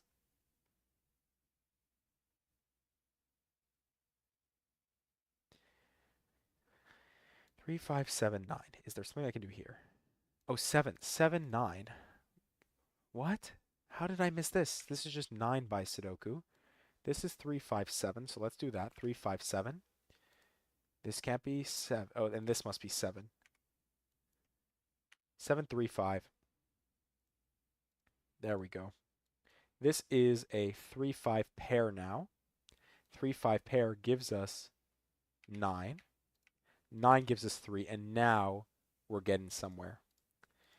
This doesn't have any color coding in it.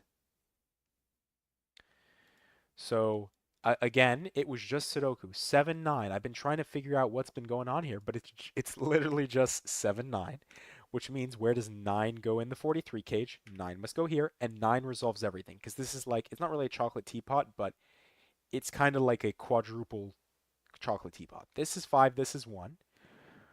This is 7. I think I think that's correct. 3 5 7. This can't be 3, so this is 5 or 7. This is a true chocolate teapot now. Then 7 7 8 8 1. 1. This is 5 7. I guess there is no roping here. 5 7 does leave us with 3 4. Or not 3 4, sorry. 3. Wow. 3 9. Aha. 3 9. So I guess I know where my 3s go. These are 3s. These are not 3s. This is 9. This is 5. 5 7 8. This is 7. This is 8. This is 7. This is 8. Whew. You did make up for the missing 3. Um, anyways, 6, not 6 7 9, but 6 9 and 8. So we should be able to resolve that, right? 6 8 9. Sorry, this is 3, so let's just put that. 6 8 9. What am I missing? This can't be 8. 9.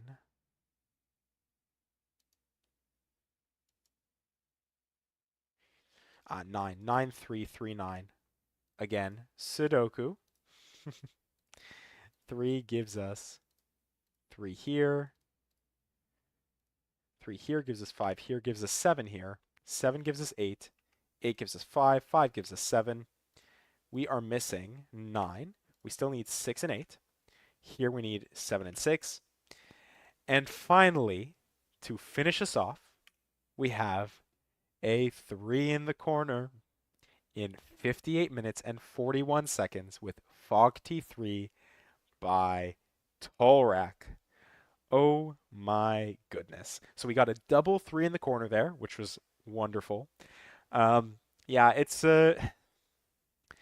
so funny how sometimes I see the logic and sometimes I don't. Because here I'm sitting here with the 5. And I'm like, oh yeah, 5. I know that this is 1 and this is 5.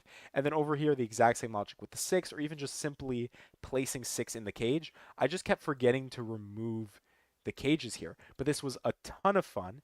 Thank you, Tolrak, for sending this over. I'm glad you've joined this stream here because you've given us a couple of fun puzzles to go through.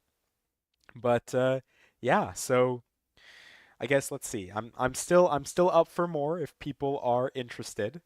I prepared myself for today so I would, have the energy to be able to kind of go through this with everyone. So, how we feeling? I'll drink some more water.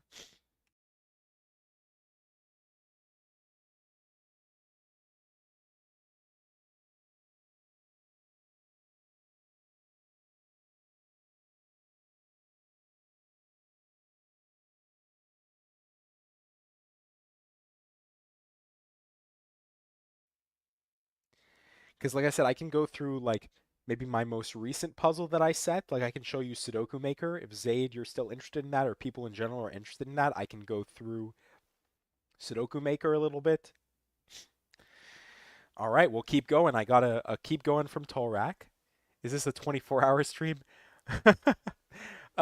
If I didn't have work in the morning, uh, um, then maybe maybe I could have like taken off work or something like that, but we have a lot of stuff to get done, a lot of deadlines to meet. Fairly easy puzzle. I messed up twice. I'm almost finished with it. Oh, inspiration to solve a fairly easy puzzle. I've messed up twice. I'm almost finished with it. Well, if you wouldn't mind, it would be great to hear how you do on it after all is said and done. But in the meantime, I will jump over to Sudoku Maker. I don't have like a scene set up for this, so we are going to have to improvise again. What I could do is let's just do like give me a second here. Let me switch the scenes. I'm gonna disappear for a second, and then I'm gonna reappear, and then I'm going to. There we go. So give me a second while I. This works fine. Let's go. This isn't a true be right back. Let me.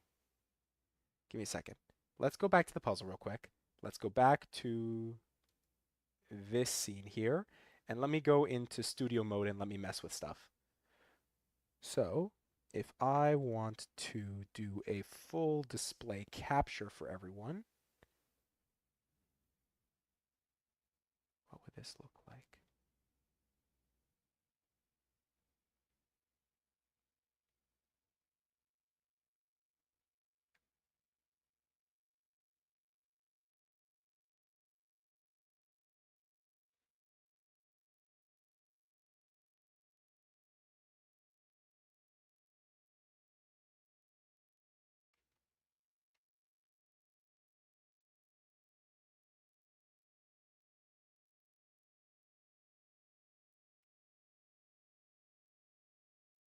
Sorry, folks. Just trying to set up a nice scene for Sudoku Maker here.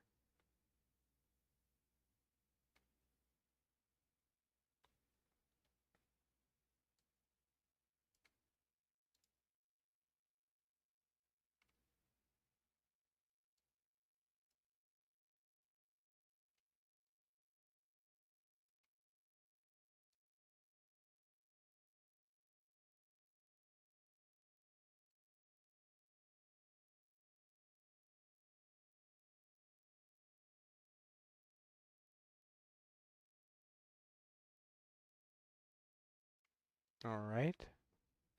All right. I think this will be okay. So let's transition over to this scene and let's jump over to Sudoku Maker.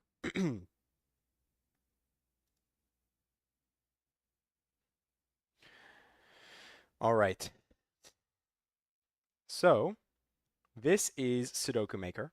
It is a tool that someone by the name of Sir Zemek has put together, and it's pretty freaking nifty.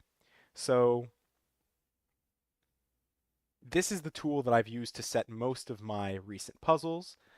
If we actually go through recent, we can see. So this is my most recent puzzle, A Crooked Path, but also Concentric Pairs, It's a Magical World, Even Deeper Dive, which was my take on Clover's, I guess it was the May 22nd puzzle, uh, Torripuro Nishio, Sous le ciel de Paris, which was the puzzle that I made as part of my vacation series. And you can actually see an old version of the puzzle where I had a taller version of the Eiffel Tower. I just hated the way that it looked because again, this puzzle was supposed to be like it was more of like an art project than it was a Sudoku. The Sudoku was kind of secondary to it, but yeah. So the original version had a taller tower. I just didn't like it. I didn't like the way that it played out.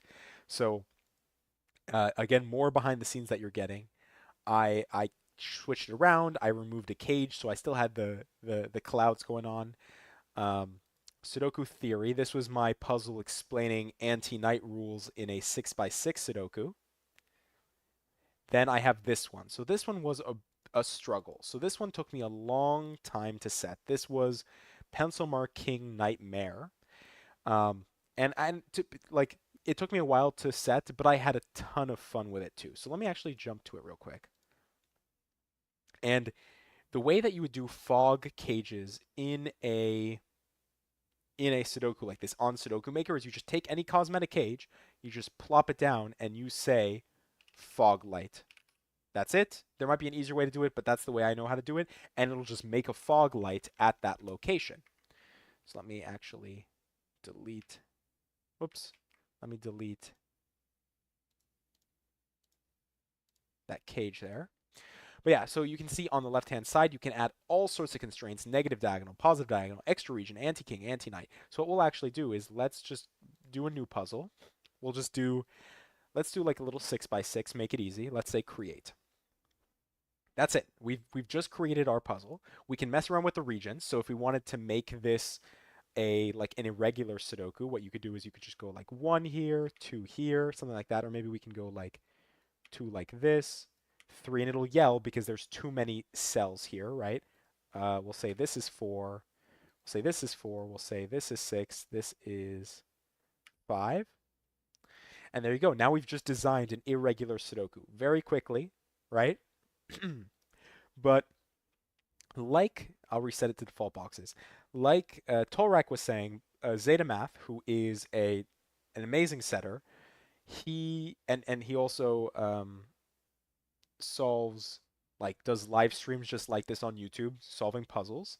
Um, does like chaos construction stuff. Anyways, mentioned that you need to go step by step, just like if you're solving a Sudoku, it's the exact same thing.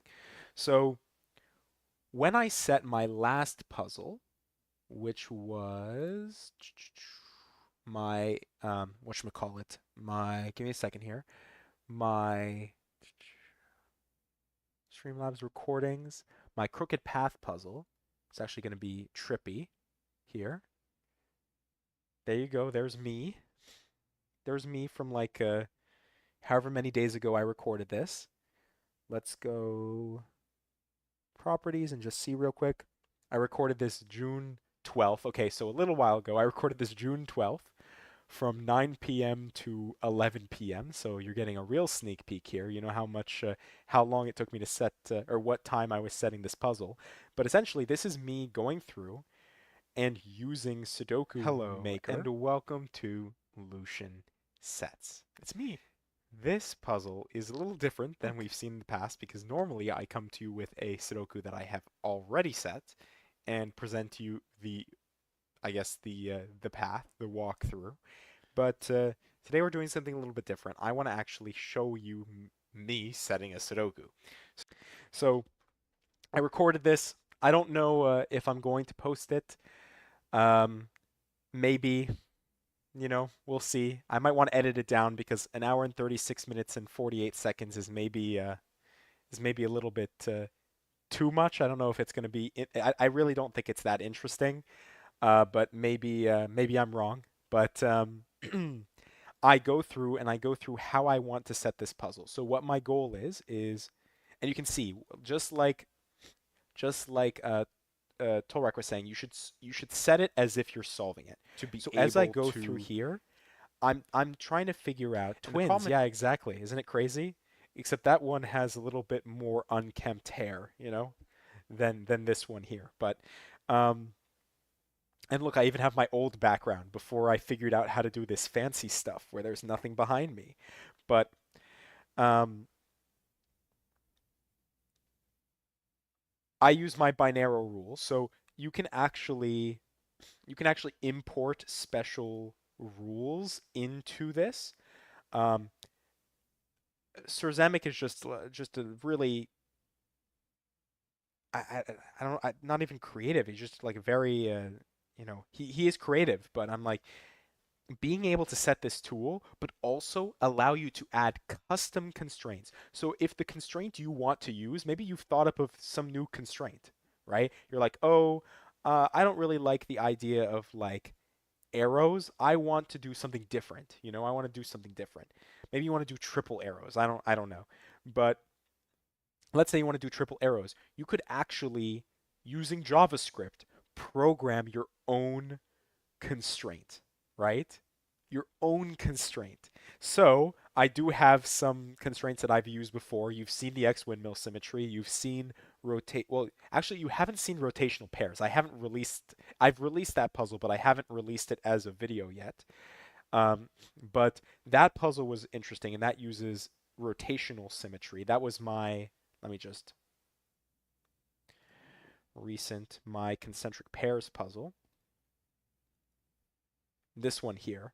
So this one says that once you figure out, and of course, you know me, my threes in the corners, but essentially the point of this puzzle is that whenever if there's a 5 rotationally symmetric to a 2 in this puzzle, 5 will always be rotationally symmetric to 2 in this puzzle. So you see 5 2, 5 2, 5 2. Anywhere where there's a 5, there's a 2 opposite to it. The second you find out that 6 and 7 are opposite to each other, then you know that 6 and 7 are opposite to each other, and you just fill it out just like that. So it's quite an interesting concept. I had fun setting this one as well, but every time when you're doing this, right, when you're doing this, like a crooked path, I have this final puzzle laid out, right? But literally, the way that I set this was I can jump back to me from the 12th of June, 2 weeks ago at this point, right? Or like a week and whatever ago. Um, and what I do is I have an idea. I say I want to do so. This was part of the monthly puzzle prompt. So every month in the Cracking the Cryptic Discord, which is not my Discord, but you should join my Discord. But also go join the Cracking the Cryptic Discord. Um, every month they have a monthly puzzle prompt, and I've never set for the monthly puzzle prompt before. I decided that I would set a puzzle, and the theme for the monthly puzzle is this the Fistamafel box trick. You can use Fistamafel, but it's not necessary to solve it. I did use it when I was originally setting the puzzle, but I don't think it's necessary. Um, and I can also go over Fistimafel's ring if you guys want to know what that is, but there's plenty of content on there around that. There's even like a number file video on it. I was like scrolling through YouTube. I was like, why is number file doing Sudoku theory? I just thought it was really funny. Anyways, distractions aside, as usual, um, what I did was I wanted to set a puzzle for the monthly puzzle prompt. And the monthly puzzle prompt is something along the lines of like pathfinding or mapping your way through. Let me just pull it up real quick. The monthly puzzle prompt was. I'll actually send you guys a link to this puzzle as well. But the monthly puzzle prompt was um, pathfinding. For this month's prompt, create a puzzle that involves finding and or drawing a path through your puzzle. For pencil puzzlers, whatever. For Sudoku enthusiasts, now might be the perfect opportunity to construct to build your own style Sudoku, snake hybrids, all sorts of stuff. If you can't see where to go with setting for the prompt, then you might need to clear the fog to find your way. So I thought to myself, let me set a fog of war puzzle that is like a pathfinding puzzle. As you move through the puzzle, we'll discover more of the path through the fog. So that's exactly what I did. I said I want this to be an entropy lines puzzle, and I wanted to use my binaro constraint. So binaro is, and I have the puzzle here, but let me clear this, and let me actually give you guys. I'm kind of spoiling it a little bit, but let me give you guys the link to the puzzle. Monthly puzzle prompt. Copy link. Here we go.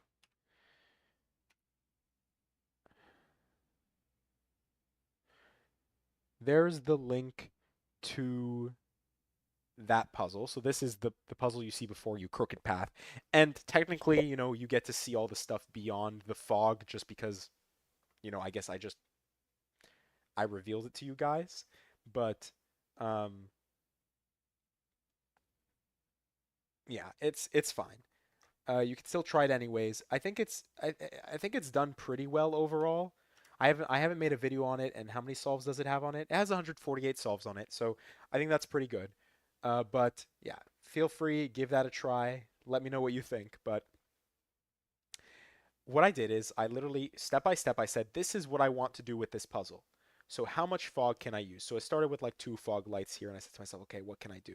And I realized, oh, this could work with 1 fog light. So how do I start placing digits? So I literally went into Sudoku Pad, and I started placing digits one at a time and saying, okay, if I say this is where the path goes, this is what the digit will be. And then I just start like going through and just coming up with different ways to make the path move through the puzzle, jumping back and forth between um, jumping back and forth between Sudoku Pad and eventually back to Sudoku Maker to make sure that everything comes together. But what you don't necessarily want to do is just kind of like, where is it? What you don't want to do with a puzzle is just, where is it? Nameless Sudoku, open.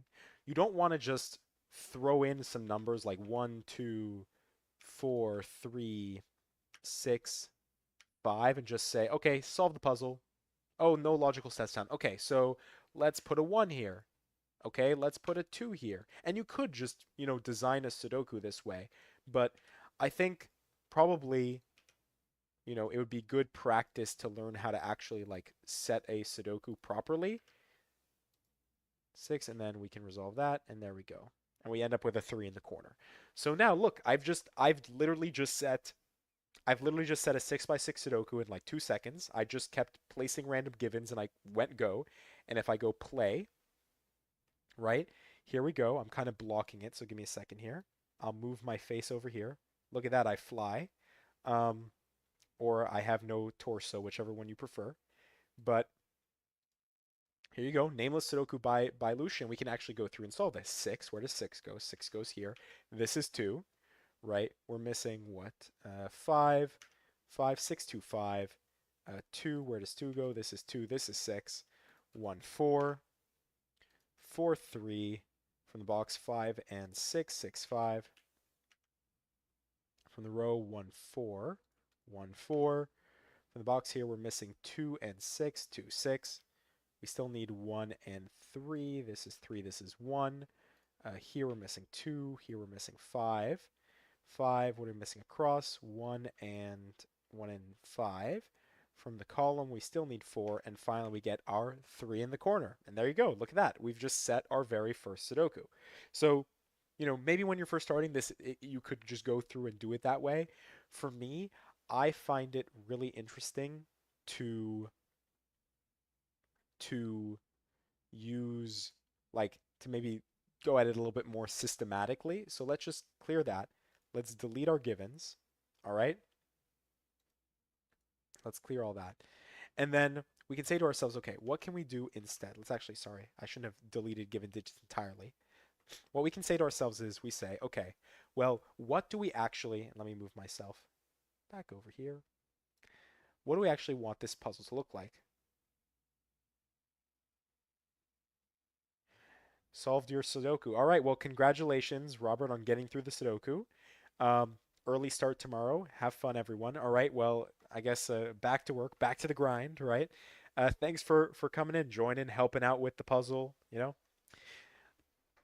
But yeah, so for this, right, you would just go and you'd say, okay, what do I want my puzzle to look like? So maybe, let's actually delete this. Let's say we want to do um, a diagonal Sudoku, all right? So we add our constraint in, um, and then we say to ourselves, okay, how do we make this diagonal Sudoku work?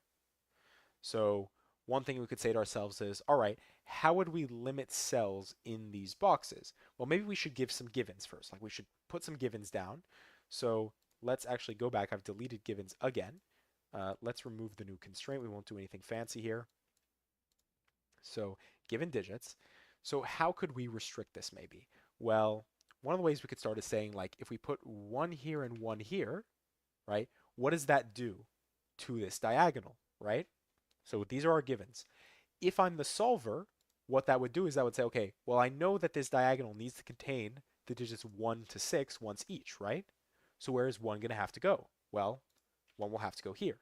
And even better, if we just add the other diagonal, now what do we do? Well, we can say, all right, well, 1 is seen by all of these, so 1 will go here or here, right? So we can start to work through it and say, okay, what sort of information can we provide to the solver We won't make it a double diagonal, but again, just as an example, right? What sort of information can we provide to the solver to get them to go down a certain path that we want, right? Then we would say, okay, if I'm solving this Sudoku, right, where would I maybe want to direct attention? Well, maybe if we gave like a pair here of some sort, like 2-4 or 3-5 or 5-4 or something like that, right? Then we would know that this would be a 1 here, right?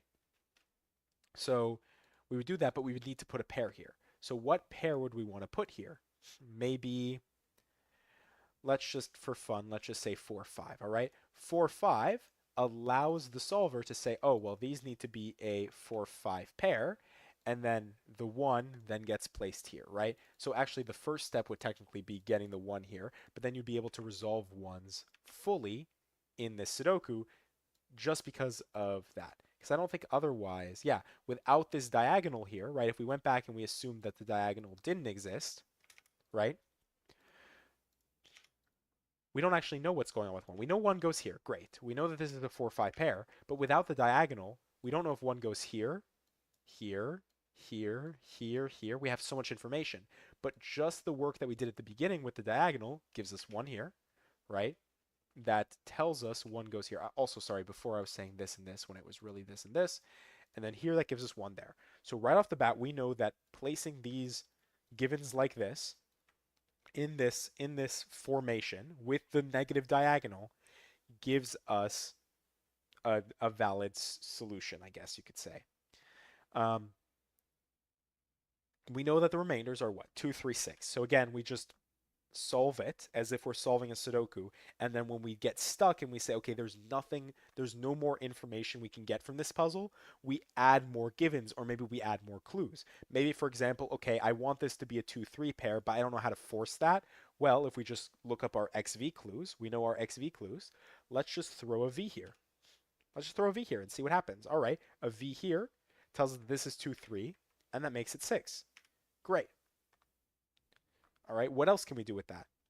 Maybe let's actually do something similar. Let's actually put another V clue right here.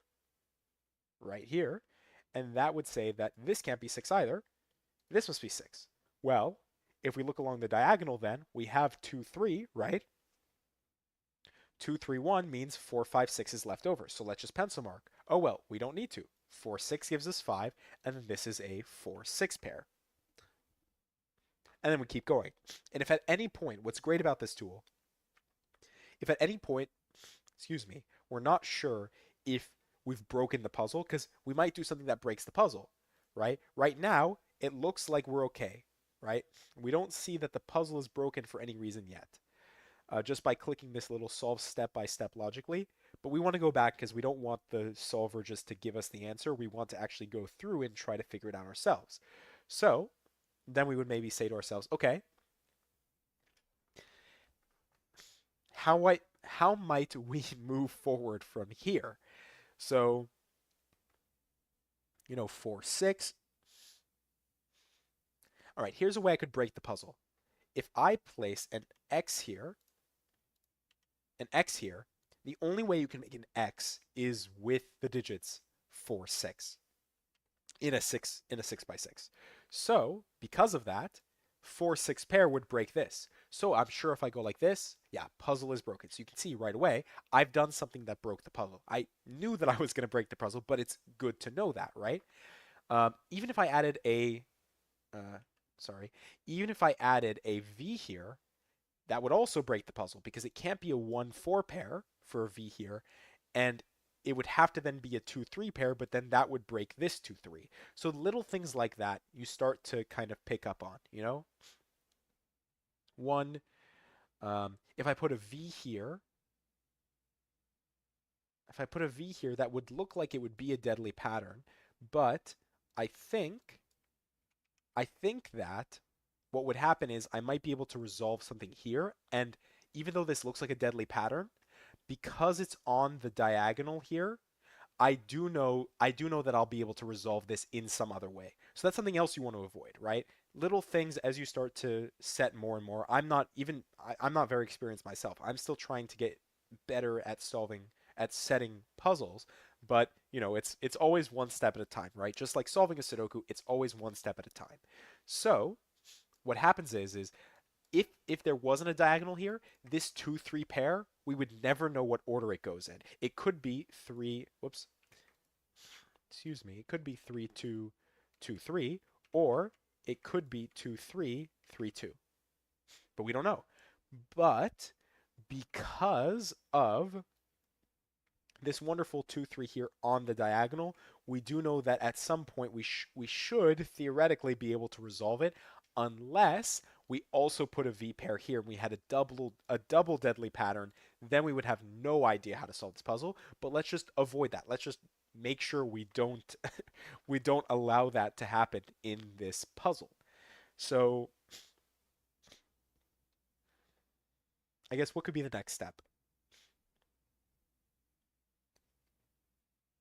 I guess the easy thing would be, well, we just did the 4-6, right? The easy thing would be to maybe give ourselves a given somewhere, right? And we have to be careful about where we place this given. So if we placed like 6 here as a given, then obviously this 6 would break the 4-6, right? That's just going to break it entirely. Both of these would need to be 4, and that's not going to work for our diagonal rules.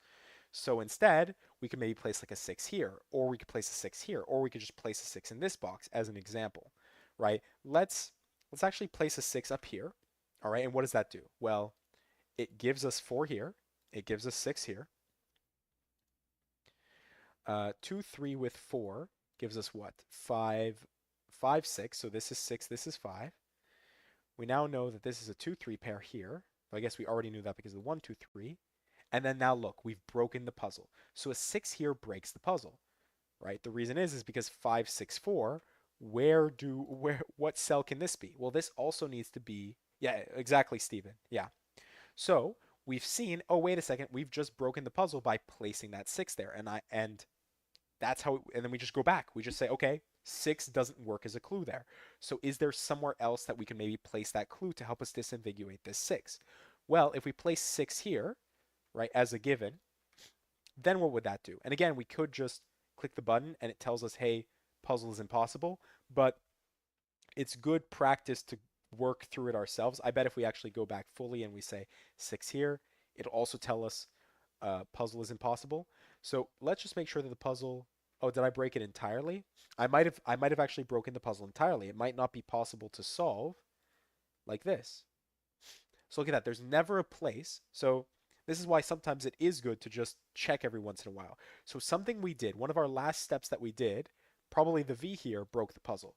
But right now the puzzle isn't broken. So what we could maybe use as insight is say, oh, well, I realize now why does the 2-3 break is because the only options that are ever allowed here are 2-3-5. So a 2-3 would break here and we'd just be unhappy. So is there something better we can do then? How do we avoid breaking the puzzle? Well, let's see if we can't, excuse me, 5, 6. We know 6, we need to figure out where that goes. Well, this is a 2-3 pair, sorry. You have to remember basic Sudoku. So that would have helped us realize that everything was broken. So if, again, if we solved it normally, like we should have been, 2-3 would tell us that the V can't go here because it would break, right? So again, those are the insights we need to see, but I was completely missing that. 5 goes somewhere here. 1, we're done with ones. 2, 3. And maybe I could almost make this like a coloring puzzle at some point as well. 2, 3, we need a resolution somewhere here, which means one of these, we know that I think one of these has to be 2, 3.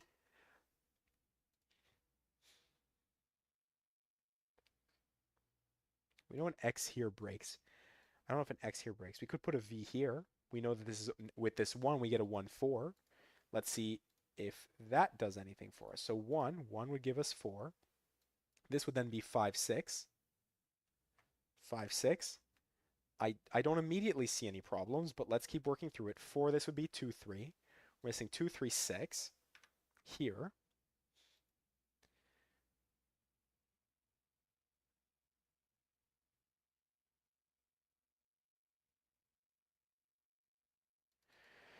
For 1, let's check.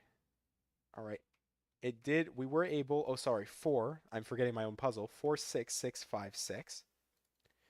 So 6 is resolvable fully here. So we have all the ones, all the sixes, right? No, sorry, not all the sixes. This is 6. All right. And then let's just double check, make sure. Oh, we can place 4. 1, 4, 2, 3. How did we do that? What am I missing? I know 4 goes somewhere here. Let's just pencil mark normally. This is 2, 3, 4. This is 2, 3, 5. 2, 3, 4, 2, 3, 5.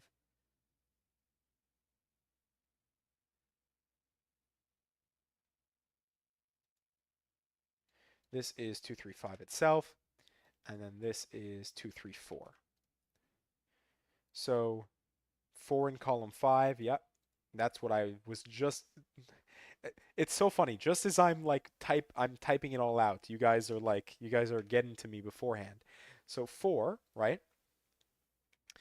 And now this puzzle, let's check. No logical steps found. So we've done literally all the possible pencil marking we could. This puzzle has no logical steps. So somehow, somewhere, we need to disambiguate this puzzle. So one way we could try is by placing 5 here. And again, sometimes we just, I also did it in my set. Sometimes you do just say, okay, at this point, I'm not going to go through, check everything. Does a 5 here break everything? It does. All right, so this can't be 5, which means this has to be 5, right? Great. We know that this has to be 5. This breaks for some reason, right? 5 breaks for puzzle is impossible, unable to place 2 in the negative diagonal. So by placing 5 here, everything breaks. But we don't necessarily understand why, I guess. So it is valuable to go like, okay, 5 gives us this. And now this is all of our 2, 3 deadly patterns. So is there a smarter way for us to disambiguate the 5, 4, 5, all that stuff? Right? Is there a way to make it more interesting or more intelligent or whatever you'd like to call it? Or do we just place another given? Sometimes you just say, whatever, I'll just place another given. And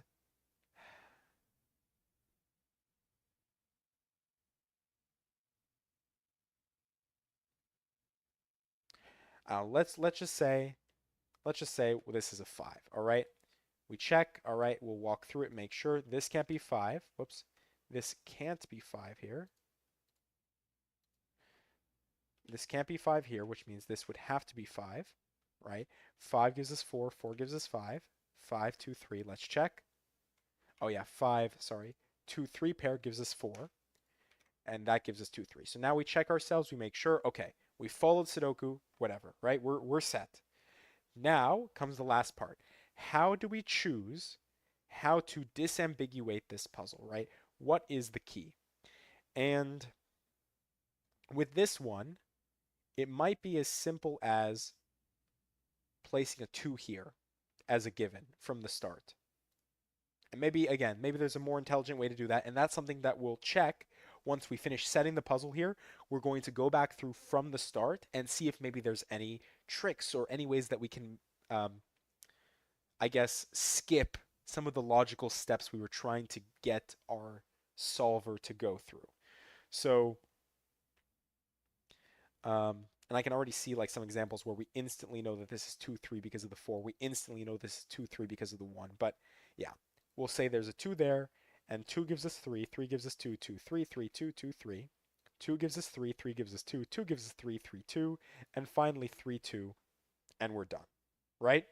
So what we'll do is we'll just play. We'll click this little button. It'll send us right to Sudoku Pad, and we can actually try solving this puzzle ourselves.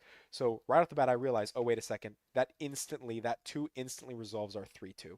So do we like that? I don't know if I like that very much. I'll keep going and I'll check, but I don't think I really like that it just instantly gives us that information. 3, 6. 3, 6, we're still missing 5 and 4. So we can already see that, some of the work that we tried to do to make the puzzle maybe a little more complicated isn't necessarily coming up here because already we see 2, 3, 2, right? We get that. This is 6. This is our 4-5 pair. 4-5, we're still missing 1-6. This is 6, this is 1. 1 gives us 4-1. 6 gives us 5-6. Um, where can we look? 2-3-5. This can't be 2 or 5, so this is 3, 3-2, 2-3. Oh, no 3 in the corner. So sad. Why wouldn't Lucian put a 3 in the corner? He loves those. All right. 2-4-5. Sorry, 5-4-5. 4-5, 4-2-4. We're still missing 1 and 6. This is 1-6. 6 gives us 3. 3 gives us 6. 6. From the row, we're missing 2. We're still missing 4. And finally, we finish off with a 3 in the corner. So, for me, I'm sitting here. I'm like, I don't know. Oh, sorry. I realized I'm blocking digits out. That's my fault. But you know, that I don't think that was a very satisfying puzzle. Maybe for some people that might be. It's a pretty simple. It's a pretty simple 6 by 6. Maybe it could be used, for someone who doesn't know how diagonals work, or someone who's trying to learn V clues, right? Things like that. So you can make this as like an introductory puzzle. But obviously, if you're trying to make it more difficult, then less givens, more variants will probably challenge you a little bit more. So we'll X out of that. And I guess that's just kind of like a random example of a 6 by 6. Um, but yeah, that's exactly how I went through and I did my fog of war puzzle. I said, okay, if I want the path to go this way, how do I force that path essentially? How do I make my solver think about going in that direction? So yeah, that's it's a little setting um, I don't know if it's a great lesson, but it's definitely a mini lesson. I would definitely recommend, like I said, go and check out Memerister's channel. Memerister has a few videos. There was an eventual 3 in the corner. Yeah, I was joking. I knew that I had a 3 in the corner, but um, yeah, Memerister has a couple of great videos on that. One from a year ago on 9 by 9 puzzles, and then one from like the last 2 weeks and the last 4 weeks. So within the last month, Memerister has posted 2 puzzles or 2 videos that show him setting 6 by 6 puzzles. So I think the first one was a killer cage puzzle, and the second one, I haven't watched it yet, but I saw it when I hopped on his channel, is an arrow puzzle. So that's really cool, learning how to set an arrow puzzle. Um, but yeah, so there you go. That's a, a way to set Sudokus. Sudoku Maker, like I said, is an amazing tool. Sir Zemek did a great job with it. He's still developing it more and more. It's right now, I guess, in alpha testing. Um, but I haven't really had any problems with it, so I'm I think it's a great tool. Yeah, Zaid, I'm happy to provide that. But yeah, so if we jump to the puzzle I sent, the one copy link address, and I can go through and whatever. I'll just open up a new thing. So a crooked path, right? Let me move myself over here again. This is very different from how I normally do my solves, but